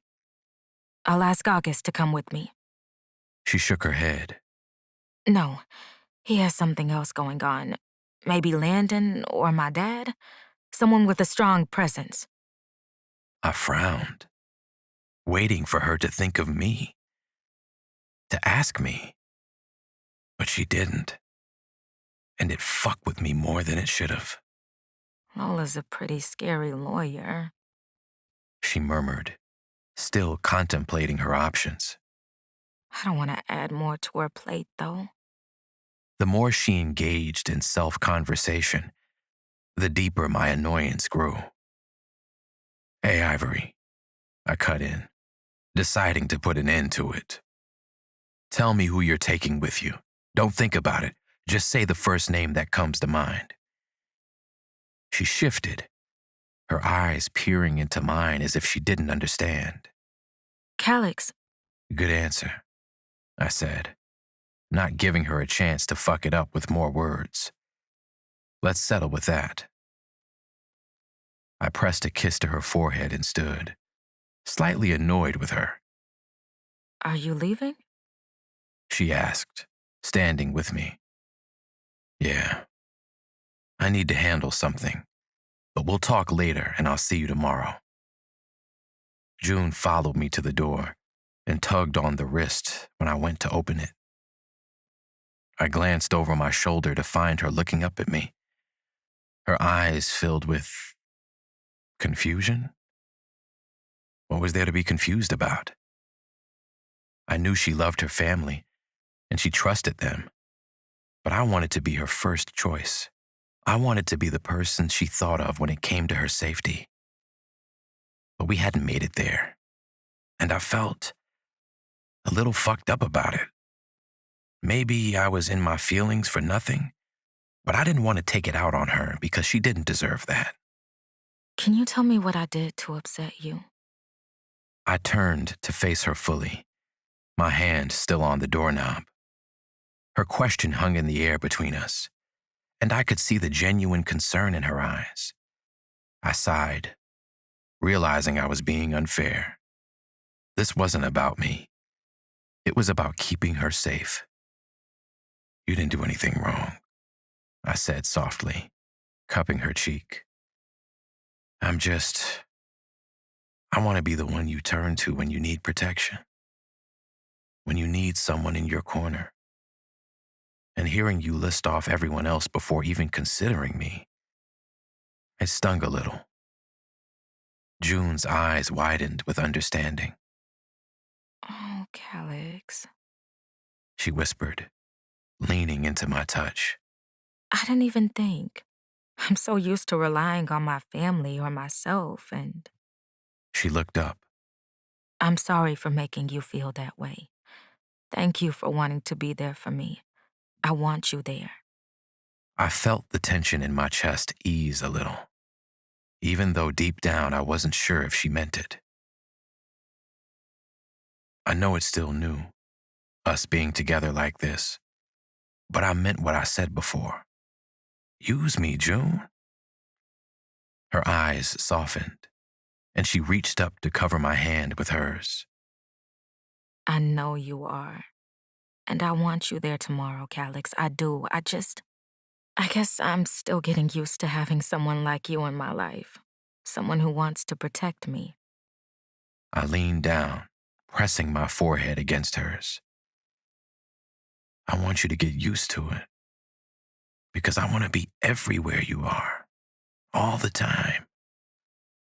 She smiled, a small, genuine thing that made my heart thump.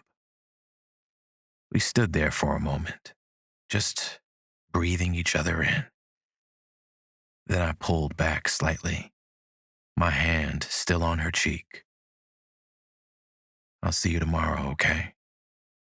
Okay. She whispered. As I stepped outside, I felt a mix of emotions swirling inside me. Relief that June understood my feelings, determination to protect her from Silas's schemes, and a lingering worry about our future. Chapter 19. June. It felt weird today. Not because I'd be meeting Silas in a few hours, but because Calix had been upset with me yesterday.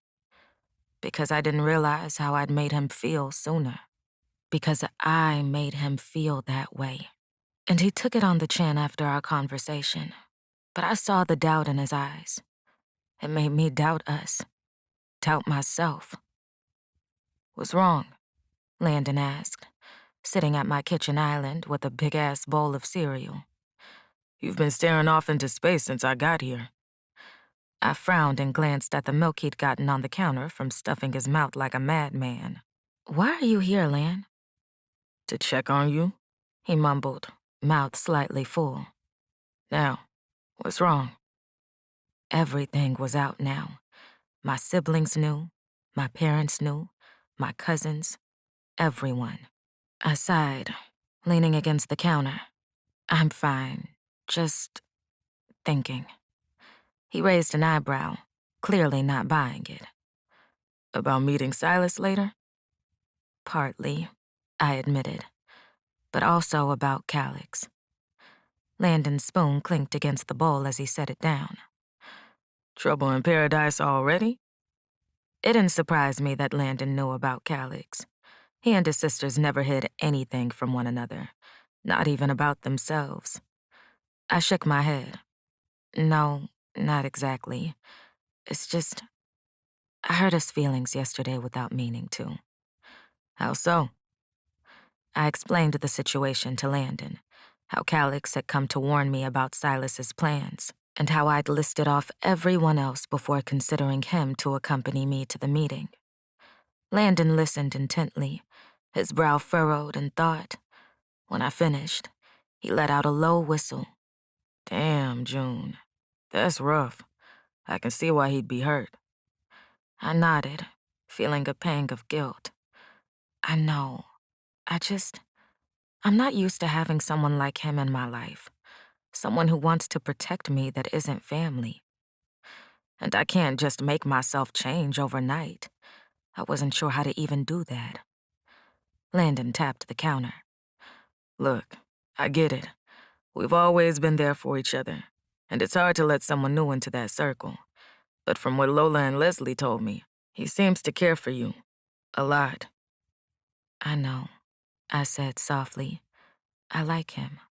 I care for him, but I'm still not sure. He nodded, always on the side of a Hanson no matter how idiotic we were being. Don't forget it's okay to choose you before anybody, he said. Take your time. I nodded, grateful for Landon's understanding. I know. It's just, I want to let him in. I really do. But there's still this part of me that's scared. Landon's eyes softened. Because of what happened with Silas? I nodded, my throat dry at the thought of it. Yeah, I thought I was over it. But meeting Silas today, and now this thing with Calix, it's bringing up all these old fears. That's normal, considering the situation. You went through hell and you did it alone. He frowned at the thought. It's okay to be cautious. He finished off the last of the milk in his bowl and got up to put it in the sink. Be honest with yourself, cuz, he went on after flipping the water on. And with him, shit is always better when you keep it real. Thanks, Lan, I said, managing a small smile. I appreciate you coming to check on me. He grinned, drying his hands on a dish towel. That's what family's for, right? Plus, August is trying not to hound you, so he sent me to do it. Now, are you sure you don't want me to come with you to meet Silas? I could always reschedule my thing. I shook my head. No, it's okay. Calix is going to meet me there. Oh? So you did ask him after all? Yeah, I said, feeling a warmth spread through my chest at the thought. He wants to be there for me, and I want him there. I glanced at the time on the stove and pushed him toward the door. All right, I got the hint, Landon said, pulling me into a quick hug. Call me if you need anything, okay? And I mean anything. Now that he was gone, I went for my phone and checked for a message from Calix. He hadn't responded to the text I sent over an hour ago, and it worried me a little. I stared at my phone, willing it to light up with a message from Calix. The silence was unnerving, especially after our conversation yesterday. What if he had changed his mind about coming with me? What if he was still upset? Pushing down my rising anxiety, I forced myself to get ready and head out. Calix won't stand me up, I told myself, while driving to Izzy's. He'll be there when you get there. But he wasn't, and I waited in the parking lot for an extra 15 minutes before working up the courage to go in alone. "June Hanson," Izzy greeted, rounding the bar to get to me with a big-ass smile on her face. "I feel like I haven't seen you in ages." I chuckled and accepted her tight embrace, glancing around the bar to find that Silas hadn't made it yet. Thank God. "I'm here all the time," I said, sliding into a stool as Izzy went back behind the counter. "Where have you been lately?" She pushed her butt-length knotless braid off her shoulders and then held her left hand out. "I've been falling in love or whatnot," she cooed, wiggling her fingers. I pulled her hand to me, mouth agape. "Oh my God, Izzy," I exclaimed, examining the stunning classic pear-shaped diamond on a thin silver band. "Congratulations! When did this happen?" Izzy beamed, her dark eyes sparkling with joy. "Just last week, we were on a little getaway to the coast and he proposed at sunset. It was perfect. I'm so happy for you. You deserve all the happiness in the world." "Thanks, hon," she said, her smile softening. "Now, what can I get you while you wait for your friend?" She raised an eyebrow, clearly curious about who I was meeting this early in the day, and for a drink, no less. I hesitated, glancing at the door again. Still no sign of Calix or Silas. "Just water for me. I don't plan on being here for long." Izzy nodded slowly, a frown drawing her lip down. "What's wrong?" she asked after setting the ice water in front of me. "You're wearing this weird look on your face." I sighed, running my finger along the condensation on the glass. "Just meeting someone I'd rather not. An ex." Izzy's eyes widened. "Oh, honey, do you need me to stick close? I can make sure he doesn't try anything funny." I smiled gratefully at her concern. "Thanks, Iz, but I should be okay. I'm supposed to have someone here with me, but..." I trailed off, glancing at the door again. As if on cue, the bell above the door chimed.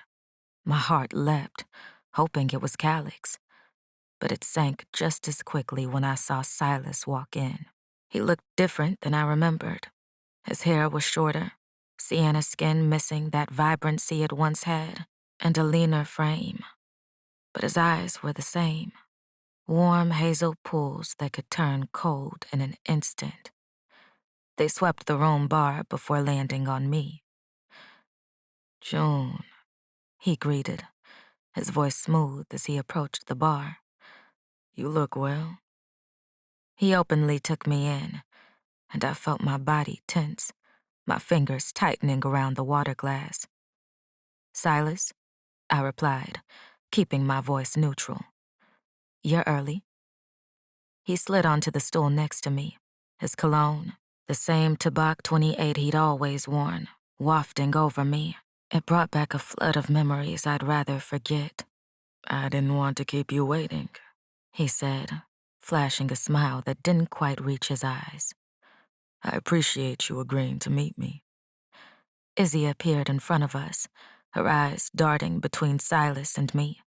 I could see the concern etched on her face. "Scotch.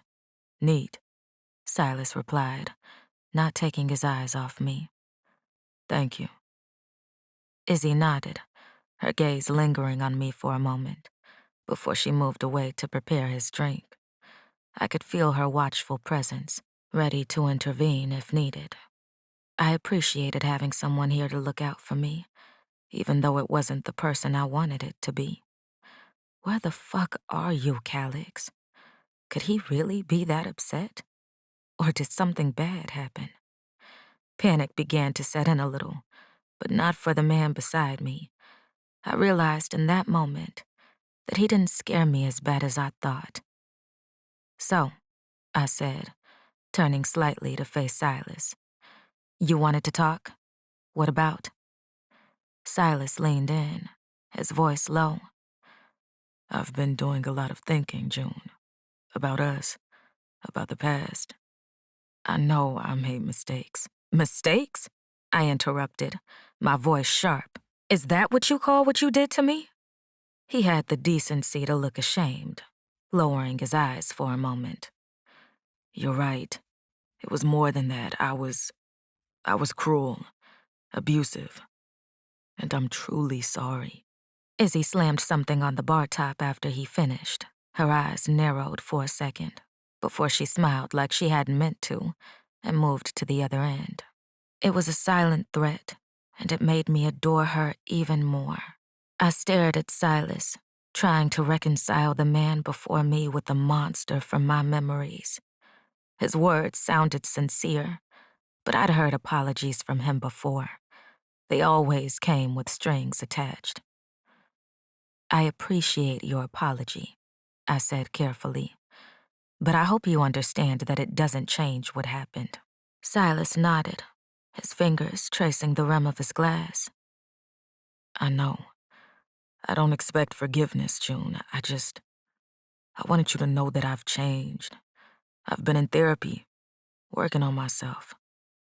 I raised an eyebrow, skeptical. That's good to hear. But why tell me this now? He took a deep breath, his eyes meeting mine. Because I miss you, June. I miss us.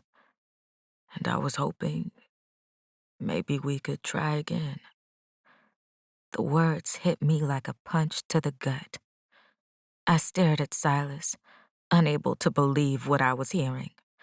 A mix of emotions swirled within me, shock, anger, and a hint of fear. Try again, I repeated, my voice barely above a whisper. Silas, there is no us to try again. What we had, it wasn't healthy. It wasn't love. His face fell, but I could see a flicker of determination in his eyes. I know I hurt you, June. Believe me, I've spent years regretting every moment of pain I caused you. But people can change. I've changed. I shook my head, feeling a surge of strength I didn't know I possessed. Even if that's true, it doesn't erase what happened, and it certainly doesn't mean we should get back together. Silas leaned in close, but another slam against the bar had him leaning away a little.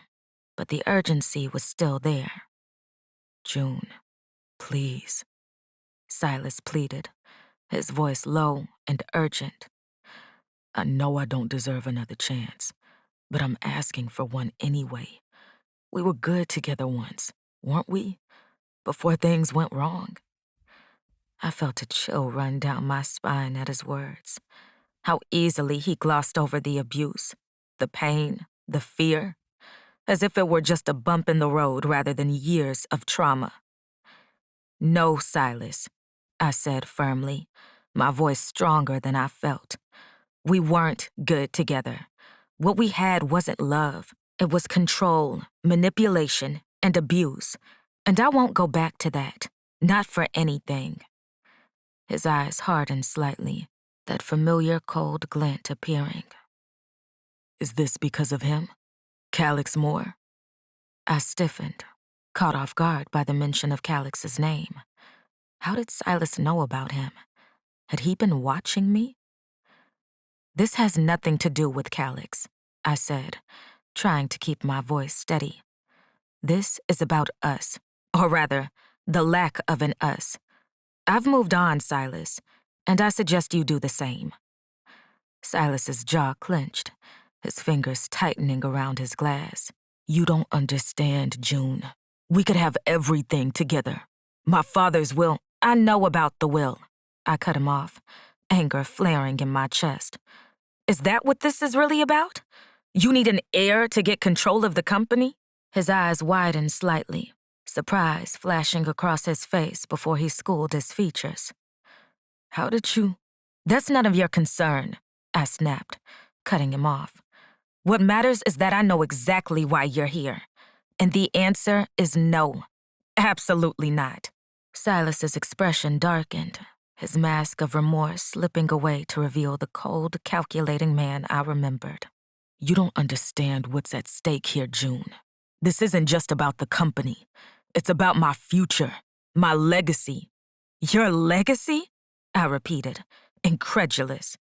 And what about my life, Silas? My choices? Did you think I'd just fall back into your arms and agree to be your broodmare? He reached out, trying to grab my hand, but I jerked away. June, please. We could make this work. I could give you everything you've ever wanted. Security, stability, a family. I already have a family, I interrupted. And the door chimed, and my gaze bounced in that direction, something in my chest swelling at the sight of Calix. He strode into the bar, his eyes immediately locking onto mine. Relief washed over me. His jaw was set, eyes blazing with a mix of concern and determination as he approached us. I'm sorry I'm late, he said, his voice low and steady as he came to stand behind me, his arms encasing me in a strong yet gentle embrace. Silas's eyes narrowed as he took in Calix's presence.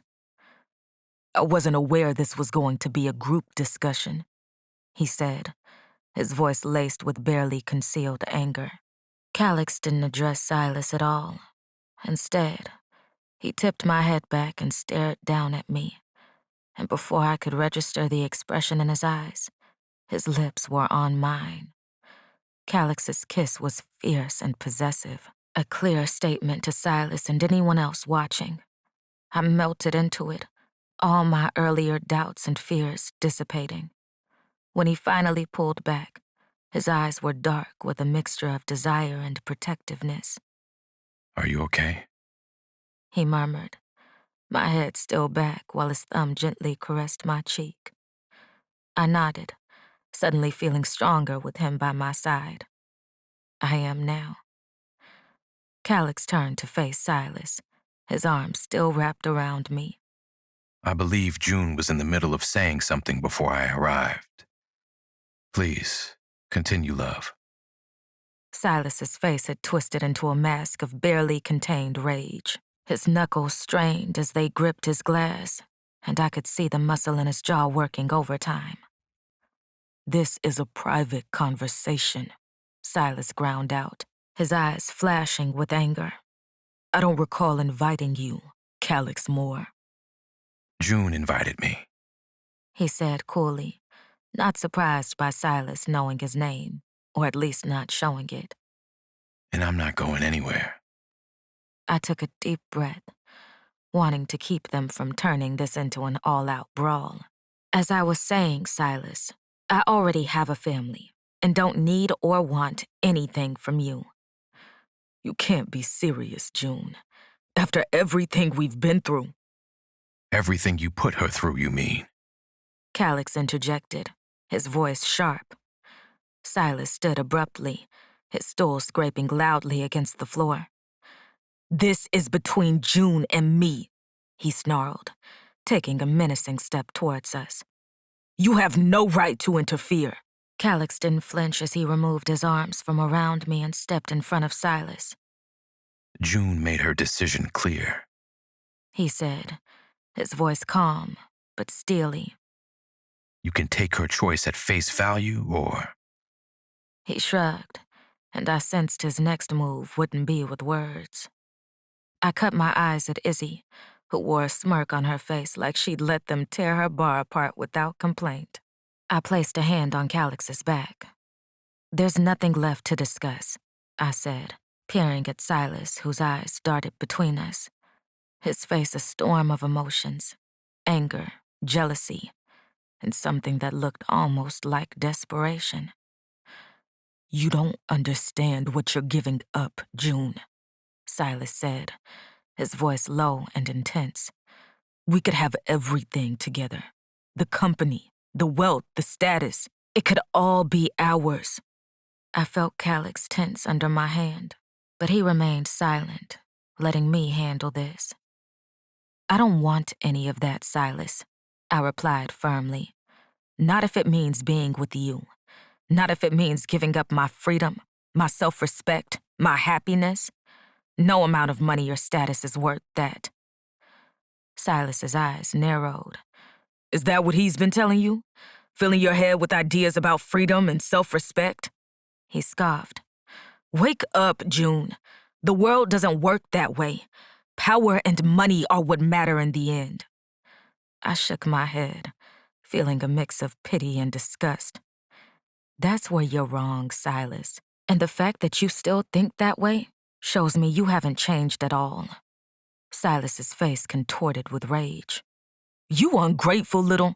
I dare you, Calix said, tipping his head. The threat was clear in his voice, daring Silas to finish that sentence. The tension in the air was palpable, like a rubber band stretched to its breaking point. Silas glared at Calix, his hands clenching into fists. For a moment, I thought he might actually try to throw a punch.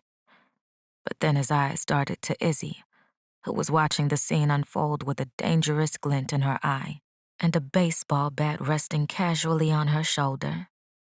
Where the fuck had the bat come from? The fight seemed to drain out of him. You know what? He chuckled and shook his head, that cool demeanor back like it never left. You win, June. He picked up his scotch and knocked it back before dropping a few bills on the table.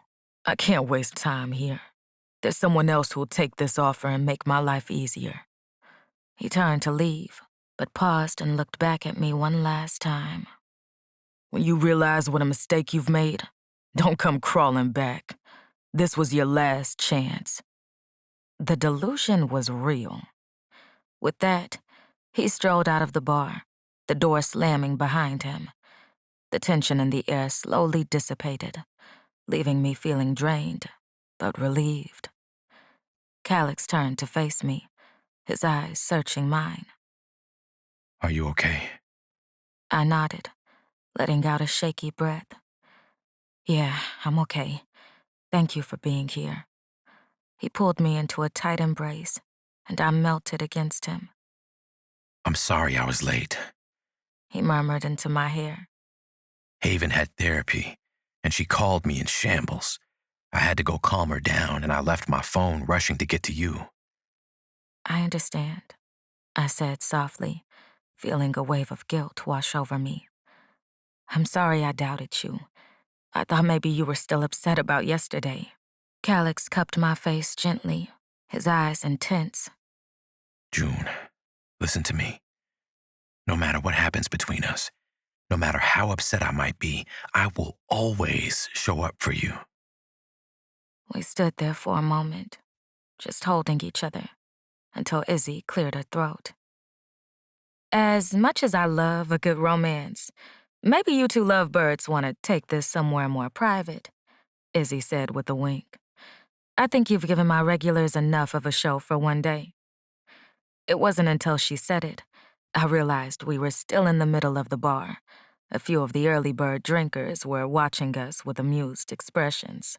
Calix chuckled, his gaze meeting Izzy's. Thanks for keeping an eye on things. Izzy waved her hand dismissively, but I could see the warmth in her eyes. Anytime. That's what friends are for. I'm Izzy, by the way. She pointed the bat at Calix. Your next round is on me, but only if you take good care of our girl. Got it? He gave her a mock salute and walked me to my car and waited until I got inside to speak. Go home. His gaze peered into mine. I'll meet you there after I go back for my phone. Is Haven okay? Calix looked off, something in his eyes he didn't want me to see. She'll be fine, he said, turning back to me. Time heals all wounds, right? He didn't sound like he quite believed that. And honestly, Neither did I. Chapter 20. Calyx. As I drove back to my mom's to retrieve my phone, my mind raced. The relief of seeing June safe, the anger at Silas's audacity, and the lingering worry about Haven all swirled together in a chaotic mix. I couldn't shake the image of Haven's tear-stained face from my mind. Her therapy session had clearly unearthed some deep-seated pain, and it had taken all my willpower to leave her side when she'd finally calmed down. But I knew June needed me too, and I couldn't let her face Silas alone. Pulling into the driveway, I quickly made my way inside and grabbed my phone. Because my mom had taken Haven out to help ease her mind, I was able to leave without lingering for too long. Several missed calls and messages from June lit up my phone screen, making my heart clench with guilt. I should have been there sooner. My phone buzzed with a new message before I could pull away. Jane. Cecil submitted her article. I've reviewed it, but I think you should take a look before we go to print. Something feels off. I frowned, annoyed. Cecil had been given clear instructions on what to include and what to avoid. But I knew not to trust her. Deciding it couldn't wait, I opened the attachment Jane had sent. As I scanned through the article, my frown deepened. On the surface, it seemed to follow our guidelines, a straightforward account of Sirius's death and the details of his private funeral. But there was something in the tone, in the subtle emphasis on certain points, that didn't sit right with me. Cecil had managed to weave in hints about the succession plan without explicitly stating it. To the average reader, it might seem innocuous, but to those in the know, it was a clear message about the power struggle within Copenhagen International. I typed out a quick response to Jane. Good catch. Hold the article. We'll deal with this tomorrow. Set a meeting on the calendar for the three of us, and then go home. Shaking it off to deal with tomorrow, I headed back to June and got there in record time. The second my foot hit the paved driveway, her front door opened, and I met her there. I was worried. She said, stepping back to allow me inside. She exchanged the jeans and form-fitting t-shirt she'd been wearing at Izzy's for a black bodysuit that hugged her curves in all the right places. I perused her frame as I closed the door behind me. Like the first night she'd come to my home, her nipples were hard and poking through the fabric. I couldn't help but lick my lips. But it was the vulnerability in her eyes that truly captivated me. I'm sorry, I said softly, reaching out to cup her face. I should have called or texted as soon as I got my phone back. She leaned into my touch, her eyes searching mine. It's okay. How's Haven? I sighed, running my thumb along her cheekbone. She's struggling. But my mom's with her now. She'll be okay. June nodded, her hand taking hold of mine. She led me into the kitchen. And you? Are you okay? The question hung in the air between us as she turned to face me, her eyes filled with concern. I'm fine, I said automatically, then paused. June deserved more than a reflexive response. Actually, I'm worried. About Haven, about you, about work. June nodded, her thumb tracing soothing circles on the back of my hand. That's a lot to carry, Calyx. You don't have to shoulder it alone. It was like I'd just been saying the same to her, and now the words were being repeated back to me. And they hit me harder than I expected. How long had it been since someone had offered to share my burdens? Since I let them?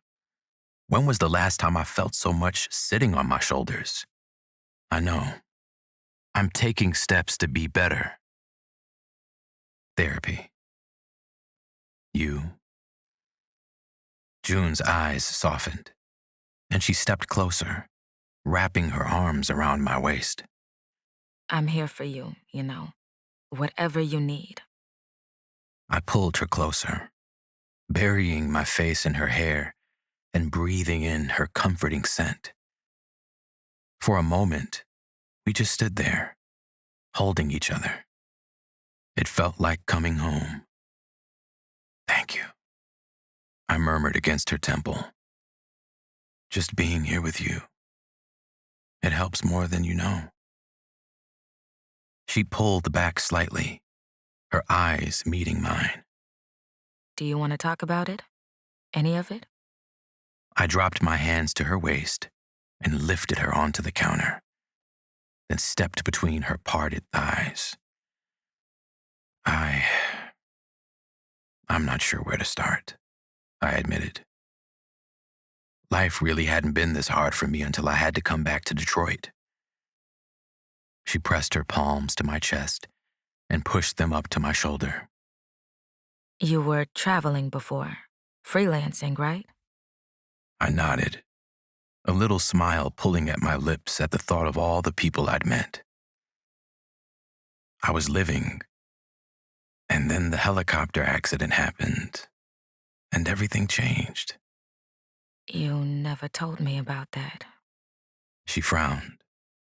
I mean, I know about it because my sisters looked you up, but I didn't like learning it from them. Felt wrong. I licked my lips, not wanting to talk about it at all. They were dead, and that was that. It left 3 families devastated. It left me devastated. They were on vacation and took a scenic helicopter tour. The pilot had a heart attack mid-flight, and I shrugged, my fingers trailing up June's thighs. I'm glad I met you, I murmured, lifting my gaze to meet hers. Glad I went to Izzy's that night. Her eyes searched mine as she gently cupped my face. I'm glad too, Calix.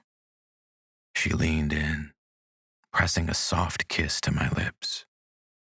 Thank you for sharing that with me. I know it can't be easy to talk about. I was grateful she understood, that she didn't push for more because there wasn't. Tell me what you need. She said softly, looping her fingers around my neck. You were there for me today. Let me be here for you now. Use me, Calix. I looked into June's eyes, seeing the sincerity and warmth there. Her words, my own words echoed back to me, hit something deep inside. What I need, I said slowly, my hands sliding up her thighs, is to forget everything else for a while. To just be here, with you. June's breath hitched as my fingers traced the edge of her bodysuit. I think I can help with that. She whispered, her eyes darkening with desire. I leaned in, capturing her lips in an intense kiss. She responded immediately, her fingers cupping the back of my head as she pulled me closer. The heat between us built rapidly, all the tension and worry of the day fueling our passion. She arched into my touch, a soft moan escaping her lips as I trailed kisses down her neck. My fingers found the zipper of her bodysuit, slowly pulling it down. Elias. She breathed. Bedroom. Now. I didn't need to be told twice. In one swift motion, I lifted her off the counter, her legs wrapping around my waist, As I carried her to the bedroom, June pressed kisses along my jaw. We tumbled onto the bed, a tangle of limbs and half-removed clothing. I paused for a moment, taking in the sight of June beneath me. Her hair splayed out on the pillow, her eyes lowered seductively. "You're beautiful, June Ivory," I murmured as her hands slipped into the back of my shirt. After she helped me shrug it off, I unzipped the rest of her bodysuit and peeled it from her skin. Now bare before me with the day weighing heavy on us, I knew I couldn't take my time like usual. I leaned in closer to June, pressing my lips against hers with a fiery passion. All of my pent-up feelings flooded into the kiss as I quickly pulled off my jeans. June responded just as eagerly, and I reached over to grab a condom from the nightstand drawer. But then I remembered that we weren't at my house. Frustration bubbled up inside of me and I cursed under my breath, pulling away momentarily. "No condom," I said, staring down at her slick pussy lips. She was ready for me. June's eyes met mine, her chest heaving. I'm on birth control, She whispered. if you're comfortable. My heart raced at her words. We'd never been together without protection before. The intimacy of it, the trust it implied, sent a thrill through me. "Are you sure?" I asked, searching her eyes for any hesitation. She nodded, pulling me closer. I'm sure. I want to feel all of you. Fuck me, Elias. With a groan, I positioned myself at her entrance. As I slowly pushed into her, the sensation was overwhelming. The heat, the tightness, how fucking wet she was. It was unlike anything I'd ever experienced. "Fuck," I breathed, burying my face in the crook of her neck as I fully sheathed myself inside her. June's nails dug into my back as she adjusted to my size, a soft gasp escaping her lips. I held still, giving her and me time to acclimate to the sensation of us bare with no condom, even though every fiber of my being screamed to move. "You feel so fucking good," I groaned, forehead pressed to hers, our eyes connected. June rolled her hips, causing us both to moan. Give us both what we want. She breathed. Please, Elias. I didn't need to be told twice. I started with slow, deep thrusts, savoring every one of them. The feel of her walls gripping me, the sound of her breathy moans, the sight of her face twisted in pleasure. It was all intoxicating. She was fucking intoxicating. As our passion built, so did our pace. I gripped her hips, angling them slightly to hit that spot inside her that made her cry out. Elias. June gasped, her back arching off the bed as I hit that sweet spot inside her again and again. Her nails raked down my back, spurring me on. Right there. Don't stop. I kept up the relentless pace, driving into her again and again. "So good," I whispered. "You doing so good at taking this dick, baby." June's legs tightened around my waist, pulling me even deeper, and I found myself moaning deep into her mouth. Harder. She cried. I obliged, pounding into her with a ferocity that surprised even me. With each powerful thrust, her cries of pleasure grew louder, her body trembling beneath me.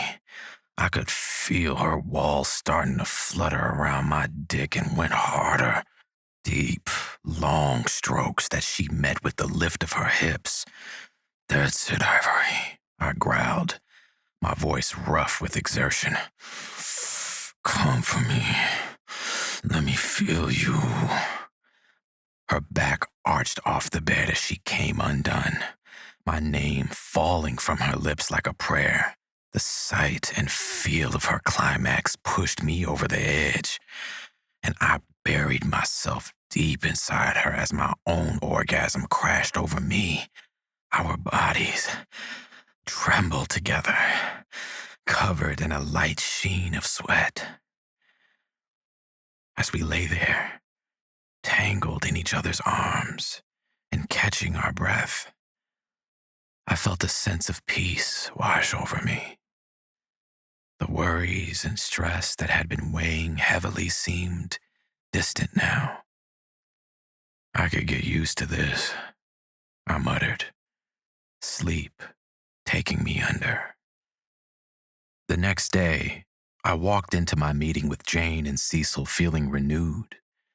The tension in the conference room was unmistakable as I sat across from Cecil and Jane. Cecil's face was a mask of cool professionalism, but I could see the defiance simmering just beneath the surface. Jane, on the other hand, looked tense, her eyes darting between Cecil and me. "I think we all know why we're here," I began, my voice calm but firm. "Cecil, the article you submitted doesn't meet our agreed-upon guidelines." Cecil raised an eyebrow, her voice carefully neutral. "I followed the brief to the letter, Calix. I reported on Sirius's death and the funeral arrangements. Nothing more." I leaned forward, my eyes locked on hers. On the surface, perhaps, but the subtext, the implications, they're clear to anyone who knows what to look for. Cecil's mask slipped for a moment, a flash of irritation crossing her face before she schooled her features once more. "I'm not sure what you mean," she said, her voice dripping with false innocence. "I simply reported the facts as I understood them." I shook my head, feeling my patience wearing thin. "Let's not play games, Cecil. You and I both know what you were trying to do with those subtle hints about the succession plan." Cecil's eyes narrowed slightly. "I was hired to report the truth, Calix. Isn't that what the Morning Chronicle is all about? Or does that only apply when it's convenient for you?" Jane shifted uncomfortably in her seat, clearly sensing the rising tension. "Perhaps we could discuss how to revise the article to better align with our guidelines," she suggested, trying to mediate. I held up a hand, silencing her. My eyes remained fixed on Cecil. "What do you want from being a journalist?" I asked. "No." I shook my head. "What do you want as the daughter of the man she's reporting on? The daughter he never claimed until death?" Cecil's eyes widened slightly, caught off guard by my direct question. For a moment, her carefully constructed facade cracked, revealing a glimpse of the hurt and anger beneath. "What I want," she said slowly, her voice tight with emotion, "is the truth. The whole truth. Not just the sanitized version that family wants to present to the public." I leaned back in my chair, studying her. "And you think hinting at the succession plan in your article is the way to get that truth?" Cecil's jaw clenched. "It's a start. People deserve to know what's really going on behind the scenes at Copenhagen International." I didn't disagree with her there. Had it not been for Cecil, June wouldn't have had one up on Silas when they met. But there was always more to the story, and she was too connected to said story. even if it means potentially destabilizing the company, causing chaos for the employees who depend on their jobs? I challenged. She faltered for a moment, then lifted her chin defiantly. Sometimes the truth is messy, but it's still the truth. I studied Cecil for a long moment, considering her words. There was truth in what she said, but also danger and personal vendetta, which had no place in objective journalism. You're right that the truth can be messy, I conceded, but it's our job as journalists to present that truth responsibly, without bias or personal agenda. Cecil opened her mouth to protest, but I held up a hand to stop her.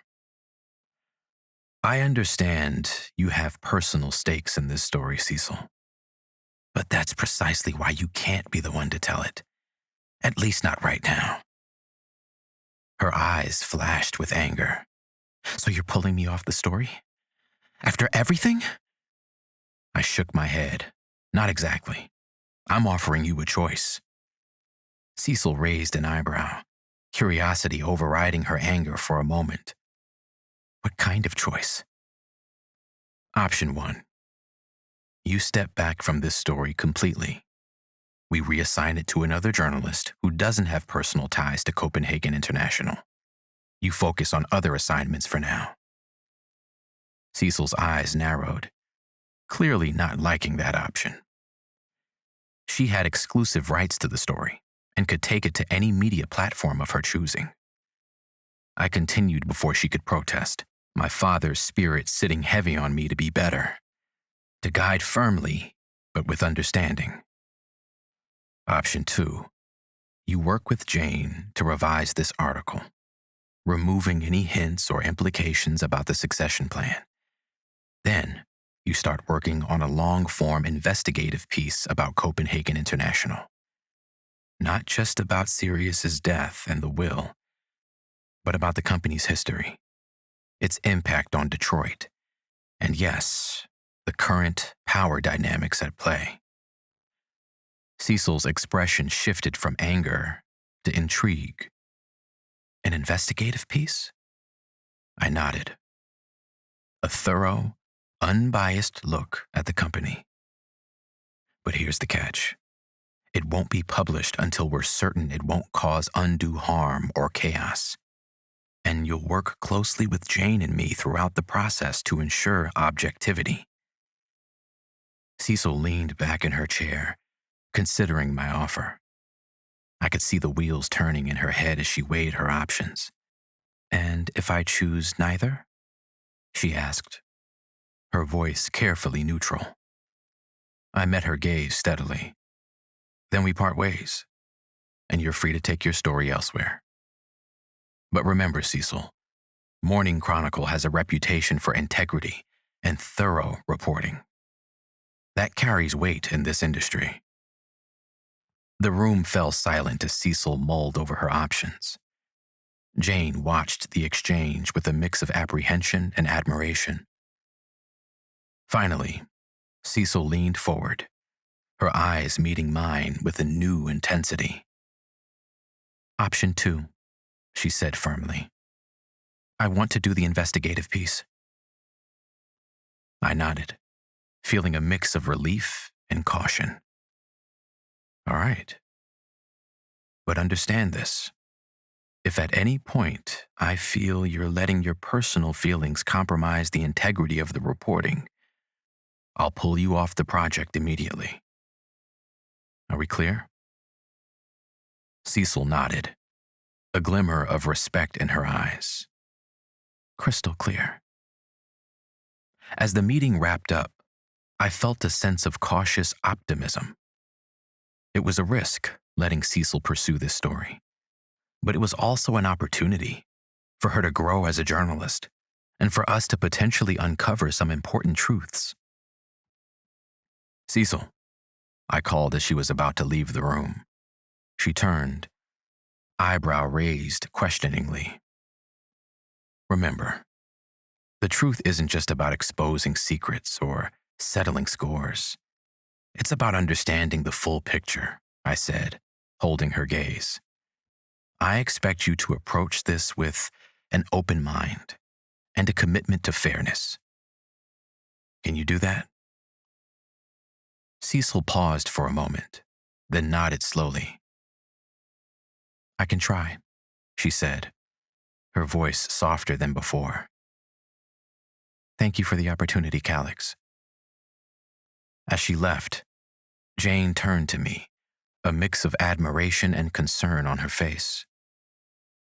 That was impressive, she said. But are you sure about this? Giving her that much leeway could backfire. I sighed, running a hand over my face. It's a risk, I know.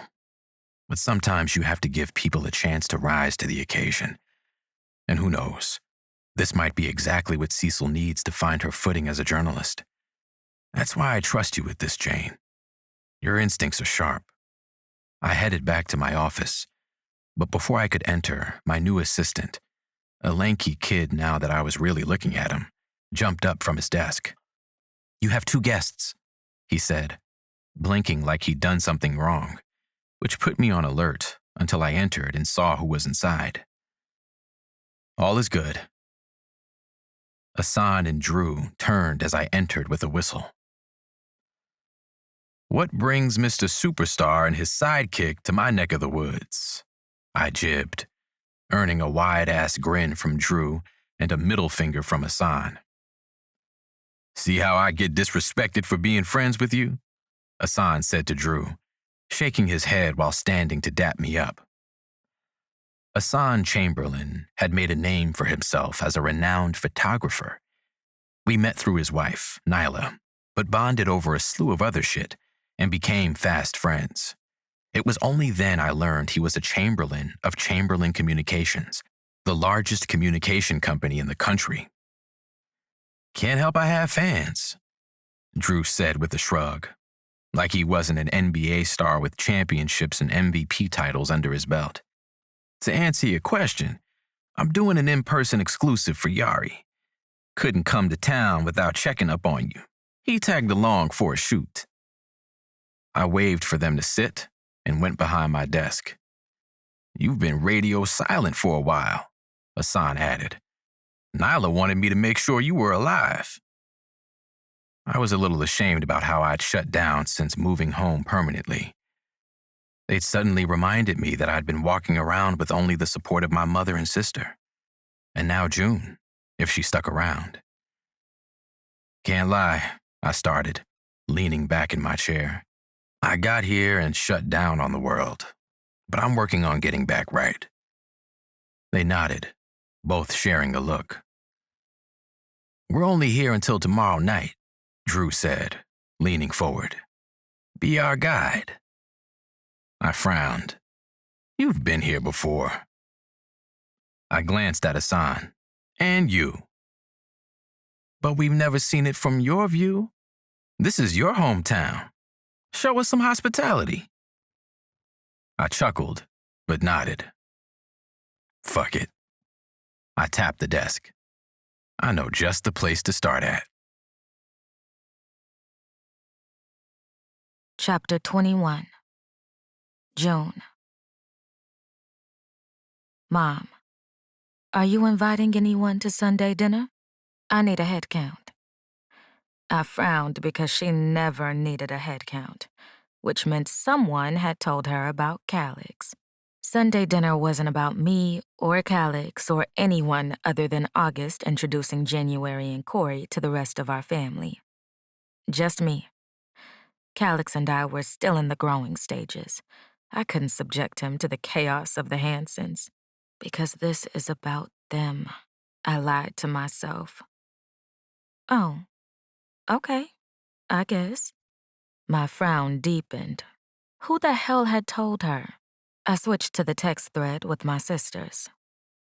Who told Mom about Calix? July, left chat. September, added July to chat. September, don't run now. I told you that lady was going to give you away.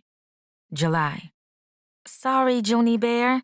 It wasn't on purpose. She asked about that other man and if she needed to go to jail, and I didn't want her doing something reckless. So I told her you were good, and she saw right through me. I sighed and set my phone down. There wasn't much you could get past our parents, but especially our mom. Would Calix even want to come? Was I ready for that? Was he? A knock at my office door gave me a reason to ignore it altogether. "Come in," I called, slipping my phone into the top desk drawer as the door opened, and Calix entered. I jumped up, shocked but happy to see him. He wore a lazy smile on his face that put my heart at ease. I hated that lately it had been so tense, that life had been so tense. "What are you doing here?" I asked, settling into his embrace. He smiled, closing the door behind him.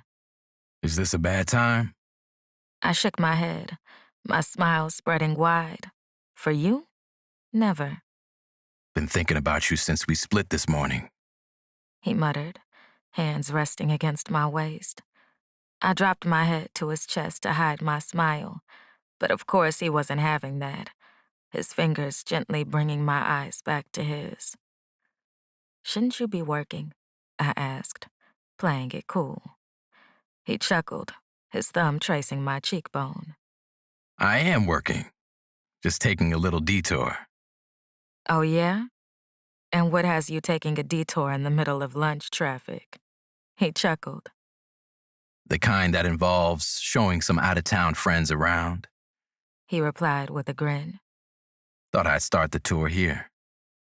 My curiosity piqued. "Friends? And you brought them here?" Calix never talked about friends, and I assumed his weren't in the city. I guess I'd been right. Yeah. His voice had dropped slightly. Want to meet them? It's cool if you don't. I hesitated for a moment, caught off guard by the sudden invitation. Meeting Calix's friends felt like a big step, one I wasn't sure I was ready for, but the hopeful look in his eyes made my heart melt. And it wasn't like he hadn't met some of my family, even though it had been for business. "Sure," I said, trying to sound casual despite the butterflies in my stomach. "I'd love to meet them." He nodded, and I could sense that he sensed my apprehension. What the fuck was wrong with me? Why couldn't I just let go and let this man love me like he wanted? I let him inside of my body, and I wanted to let him in my heart. But it was like pulling teeth. And in true Calix fashion, he didn't call me out on it. Instead, he opened the door and waited for me to walk ahead of him to the tasting room. I took a measured step in that direction, grateful we were on my territory. As we walked into the tasting room, I felt my nerves kick into overdrive. 2 men were standing near the bar, one with his back to us while he took pictures, and the other posing with 3 people. "Holy shit," I whispered, my eyes widening. "Is that Drew Jones?" Calix chuckled, his hand resting gently on the small of my back. The one and only.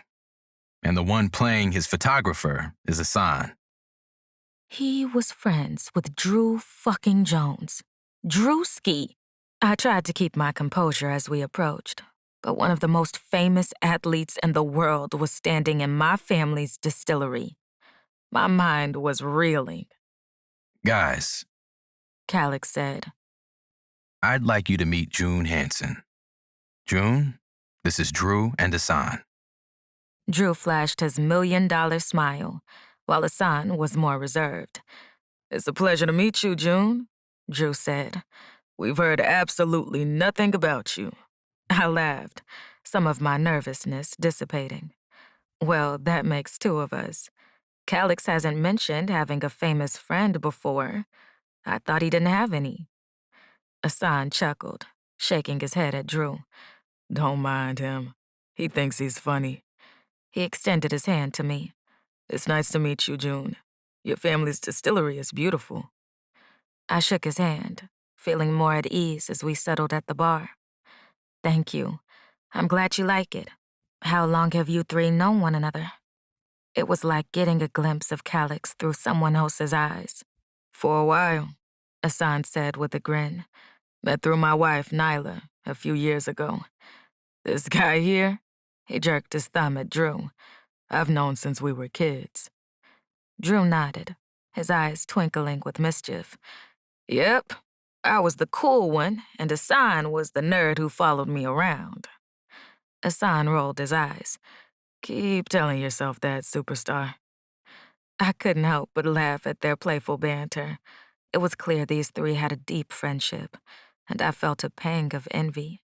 I wondered what Calix was like with them, when he could truly relax and be himself. So what brings you to Detroit? I asked, genuinely curious. I'm doing an interview with Yari Logan Stevens. Part of me wanted to fangirl just a little, but I kept it cool. August and Landon liked watching her segment on ESPN. She wasn't biased and knew her sports. And because she was married to their favorite, now retired NFL Hall of Famer, Montana Stevens, I had grown to like her too. I have a shoot with an artist I can't name tomorrow, Hassan said. We couldn't show up to Calix's neck of the woods and not check on him. I nodded, feeling a mix of emotions. On one hand, I was touched that Calix wanted to introduce me to his friends. On the other, I couldn't help but feel a twinge of insecurity. These were clearly important people in his life, and I was just me. Calix must have sensed my unease because he gently placed his hand on my lower back, grounding me. June's been my anchor since I met her, he said, his voice warm. I don't know what I would do without her. I felt a rush of affection at his words, along with a hint of surprise. I hadn't realized how much I meant to him, even though he'd been trying his hardest to show me. Drew raised an eyebrow, a knowing smile playing on his lips. Oh, really? Sounds like there's a story there. Nothing too exciting. Just two people finding each other at the right time. Hassan nodded, his eyes thoughtful. Sometimes that's all it takes. The right person at the right moment. There was a depth to his words that made me wonder about his own story. I made a mental note to ask Calix about it later. Drew's phone rang, and he pulled it from his pocket, his smile widening almost immediately as he quickly answered. You know I love seeing the twins' faces, but show me yours first next time, Dove, he said, and melodic laughter fell from the phone's speaker as he walked away to talk to his wife. Little fun fact, but they're married to sisters, Calix said, waving to Hassan and the spot Drew had been in. Hassan glanced over with a smile. It's true. I guess we were always meant to be brothers. It wasn't long before Drew returned and we continued with our conversation. I offered them a tour and a sample of Hanson Black, though both opted not to drink since the next day would be long for them both. After a couple of hours of getting to know them and more about Calix, they both prepared to leave.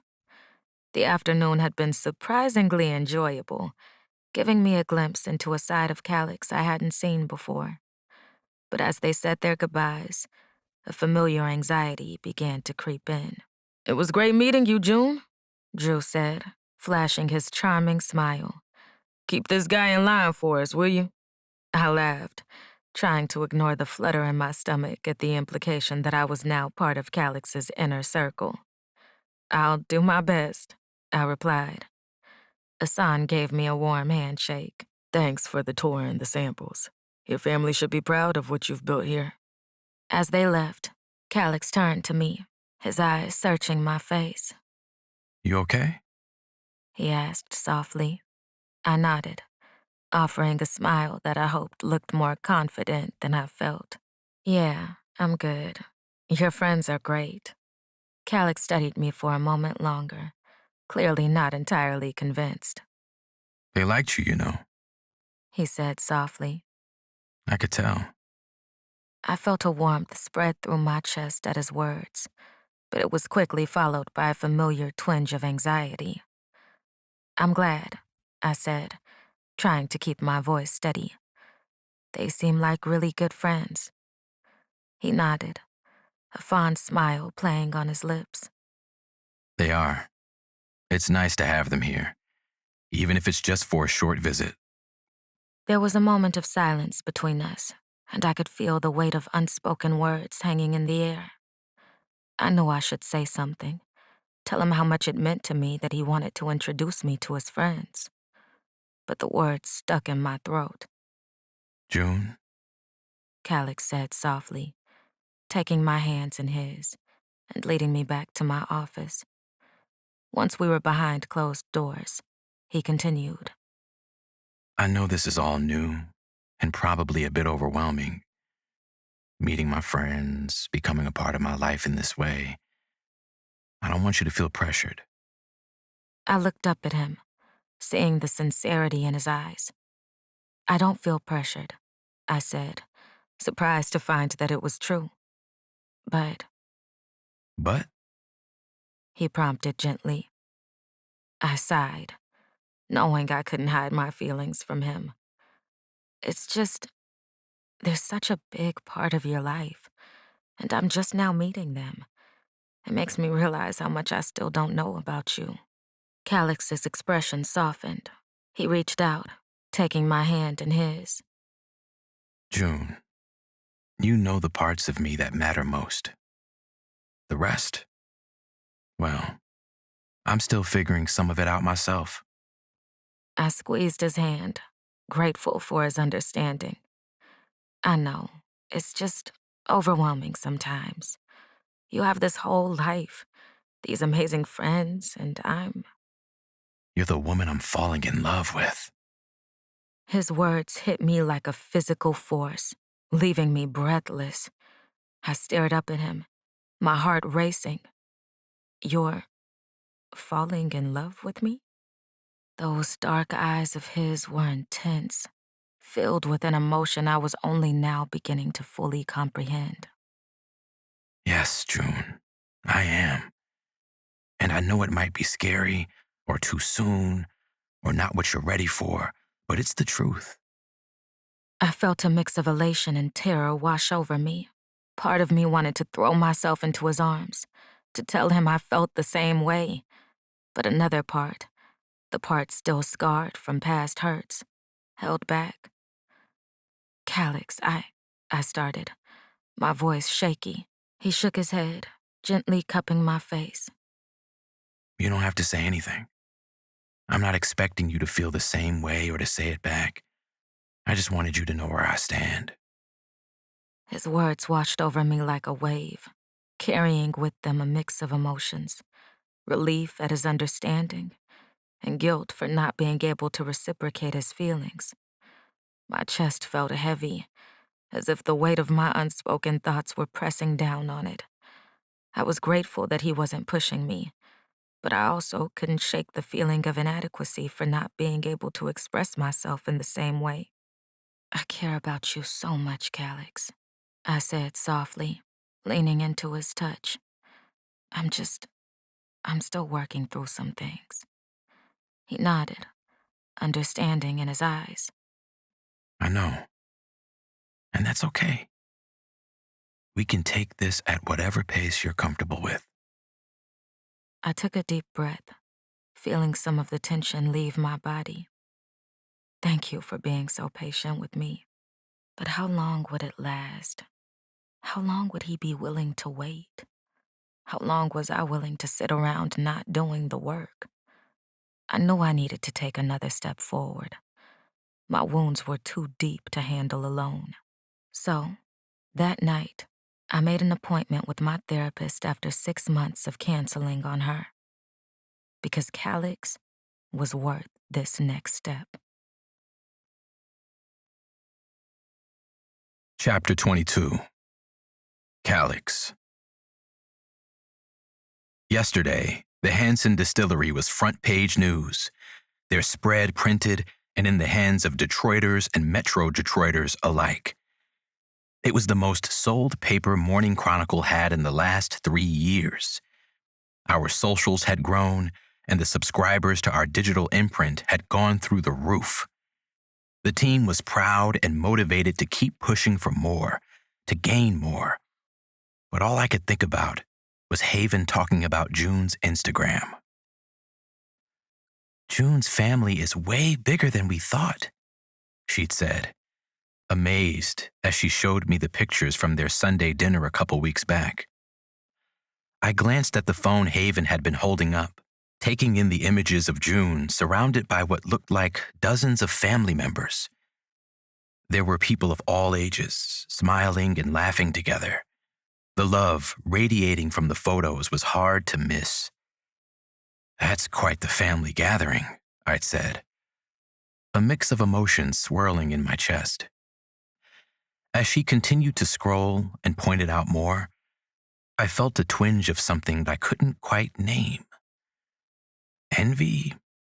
Longing? Whatever it was, it left an ache in my chest. She'd looked so happy, content, less conflicted, unlike when she was with me. I stared at the framed photo on my desk, the one of Haven, my mom and me from earlier in the year. It wasn't the happiest of moments, but we made it work for us. I couldn't help but feel the stark contrast between our small family and the vibrant, expansive clan June belonged to. "The fuck is wrong with you, Calix?" A knock at my office door pulled me from my thoughts. "Come in," I called, trying to shake off the melancholy that had settled over me. I was surprised to see June enter. We hadn't seen one another since I introduced her to Hassan and Drew. She seemed to be fighting with my confession, and after, I felt like maybe she needed some space to figure out what she wanted without pressure. We talked and texted, but she hadn't asked to see me either, which led me to believe she needed the space I decided to give. June walked into my office, a hesitant smile on her face. "Hey." She said softly, dressed in sweats and an oversized hoodie with her curls out and spiraling every which way from her head. "Sorry for not calling first, but do you have a minute?" She was so fucking beautiful to me. I stood and nodded to the sofa, meeting her there. "What's on your mind? Everything okay?" She turned in to face me, pulling her legs to her chest like always. "Yeah. A smile pulled at her lips. My family wanted me to thank you for that beautiful spread you guys did on us." Oh. Why was I disappointed that's what she wanted to talk about? Not about us or how we've been skirting around one another for a few too many days. I forced a smile, trying to hide my disappointment. "I'm glad they liked it. The team did a great job putting it all together." June nodded, her eyes searching my face. They really did. But that's not the only reason I'm here. I felt a flicker of hope in my chest. "Oh?" She took a deep breath, as if steeling herself for something. I wanted to talk to you about what you said the other day, about falling in love with me. My heart rate picked up, but I kept my expression neutral. "Okay, I'm listening." June fidgeted with the sleeve of her hoodie, her eyes darting around before settling back to me. I've been doing a lot of thinking since then, about us, about my past, about what I want for my future. I nodded, encouraging her to continue. I care about you so much, Calix. June said softly, her eyes meeting mine with an intensity that made my heart race faster. And I think I might be falling in love with you too. I could sense there was more she needed to say. I reached out, gently taking her hand in mine. But she squeezed my hand, a mix of emotions playing across her face. But I'm scared. I'm scared of how much I feel for you, of how quickly this has all happened. And I'm scared of getting hurt again. I nodded, understanding all too well the fear she was describing. I get it, June. Believe me, I do. Opening yourself up to someone after being hurt, it's not easy. Her eyes welled up with tears, but she blinked them back. I started seeing a therapist again. She said softly, I realized I needed to work through some things if I want to be able to fully open myself up to you, to us. "Do you know how proud I am of you, baby? For taking that step on your own?" I appreciated the smile she wore. It's not easy, but I want to be better for myself and for us. I squeezed her hand gently. "I'm here for you, every step of the way. Whatever you need." June took a deep breath, her eyes meeting mine with renewed determination. I need you to be patient with me. I know I've been sending mixed signals, and I'm sorry for that. I'm trying to figure out how to balance my feelings for you with my fears and insecurities. I nodded, understanding her struggle. "I can be patient, June. I care about you too much to rush this or push you before you're ready." She smiled softly, relief evident in her eyes. Thank you. That means more to me than you know. We sat in comfortable silence for a moment, just holding hands and being present with each other. Then June spoke again, her voice quiet but steady. There's something else I wanted to ask you. She said, a hint of nervousness in her tone. "What is it?" I prompted gently. She took a deep breath, steeling herself. My family. They want to meet you. Properly, I mean, not just in a business capacity. It's like she'd known I was stewing in my feelings about her social media posts. "Your family wants to meet me?" She nodded. Yeah, they've been asking about you, especially after seeing the article. My mom has been not so subtly hinting that she wants to invite you to Sunday dinner. I couldn't help but chuckle at that. Your mom sounds like quite the character. Oh, you have no idea. June laughed, some of the tension leaving her shoulders. But I understand if it's too soon, or if you're not comfortable with it. I know meeting the family is a big step. I knew my answer, but still considered her words carefully, watching the mix of hope and vulnerability dance in her eyes. "I'd love to meet your family, baby," I said softly. "If you're ready for that, then so am I." The smile that lit up her face was breathtaking. Really? You're sure? I nodded, feeling a warmth spread through my chest at her joy. "Absolutely. Your family is important to you, which means they're important to me too." June launched herself into my arms, nearly knocking me back on the couch. I laughed, wrapping my arms around her and holding her close. Thank you. She whispered against my neck. This means so much to me. This was a big step for us, but it felt right. June was letting me into her world when I thought she'd eventually push me away. I was honored to be chosen instead. Relieved. I was relieved. Part 4. The Final Act. I trusted him with my mind, body, and soul. June Hanson. Chapter 23. June. Every Wednesday for the last month, I went to therapy. Sometimes in person, but mostly virtually. I checked my watch and flipped open my laptop while munching on a piece of jelly toast, ready for today's session.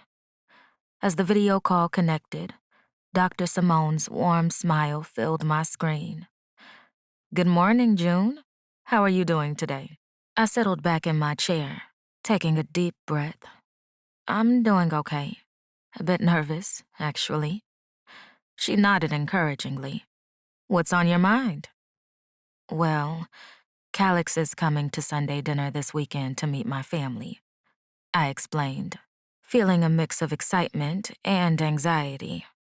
It's a big step. It certainly is. How are you feeling about it? I paused, trying to sort through my jumbled emotions. Excited, but also terrified.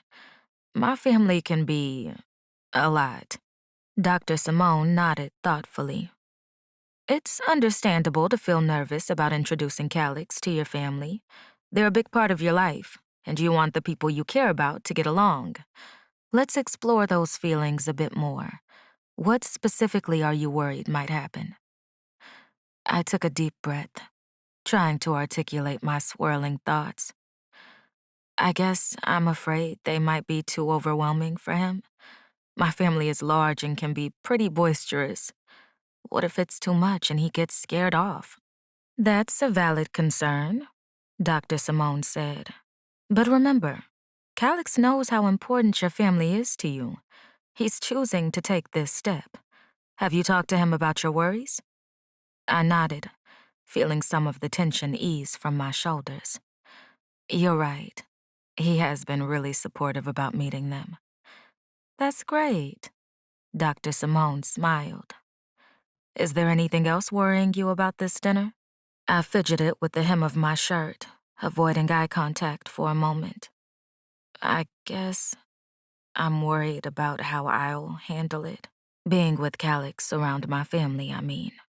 What if old insecurities creep up? What if I start pulling away again? After I'd met his friends, I noticed that he'd been giving me the space to come to him on my own. Even though I knew he was giving me a chance to choose him without hesitation or pressure, I used that to pull away a little. But after seeing August and Corey take on Sunday dinner the way they had, I knew I'd made a mistake. That I wanted to take on dinner with Calix, too. You've been doing the work, she said firmly.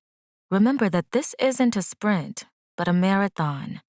Take everything as it comes, and when you're feeling like you can't handle something, it's okay to take a breather and center your mind.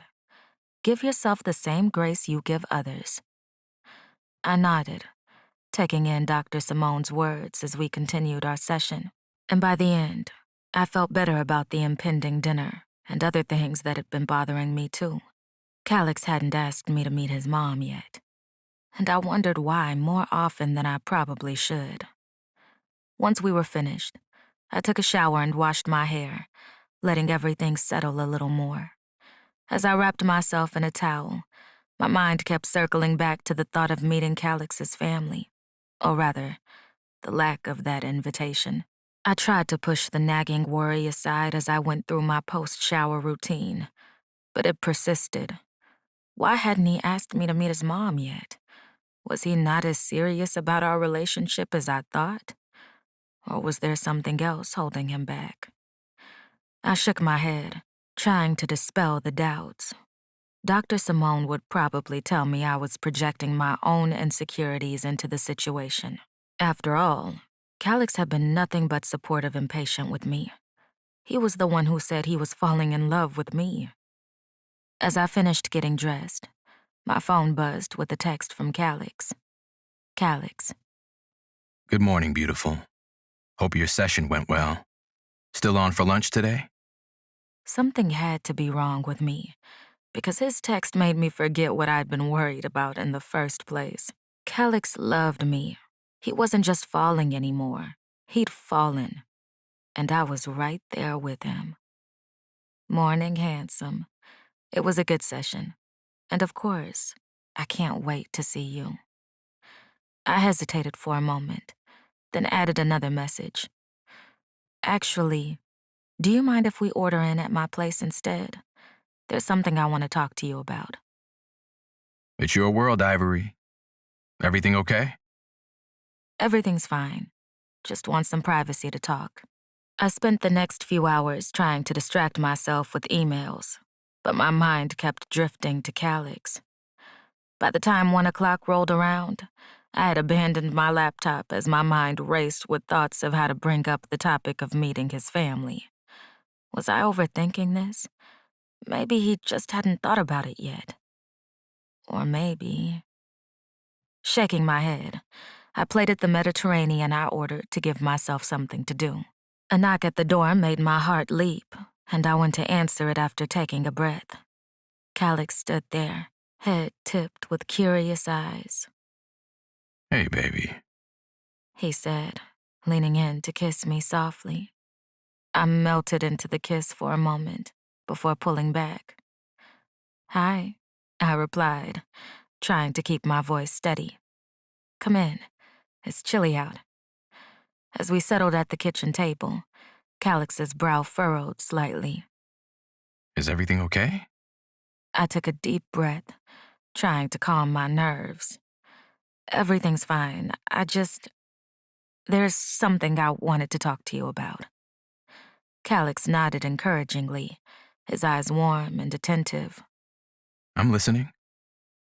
I fidgeted with my fork for a moment before meeting his gaze. Well, you know how you're meeting my family this weekend? He nodded again, a small smile playing on his lips. I'm looking forward to it. Right, and I'm really excited for you to meet them too, I said quickly. But it got me thinking. You haven't asked me to meet your mom yet. His expression shifted, a mix of surprise and something else I couldn't quite read flashing across his face. Oh, He said softly. I rushed to continue, suddenly feeling self-conscious. It's okay if you're not ready for that, I quickly added, not wanting him to feel pressured. I guess I was wondering why. Calix was quiet for a moment, his brow furrowed. He took a deep breath, his eyes meeting mine with an intensity that made my heart race. June, I'm sorry. I didn't realize. I should have asked you to meet my mom sooner. I shook my head, feeling guilty for bringing it up. No, it's okay. I don't want you to feel pressured, It's not that. he interrupted gently. He reached across the table, taking my hand in his. The truth is, I've been wanting to introduce you to my mom for a while now. I guess I was worried. Worried? I echoed, confused. About what? Calix sighed, his thumb tracing circles on the back of my hand. My family situation is complicated. It's just my mom, Haven, and me. And Haven, she's been going through a lot lately. I didn't want to overwhelm you or make you feel like you had to take on all of that. Oh, Calix, I said softly. You don't have to protect me from that. I want to know all parts of your life, even the complicated ones. He gave me a small, grateful smile. I know. I should have given you more credit. It's just, my family is small and we've been through a lot. I guess I was afraid of how that might compare to your big, vibrant family. I squeezed his hand, my heart aching for him. Calix, the size of your family doesn't matter to me. What matters is how much they mean to you. I want to cherish the people you cherish. Feeling a rush of relief, an idea began to form. How about this? I went on, trading my chair for his lap. You can invite your mom and Haven for dinner too. You want to invite them to your family's dinner? I nodded. Why not? It would take some of the pressure off both of us, and it would give our families a chance to meet each other. Because I want us to work. Because I love you. He looked thoughtful for a moment. Then a slow smile spread across his face. That's actually a really great idea. You sure your family won't mind? I laughed softly. Are you kidding? My mom would be thrilled to have more people to feed. And my siblings will probably be grateful for the distraction. Calix pulled me closer, pressing a soft kiss to my forehead. You're amazing. You know that? I just want you to feel as comfortable with my family as I hope to feel with yours. Because I love you. Chapter 24. Calyx. Are you ready? I asked June, my voice a little rough. We were sitting in my car at the cemetery, the place where memories of my father carved themselves into stone. It was a bittersweet day. We were introducing one another to not only our living family, but the one that had passed on too. I was fucked up about not being able to see my dad's face when I told him I met the love of my life, and she was the sweetest soul. June nodded, her hand gripping mine tightly. I'm here with you. She said, her voice steady, but I could feel the faint tremor in her fingers. We walked together, the grass slightly damp from this morning's rain. As we reached the gray headstones, still new compared to the others surrounding them, I gripped her hand tighter. The last time I came, it'd been with Haven, and I admittedly held back in her presence. But today, I had no plans of doing that. Sup, Pop? I laid the red chrysanthemums with white daffodils June added in front of his headstone. It's been a little while. I started, awkwardness making my throat tight. Not long, but long enough. I brought someone for you to meet. I paused, glancing at June, who stood beside me with unshed tears in her eyes. June, this is my dad, Calvin, and my stepmom, Haley. I gestured toward each gravestone as I spoke their names. Dad, Haley, this is June Hanson, my future wife. I'll save the details on how we met, but I have a feeling you might know. The unshed tears fell as she chuckled in horror, and I reached over to wipe them away. Hello. June said softly, her voice filled with respect. It's nice to finally meet you. I'm sorry it has to be like this, but rest assured I'll take good care of Calyx and Haven. She looked at each stone in turn, addressing both my father and stepmother directly. They mean the world to me. Her words were a balm to my soul, soothing a part of me I didn't realize was still raw with loss. I watched her, the woman who was brave enough to speak to the departed as if they were standing right there with us. Fuck. I loved her. June wants to be a part of our family, Dad, and I want her to be too, I confessed, feeling like a teenager all over again under his silent gaze. As we stood side by side in the quiet company of my past, I knew that June and I were ready to forge a new path together, one filled with love, understanding, and the shared commitment to care for each other and for Haven, who needed us now more than ever. Thank you, baby, I murmured, pulling her into me. For being here, for being you, and for taking care of a future that suddenly looks a lot brighter. No, thank you, Calyx. She murmured back. This goes both ways. I want you to meet my grandparents.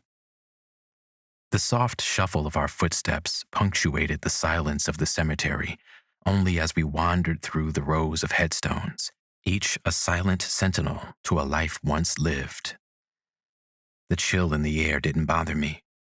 I was warmed by June's presence at my side. Another reminder that I was in love with her. Over here. She said softly, veering off the gravel path and onto the neatly trimmed grass. We stopped before a pair of headstones that were simpler than some of the grand monuments around us, but no less significant. Gramps, Gramps. She began, her voice steady but infused with an undercurrent of emotion. Last time I was here, I lied about being okay.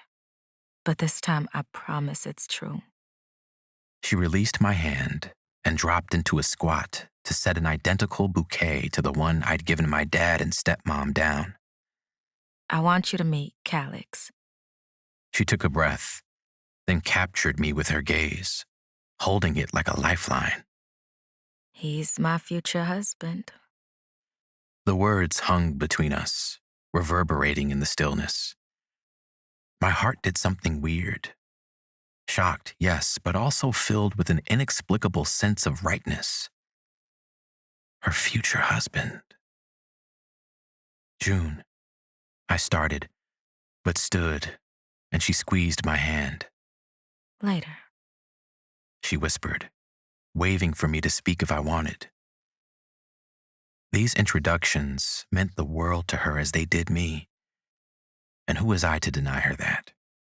To deny myself of this precious next step we were taking? Your granddaughter has made me the happiest man alive. I spoke to the stones, hoping that somewhere, somehow, they could hear me. And I swear to you, I will cherish her every day of my life. She's safe here and always will be. Later that afternoon, with the weight of promises made lingering on us, I led June up the path to my mother's front door. "Ma!" I yelled as we entered, the warmth of the house wrapping around us like an embrace. She appeared from the kitchen, wiping her hands on a dish towel, smile as bright as she looked from me to June, who had stepped forward.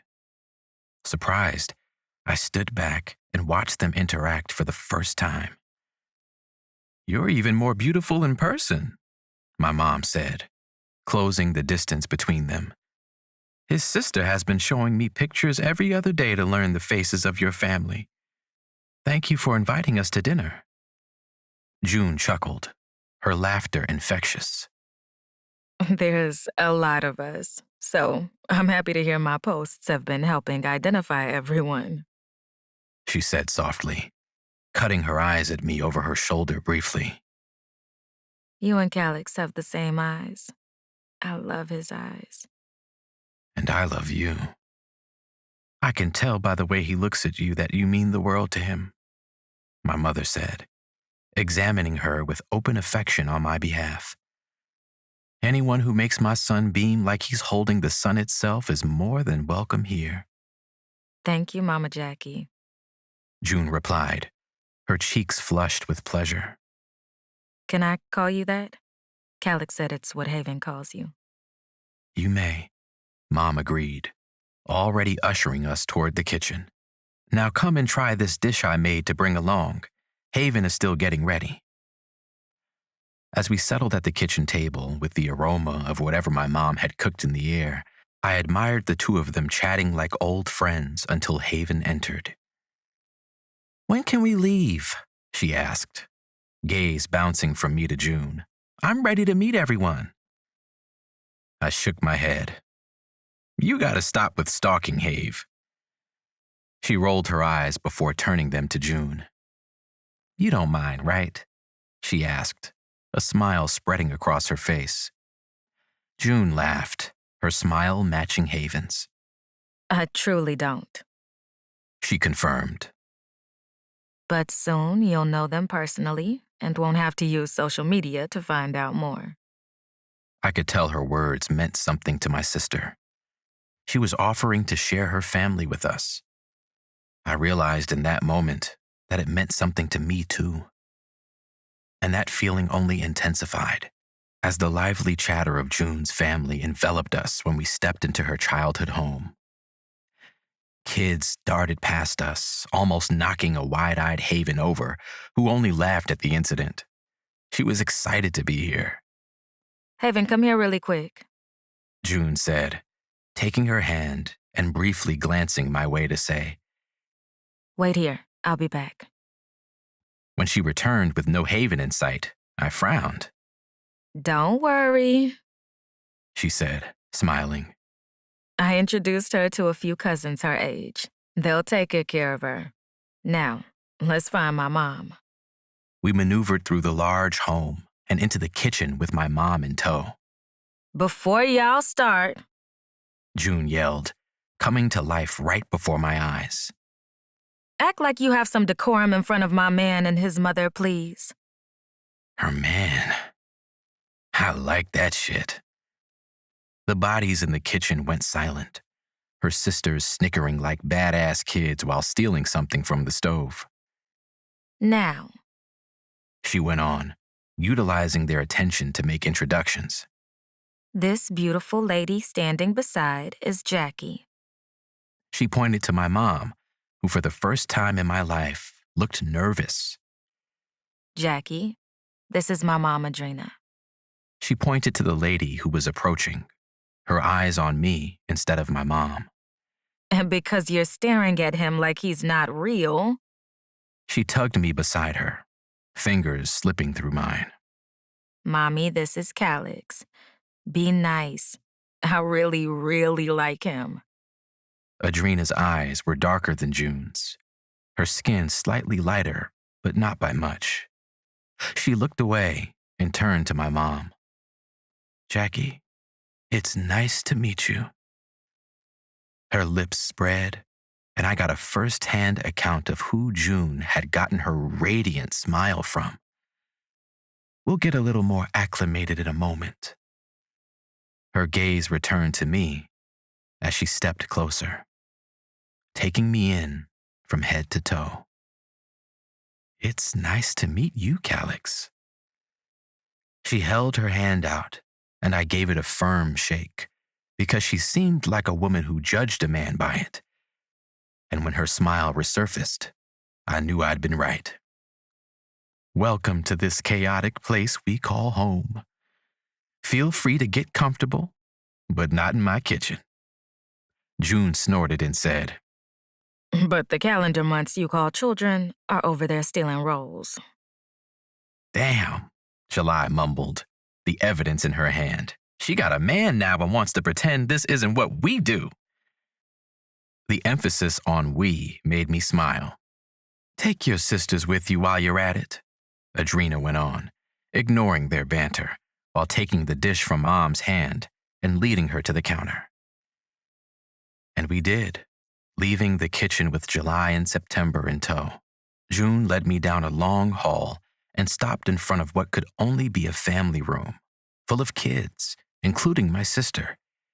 Haven sat cross-legged on the floor, a game controller in her hand with Mario Kart going on the flat screen. For your peace of mind. June murmured, slipping her arm through mine before tugging me along. Come on. Everything transpired faster than my brain could process. I barely remembered half the introductions and made a mental note to stalk her Instagram like Haven. She might have been onto something with that. Eventually, I got to officially meet her brother. Not as Calix, the editor-in-chief, but Calix, the man dating his sister. We stood outside after he got his daughter and very pregnant wife settled, just the two of us. I'm overly protective of the women in my life, he said, glancing at me, but especially my sisters. I nodded. I know something about it. He seemed to say more with his eyes than his mouth. As long as you treat my sister with respect and she doesn't become a shell of herself like before. I watched a flicker of anger flash before it vanished like it'd never been there. Then we'll be good. Silas never received this warm welcome from the family. That means something. I meant something, it sounded like he was saying. She means everything to me. He nodded. I can tell, or else you wouldn't subject yourself to that kind of chaos. He tipped his head to the front door. But they mean well, and once you're in, you're ours. Not theirs, ours. I wasn't sure how else to explain the feeling I got, but it was nice nonetheless. The front door opened, and their dad stepped out, tossing August a look that had him turning to leave, but not before tossing a smirk in my direction. Was that a warning? I got one question for you. The man June had introduced as dad and nothing else, not like she'd done with her mother. I have an answer for you, I said, looking him dead in the eyes he'd given his daughter. Do you love my daughter?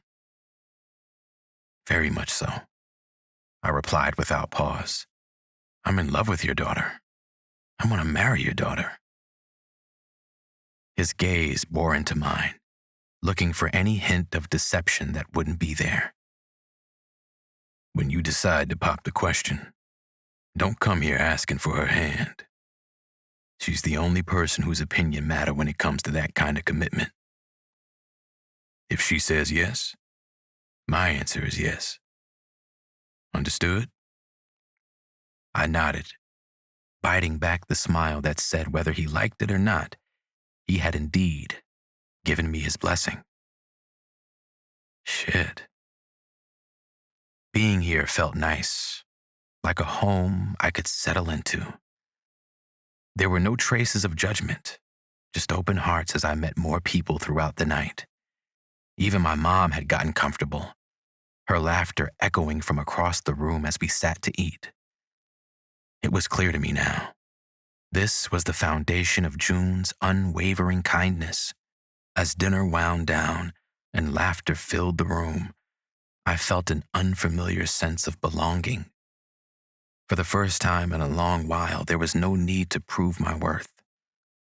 I was simply enough. Hours later, back at my place, June nestled on the couch, her legs draped over my lap. I took her foot in my hands, kneading the arch gently. She sighed contentedly, her eyelids fluttering. That feels amazing, She murmured, a smile playing on her lips. Anything for you? I pressed a little firmer, eliciting another moan from her, an intoxicating reaction I found myself drawn to, needing to hear more of it. Bringing June's foot to my mouth, I replaced my fingers with my lips, and the sound that escaped her was a siren's call that ignited a fire within me. Elias. I sucked on her toes, something I never thought I'd do but really fucking enjoyed because it was her. The weight of her gaze spurred me on, and I ran my tongue along the delicate arch of her foot, savoring the shiver that coursed through her body. With each gentle suck, a silent understanding passed between us. This was more than a fleeting moment of pleasure. It was an affirmation of our connection, one that spiraled beyond the physical realm. June, I breathed out. The air between us crackled, every touch a spark igniting into a burst of flames. We were adrift in our own world, where time slowed and the rhythm of our hearts synchronized in a dance as old as time itself. I released her foot, only to find her pulling me closer, her hands tugging against the fabric of my shirt. Our lips met in a collision of passion, a perfect chaos that drowned out everything but the sound of our mingled breaths. My hands roamed over her, mapping the landscape of her body with a reverence reserved for something sacred. Tonight, words were unnecessary. The language of our bodies spoke volumes as we tumbled together, lost in the ebb and flow of a love that promised to withstand the tides of any storm. And as we crossed into the tempest of our embrace, I knew with unwavering certainty that no matter what lay ahead, this, us, was where I belonged. Chapter 25. June. I love you, June Ivory Hanson. What a perfect dream. I thought, as I tugged the comforter closer to my body, not wanting to wake up from it. I love you too, Calix Elias Moore, I whispered, my heart full. I really do, with all my heart. Yeah. His fingers caressed my face and I hummed. Tell me again. Calix's deep voice commanded. It sounded so real, like he was really speaking his love for me aloud. And I wanted to reciprocate. Because, finally, I'm in love with you. I curled into the warm embrace enveloping me. Wake up and tell me to my face, Ivory. My eyes fluttered open, heart racing as I realized this wasn't a dream. Calix was really here, holding me in his arms, his dark eyes gazing at me with such intensity, it took my breath away. I love you, I whispered, my voice thick with emotion. I'm in love with you, Calix Elias Moore. His face broke into a radiant smile, joy lighting up his features. Say it again. He murmured, his fingers tracing my cheek. I laughed softly, feeling lighter than I had in years. I love you. I love you. I love you. Each declaration was punctuated with a soft kiss. Calix pulled me closer, his forehead resting against mine. I love you too, June Ivory Hanson. More than I ever thought possible. He settled between my thighs, and I was reminded of the night we had, the intense love-making that told me he loved me before he declared it this morning. I wrapped my legs around his waist, pulling him closer as our lips met in a passionate kiss. The weight of his body on mine felt perfect, like we were two pieces of a puzzle finally fitting together. Show me, I breathed against his lips. Show me how much you love me. With pleasure. He murmured, gaze darkening. His hands roamed my body, his touch igniting sparks of pleasure everywhere he caressed. I arched into him, desperate for more contact. Our kisses grew more heated, tongues dancing as we poured all of our pent-up emotions into each touch.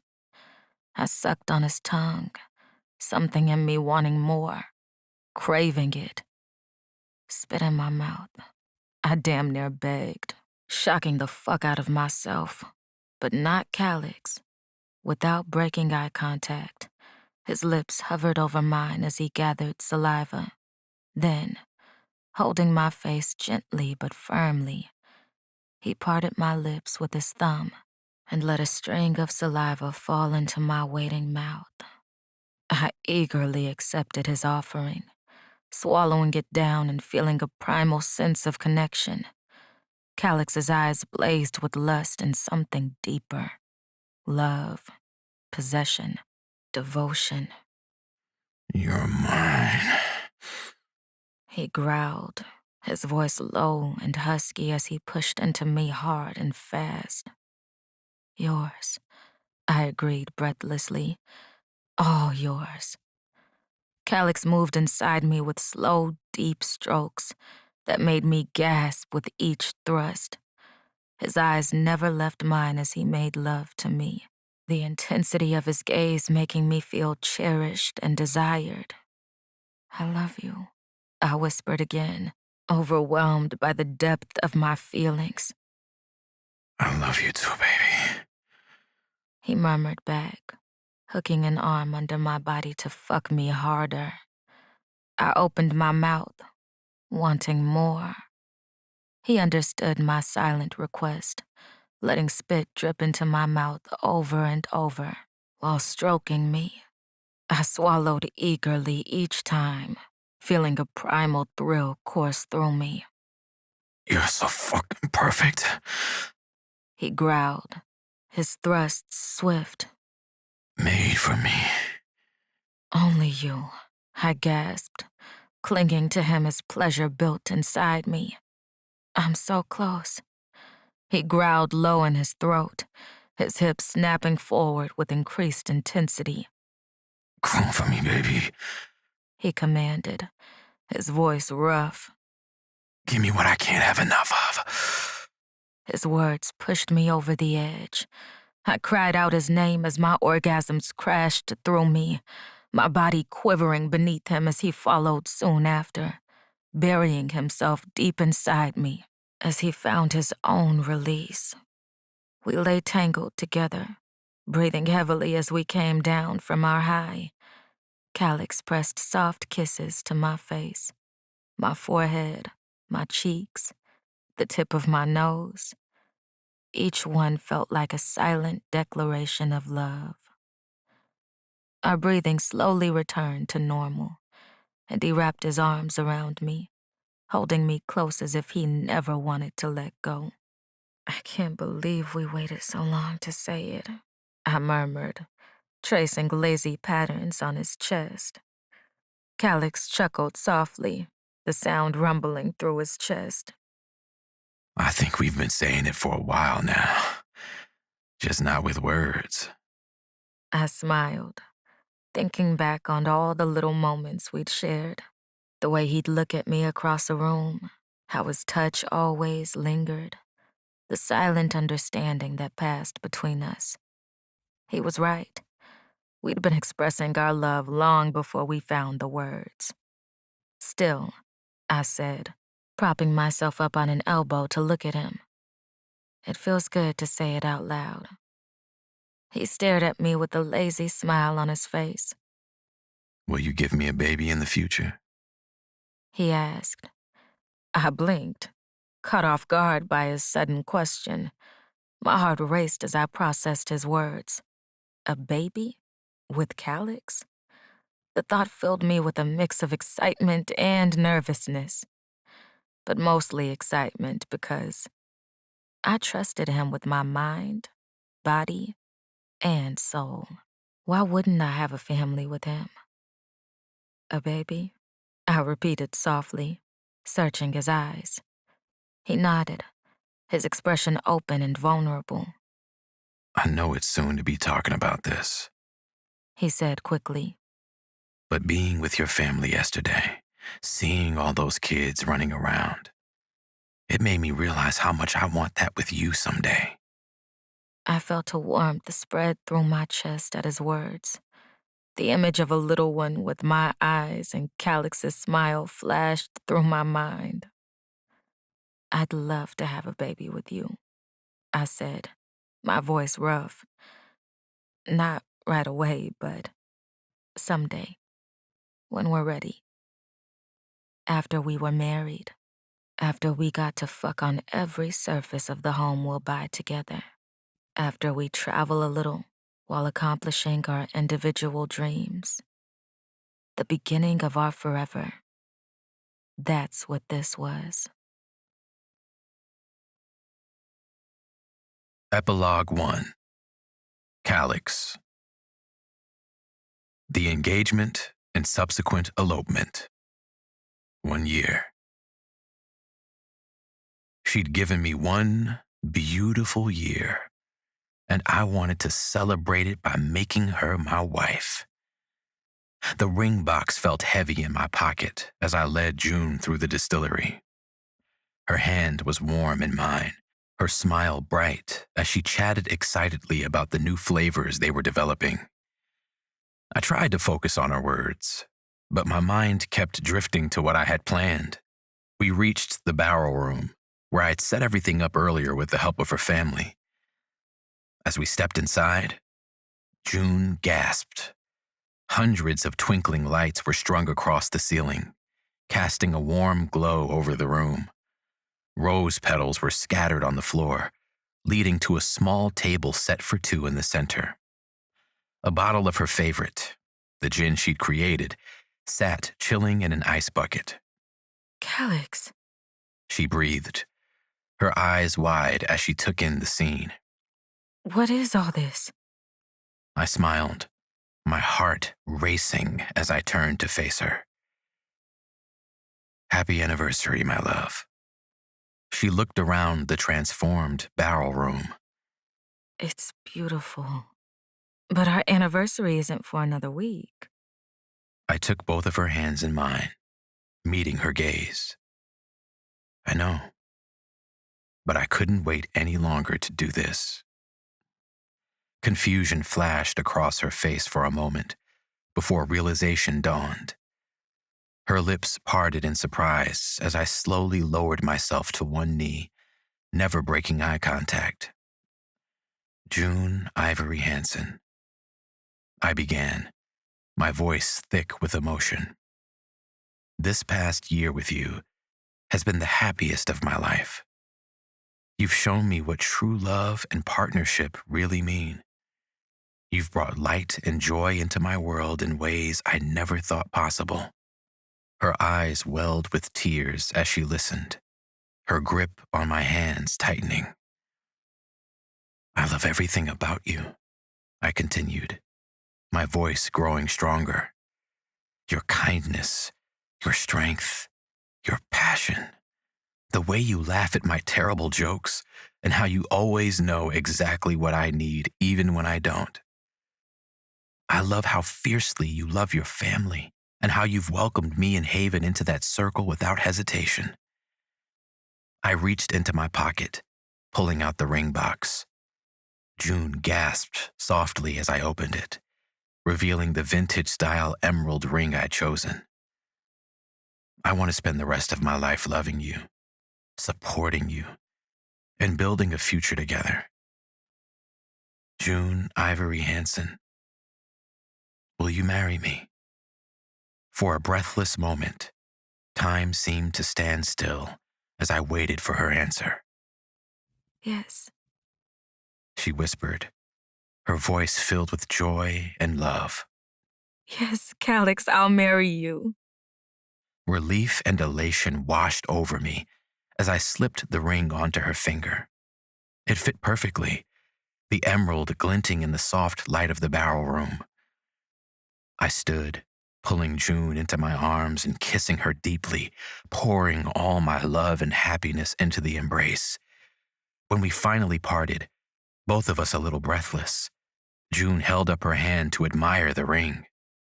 It's beautiful. She murmured. How did you know? I smiled, tucking a stray curl behind her ear. I had a little help from your sisters. My sisters knew? How did you manage to keep them quiet? I laughed, pulling her close. It wasn't easy. I had to swear them to secrecy and promise they could plan an engagement party. June groaned playfully. Oh, no. What have you gotten us into? Hey, it was worth it to see the look on your face, I said, kissing her softly.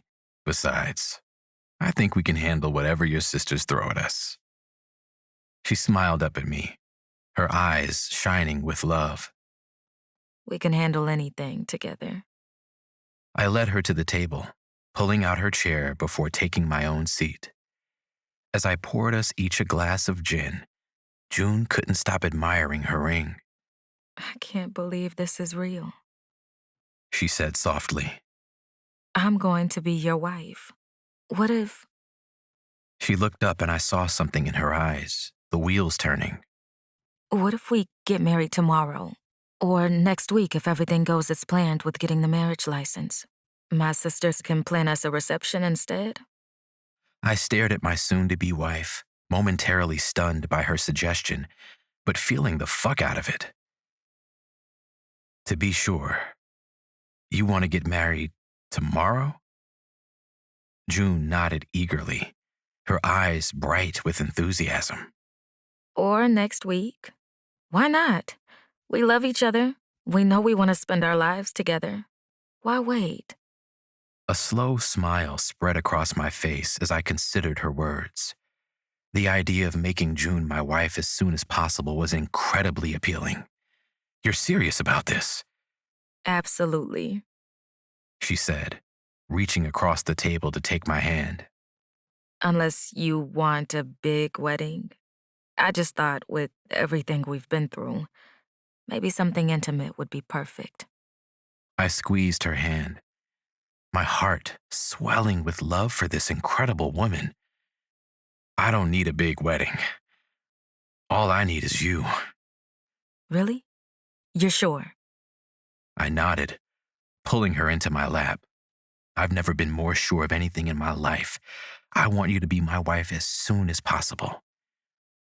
She wrapped her arms around my neck, kissing me deeply. When we pulled apart, both of us were grinning like fools.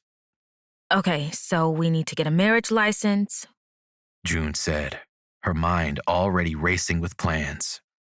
And we'll need witnesses. Oh, and we should tell our families. I chuckled at her enthusiasm. Slow down, love. We've got a week to figure it all out. For now, let's just enjoy this moment. I love you, She whispered, head back against my shoulder. And I love you. A week and a half later, a Wednesday to be exact, June and I were married inside of the 36th District Court with her sisters as our witnesses. That night, we celebrated in fashion at the distillery with our family and friends, followed by a week in Aruba. This was the start of a new chapter in our lives. Same book and characters, but no longer the rough draft it had began as. Epilogue 2. June. 5 years of marriage and a toddler. My laughter echoed through our bedroom as Calix pinned me against the wall, his lips trailing kisses down my neck and chest until they were attacking my nipples with vigor. "Elias," I gasped. "We're going to be late." He grinned against my skin, biting down harder on the sensitive buds. Let them wait. He murmured. I'm not done with you yet. I arched into him, a soft moan escaping my lips. "You're insatiable," I teased, but made no move to push him away. Only for you, baby. He replied, capturing my lips in a deep kiss. 5 years of marriage, and my desire for him had only grown stronger. Every day I fell more in love with him. His honesty, his protective nature, his unwavering dedication to our little family, to our son, Elijah Calix Moore. He was 2 years old, and the perfect mixture of me and his dad. Calix's hands roamed my body, igniting sparks of pleasure everywhere he touched. I wrapped my legs around his waist, pulling him closer. "We really should go," I murmured half-heartedly between kisses. "Our kid is waiting to be picked up." He groaned, resting his forehead against mine. You're right. But tonight, after he's in bed, you're all mine. I smiled, pecking him on the lips one last time before unwrapping my legs from his waist. "Promise?" Always. He replied with a wink. We quickly finished getting dressed and headed to August's place, where Eli had spent the weekend with his 2 cousins, January and October. As we pulled up to the house, the swings in the front yard were moving as if they'd just been occupied. I could hear the excited squeals of children playing in the backyard. My heart swelled with love and anticipation at the thought of seeing my little boy again. We walked hand in hand to the backyard, where we found August manning the grill, while Corey watched the kids from her chair. "Mommy! Daddy!" Eli's voice rang out as soon as he spotted us. He came running, his little legs moving as fast as they could. Calix scooped him up, peppering his face with kisses, as Eli giggled uncontrollably. There's my little man. Did you have fun with your cousins? "So much," Eli exclaimed, his dark eyes, a perfect match to Calix's, sparkling with excitement. I laughed, running my hand through his tiny curls. Is that so? I hope you didn't give Uncle August and Aunt Corey too much trouble. Never, August called from the grill, a grin on his face. He's an angel compared to these two troublemakers. January and October, now 6 and, well, almost 6, respectively, came barreling our way. They tackled Calix's legs, nearly knocking him off balance as he still held Eli. Uncle Calix! They shrieked in unison before giving the same to me. T.T. Junie! I laughed, bending down to give them both big hugs. Hello, my little loves. Have you been taking good care of your cousin? We taught him how to climb trees, January announced proudly. Calix and I exchanged a look, equal parts amusement and alarm. Did you now?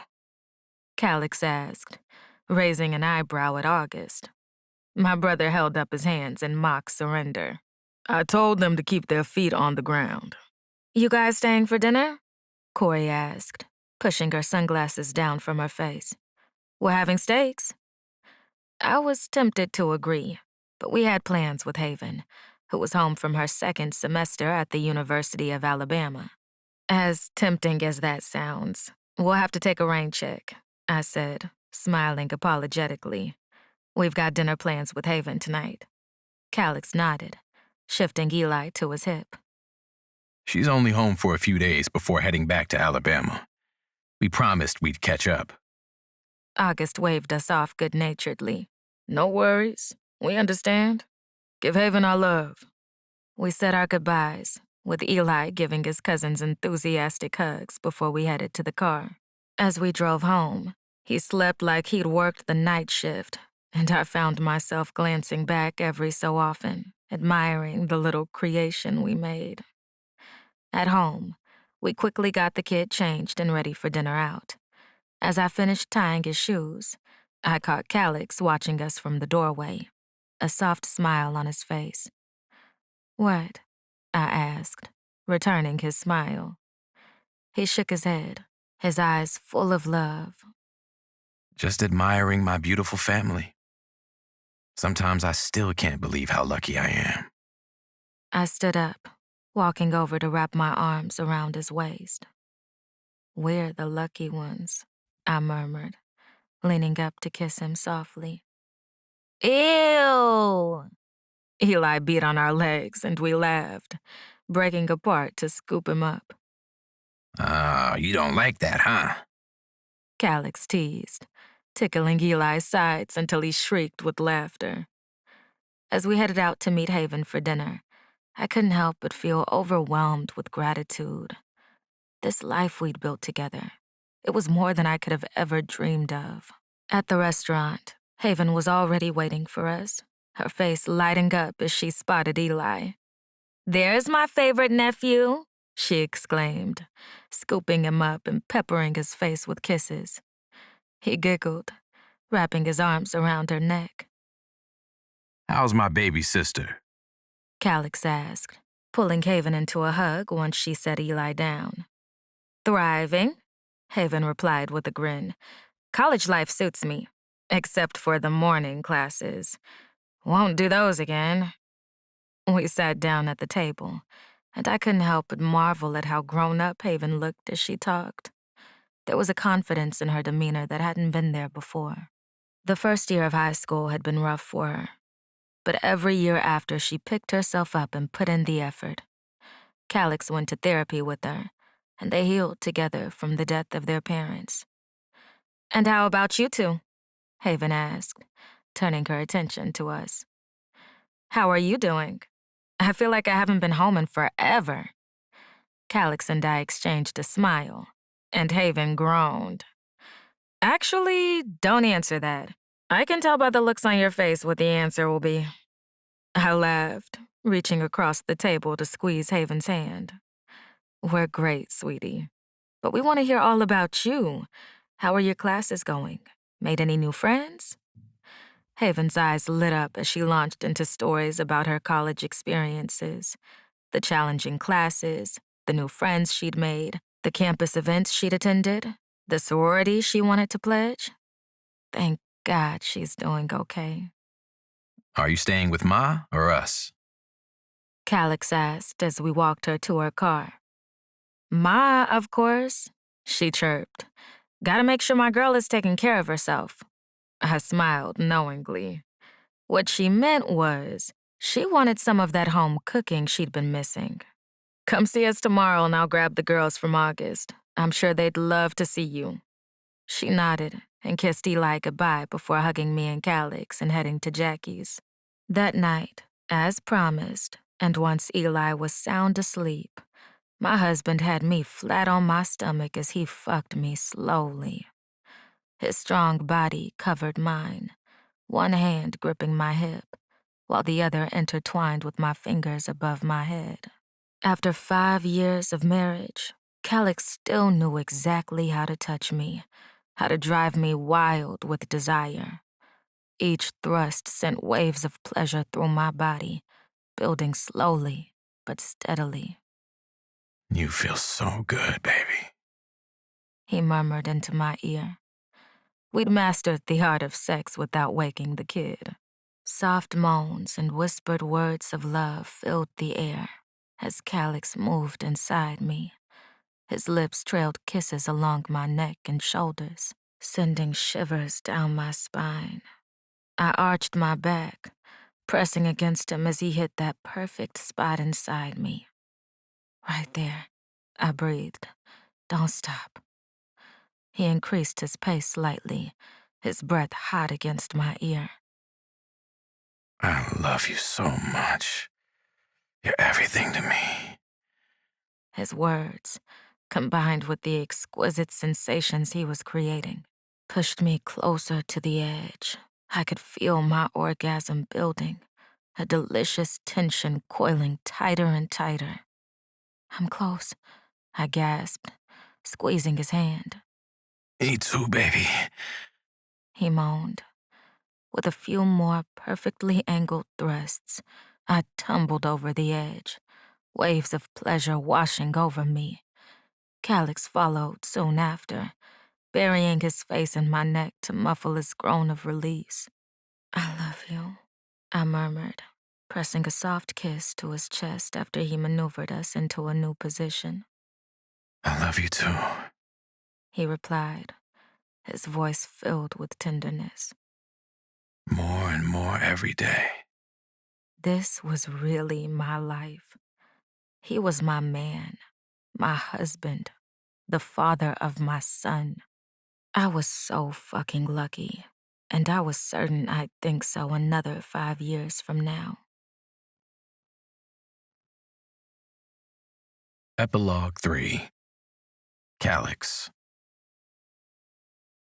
13 years of marriage. Eli. Dad, can you buy me these sneakers?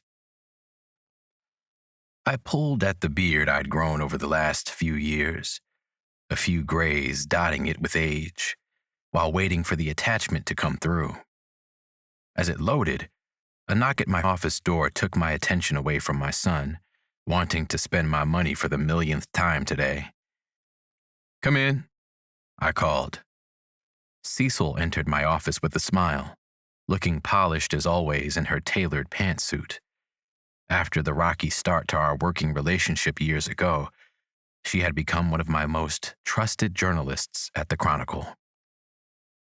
Hey, boss, she greeted, taking a seat across from my desk. I've got the final draft of that investigative piece on the city council corruption scandal. Wanted to run it by you before we go to print. Investigative journalism had become her passion, ignited by the explosive exposé she had written on Copenhagen International. With meticulous research and fearless determination, she unraveled a web of corruption, money laundering, and other illegal activities that had been hidden for far too long. The weight of truth bore down on her as she watched the feds take down Silas, his brothers, and a long list of names with RICO charges. Her words had sparked change and brought justice to those who deserved it most. I nodded, gesturing for her to continue as I glanced down at my phone again. The image of some ridiculously overpriced sneakers had finally loaded. "Looks great," I said, skimming through the article Cecil had pulled up on her tablet. "Hard-hitting, but fair. Nice work." "Thanks," she replied.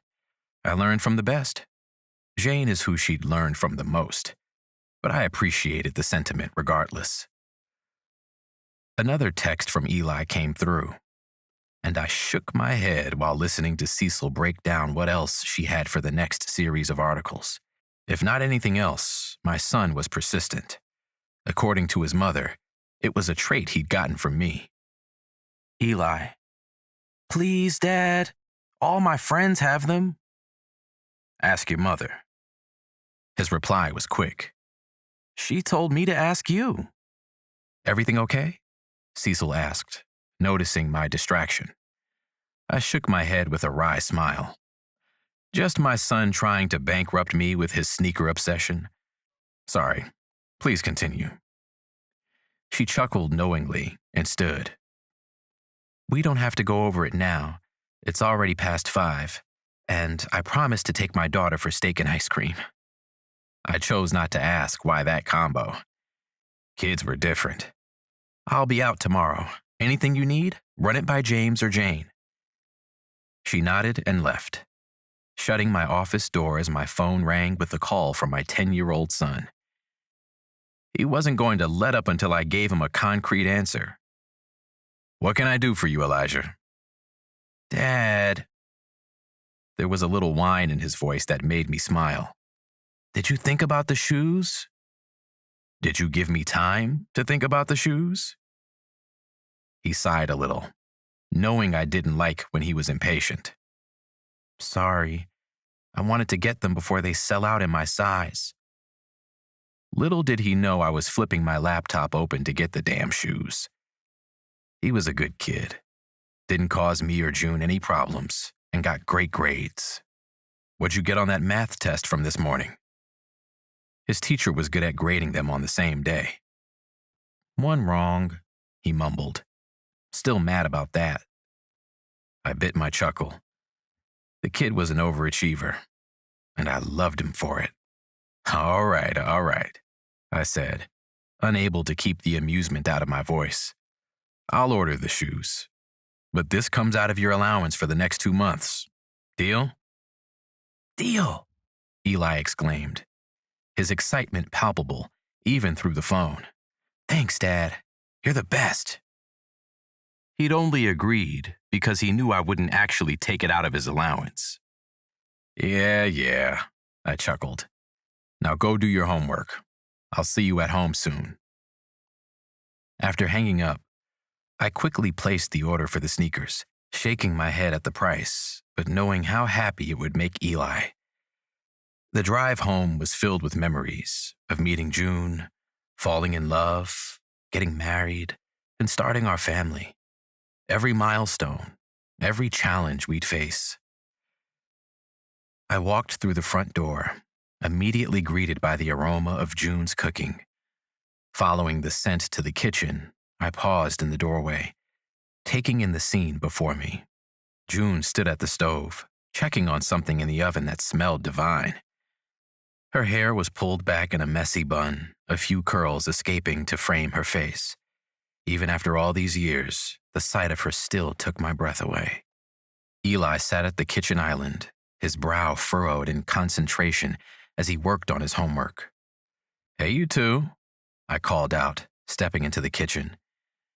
June turned, her face lighting up with a smile that still made my heart skip a beat. "Hey, handsome. How was work?" I crossed the room to give her a quick kiss. "Good. Busy, but good. Something smells amazing," "Lasagna. she replied, turning back to the stove. Should be ready in about 20 minutes. I nudged his head gently as I passed, earning a half-hearted protest. "How's the homework coming, kiddo?" He looked up, a grin spreading across his face. "Almost done. Did you order the shoes, Dad?" June raised an eyebrow, glancing between us. Shoes? I chuckled. holding up my hands in mock surrender. Guilty as charged. But you told him to ask me, knowing I can't say no. She shook her head with an amused smile. You're such a softie. She teased, but there was warmth in her eyes. Only from my family, I quipped, wrapping an arm around her waist and pulling her close. Eli made a gagging noise. Gross. Can you guys be mushy somewhere else? I see what Snowflake and Tober mean now. The girls hated how much August and Corey touched. I guess June and I were no different. As June's laughter filled the kitchen, I couldn't help but join in. Our son's exasperated expression only made it funnier. All right, I said, releasing June. But not before sneaking in one more quick kiss. We'll spare you the mushiness, for now. Eli rolled his eyes dramatically, but I could see the hint of a smile tugging at his lips. He might pretend to be annoyed, but I knew he loved seeing his parents happy together. Why don't you go wash up for dinner? June suggested. It'll be ready soon. As Eli headed upstairs, I moved to set the table, falling into the comfortable routine we'd established over the years. June and I moved around each other with practiced ease, a well-choreographed dance born from years of partnership. So, Eli, June said as we began eating. tell Dad about your science project idea. Eli's eyes lit up with excitement. Oh yeah, so we have to do an experiment on renewable energy sources, right? And I was thinking about doing something with solar power. As he launched into an enthusiastic explanation of his project plans, I felt a swell of pride. Our son was smart, curious, and passionate. Everything we'd hoped he would be. June caught my eye across the table, a soft smile on her face. I knew she was thinking the same thing. After dinner, as June and I cleaned up the kitchen while Eli finished his homework, I couldn't resist pulling her close for a moment. She melted into my embrace with a contented sigh. I love you, I murmured, pressing a kiss to her temple. I love you too. She replied, her eyes twinkling as she looked up at me. Even after all these years. Especially after all these years, I corrected with a grin. We finished cleaning in comfortable silence, stealing glances and soft touches. Once the kitchen was spotless, we headed to the living room where Eli was sprawled on the couch, nose buried in a book. Homework all done? June asked, perching on the arm of the couch. Eli nodded without looking up. Yep, just reading now. I smiled, remembering how June had instilled a love of reading in Eli from an early age. What are you reading? I asked, settling into my favorite armchair. Eli held up the book, revealing the cover of a popular young adult science fiction novel. It's about kids who discover they have superpowers. It's really cool. June and I exchanged an amused glance. Sounds interesting. She said. Maybe you can tell us about it when you're done. He nodded and went back to reading. After a while, Eli yawned and stretched. I think I'm going to head to bed, he announced. All right, buddy. Don't forget to brush your teeth, I reminded him. He rolled his eyes good-naturedly. I know, Dad. Good night. After Eli had gone upstairs, June turned to me with a mischievous glint in her eye. So, now that we're alone... She trailed off suggestively. I grinned, pulling her closer. What did you have in mind, Mrs. Moore? She leaned in, her lips brushing against my ear as she whispered. Why don't we take this upstairs and I'll show you? I hadn't needed to be told twice. Same book, same couple, same love story. But it just keeps getting better with time. Epilogue 4. June. Elijah Calix Moore, 13. Our kid turned 13 and was smelling himself. Eli had hit that awkward stage of early adolescence. Voice cracking, growth spurts making him clumsy, and an attitude that could go from sweet to snarky in 0.2 seconds. But the biggest change was his newfound obsession with his appearance, especially when it came to girls. "Ma, have you seen my cologne?" Eli called from upstairs, a note of panic in his voice. I exchanged an amused glance with Calix over our morning coffee. "Check the bathroom cabinet, kiddo," I called back. Calix shook his head, a wry smile on his face. Cologne? When did he start wearing cologne? About the same time he started noticing Zia from next door, I replied, frowning at the idea of him growing up too fast. Zia? Calix raised an eyebrow. Isn't she a little old for him? I shrugged. She's 14, so only a year older, but I don't think she sees him that way yet. He's still just the kid next door to her. Calix nodded, looking thoughtful. Should we have a talk with him? About girls and, you know. I couldn't help but laugh at his discomfort. The birds and the bees? I think we've covered the basics already, but maybe a refresher wouldn't hurt.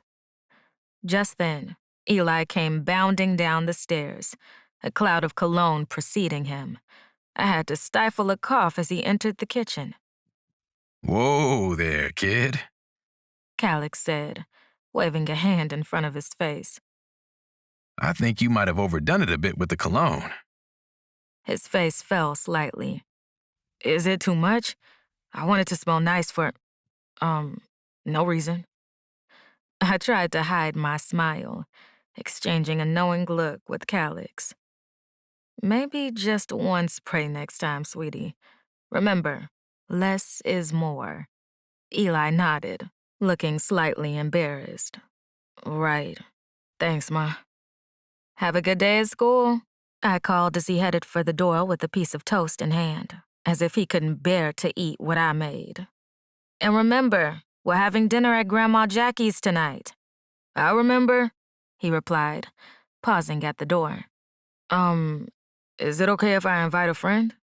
I exchanged a surprised look with Calix. A friend? I asked, trying to keep my voice casual. Anyone we know? He shuffled his feet, suddenly looking nervous. It's Zia from next door, if that's okay. Calix cleared his throat.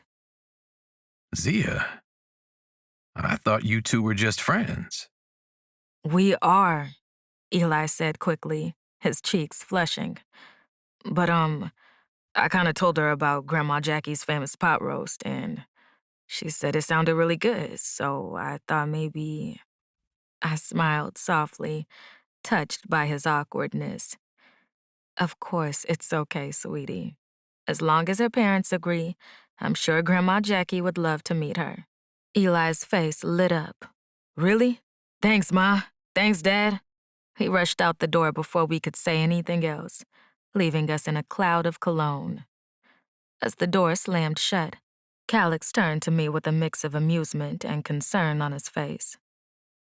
Our baby boy has a crush, he said, shaking his head in disbelief. I nodded, feeling a twinge of nostalgia.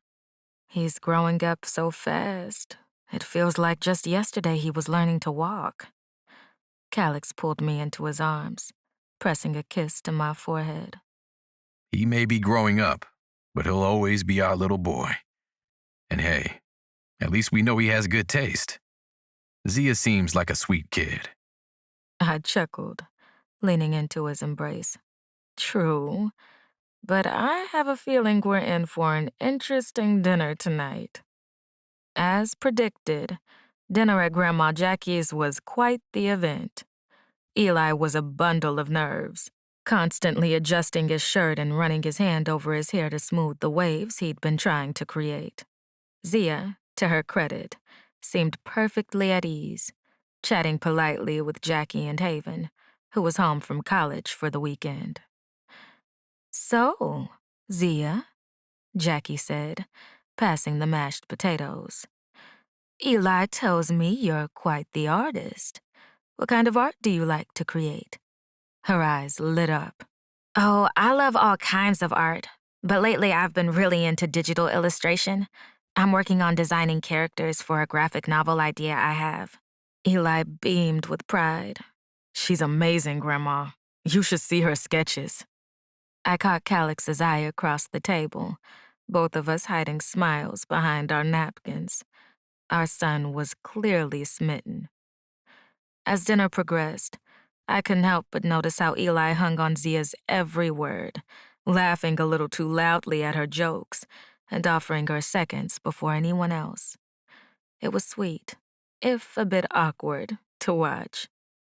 Haven, ever the observant one, leaned over to whisper in my ear, "Our little man's got it bad, huh?" I nodded, feeling old. Where had the time gone?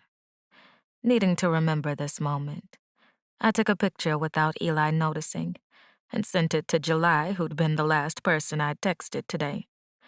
"Your nephew has a crush. Help." She sent a bunch of crying emojis and a picture of her own teenager with colored braids. "Look at what I was convinced to allow to happen. I thought it was the dad's job to be the big bad wolf." I chuckled.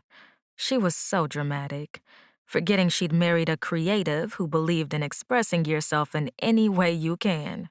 I set my phone down and leaned my head on Calix's shoulder, feeling sad. After dinner, as Calix and I cleaned up in the kitchen, while the kids played video games in the living room, I couldn't shake the melancholy feeling that had settled over me. You okay, love?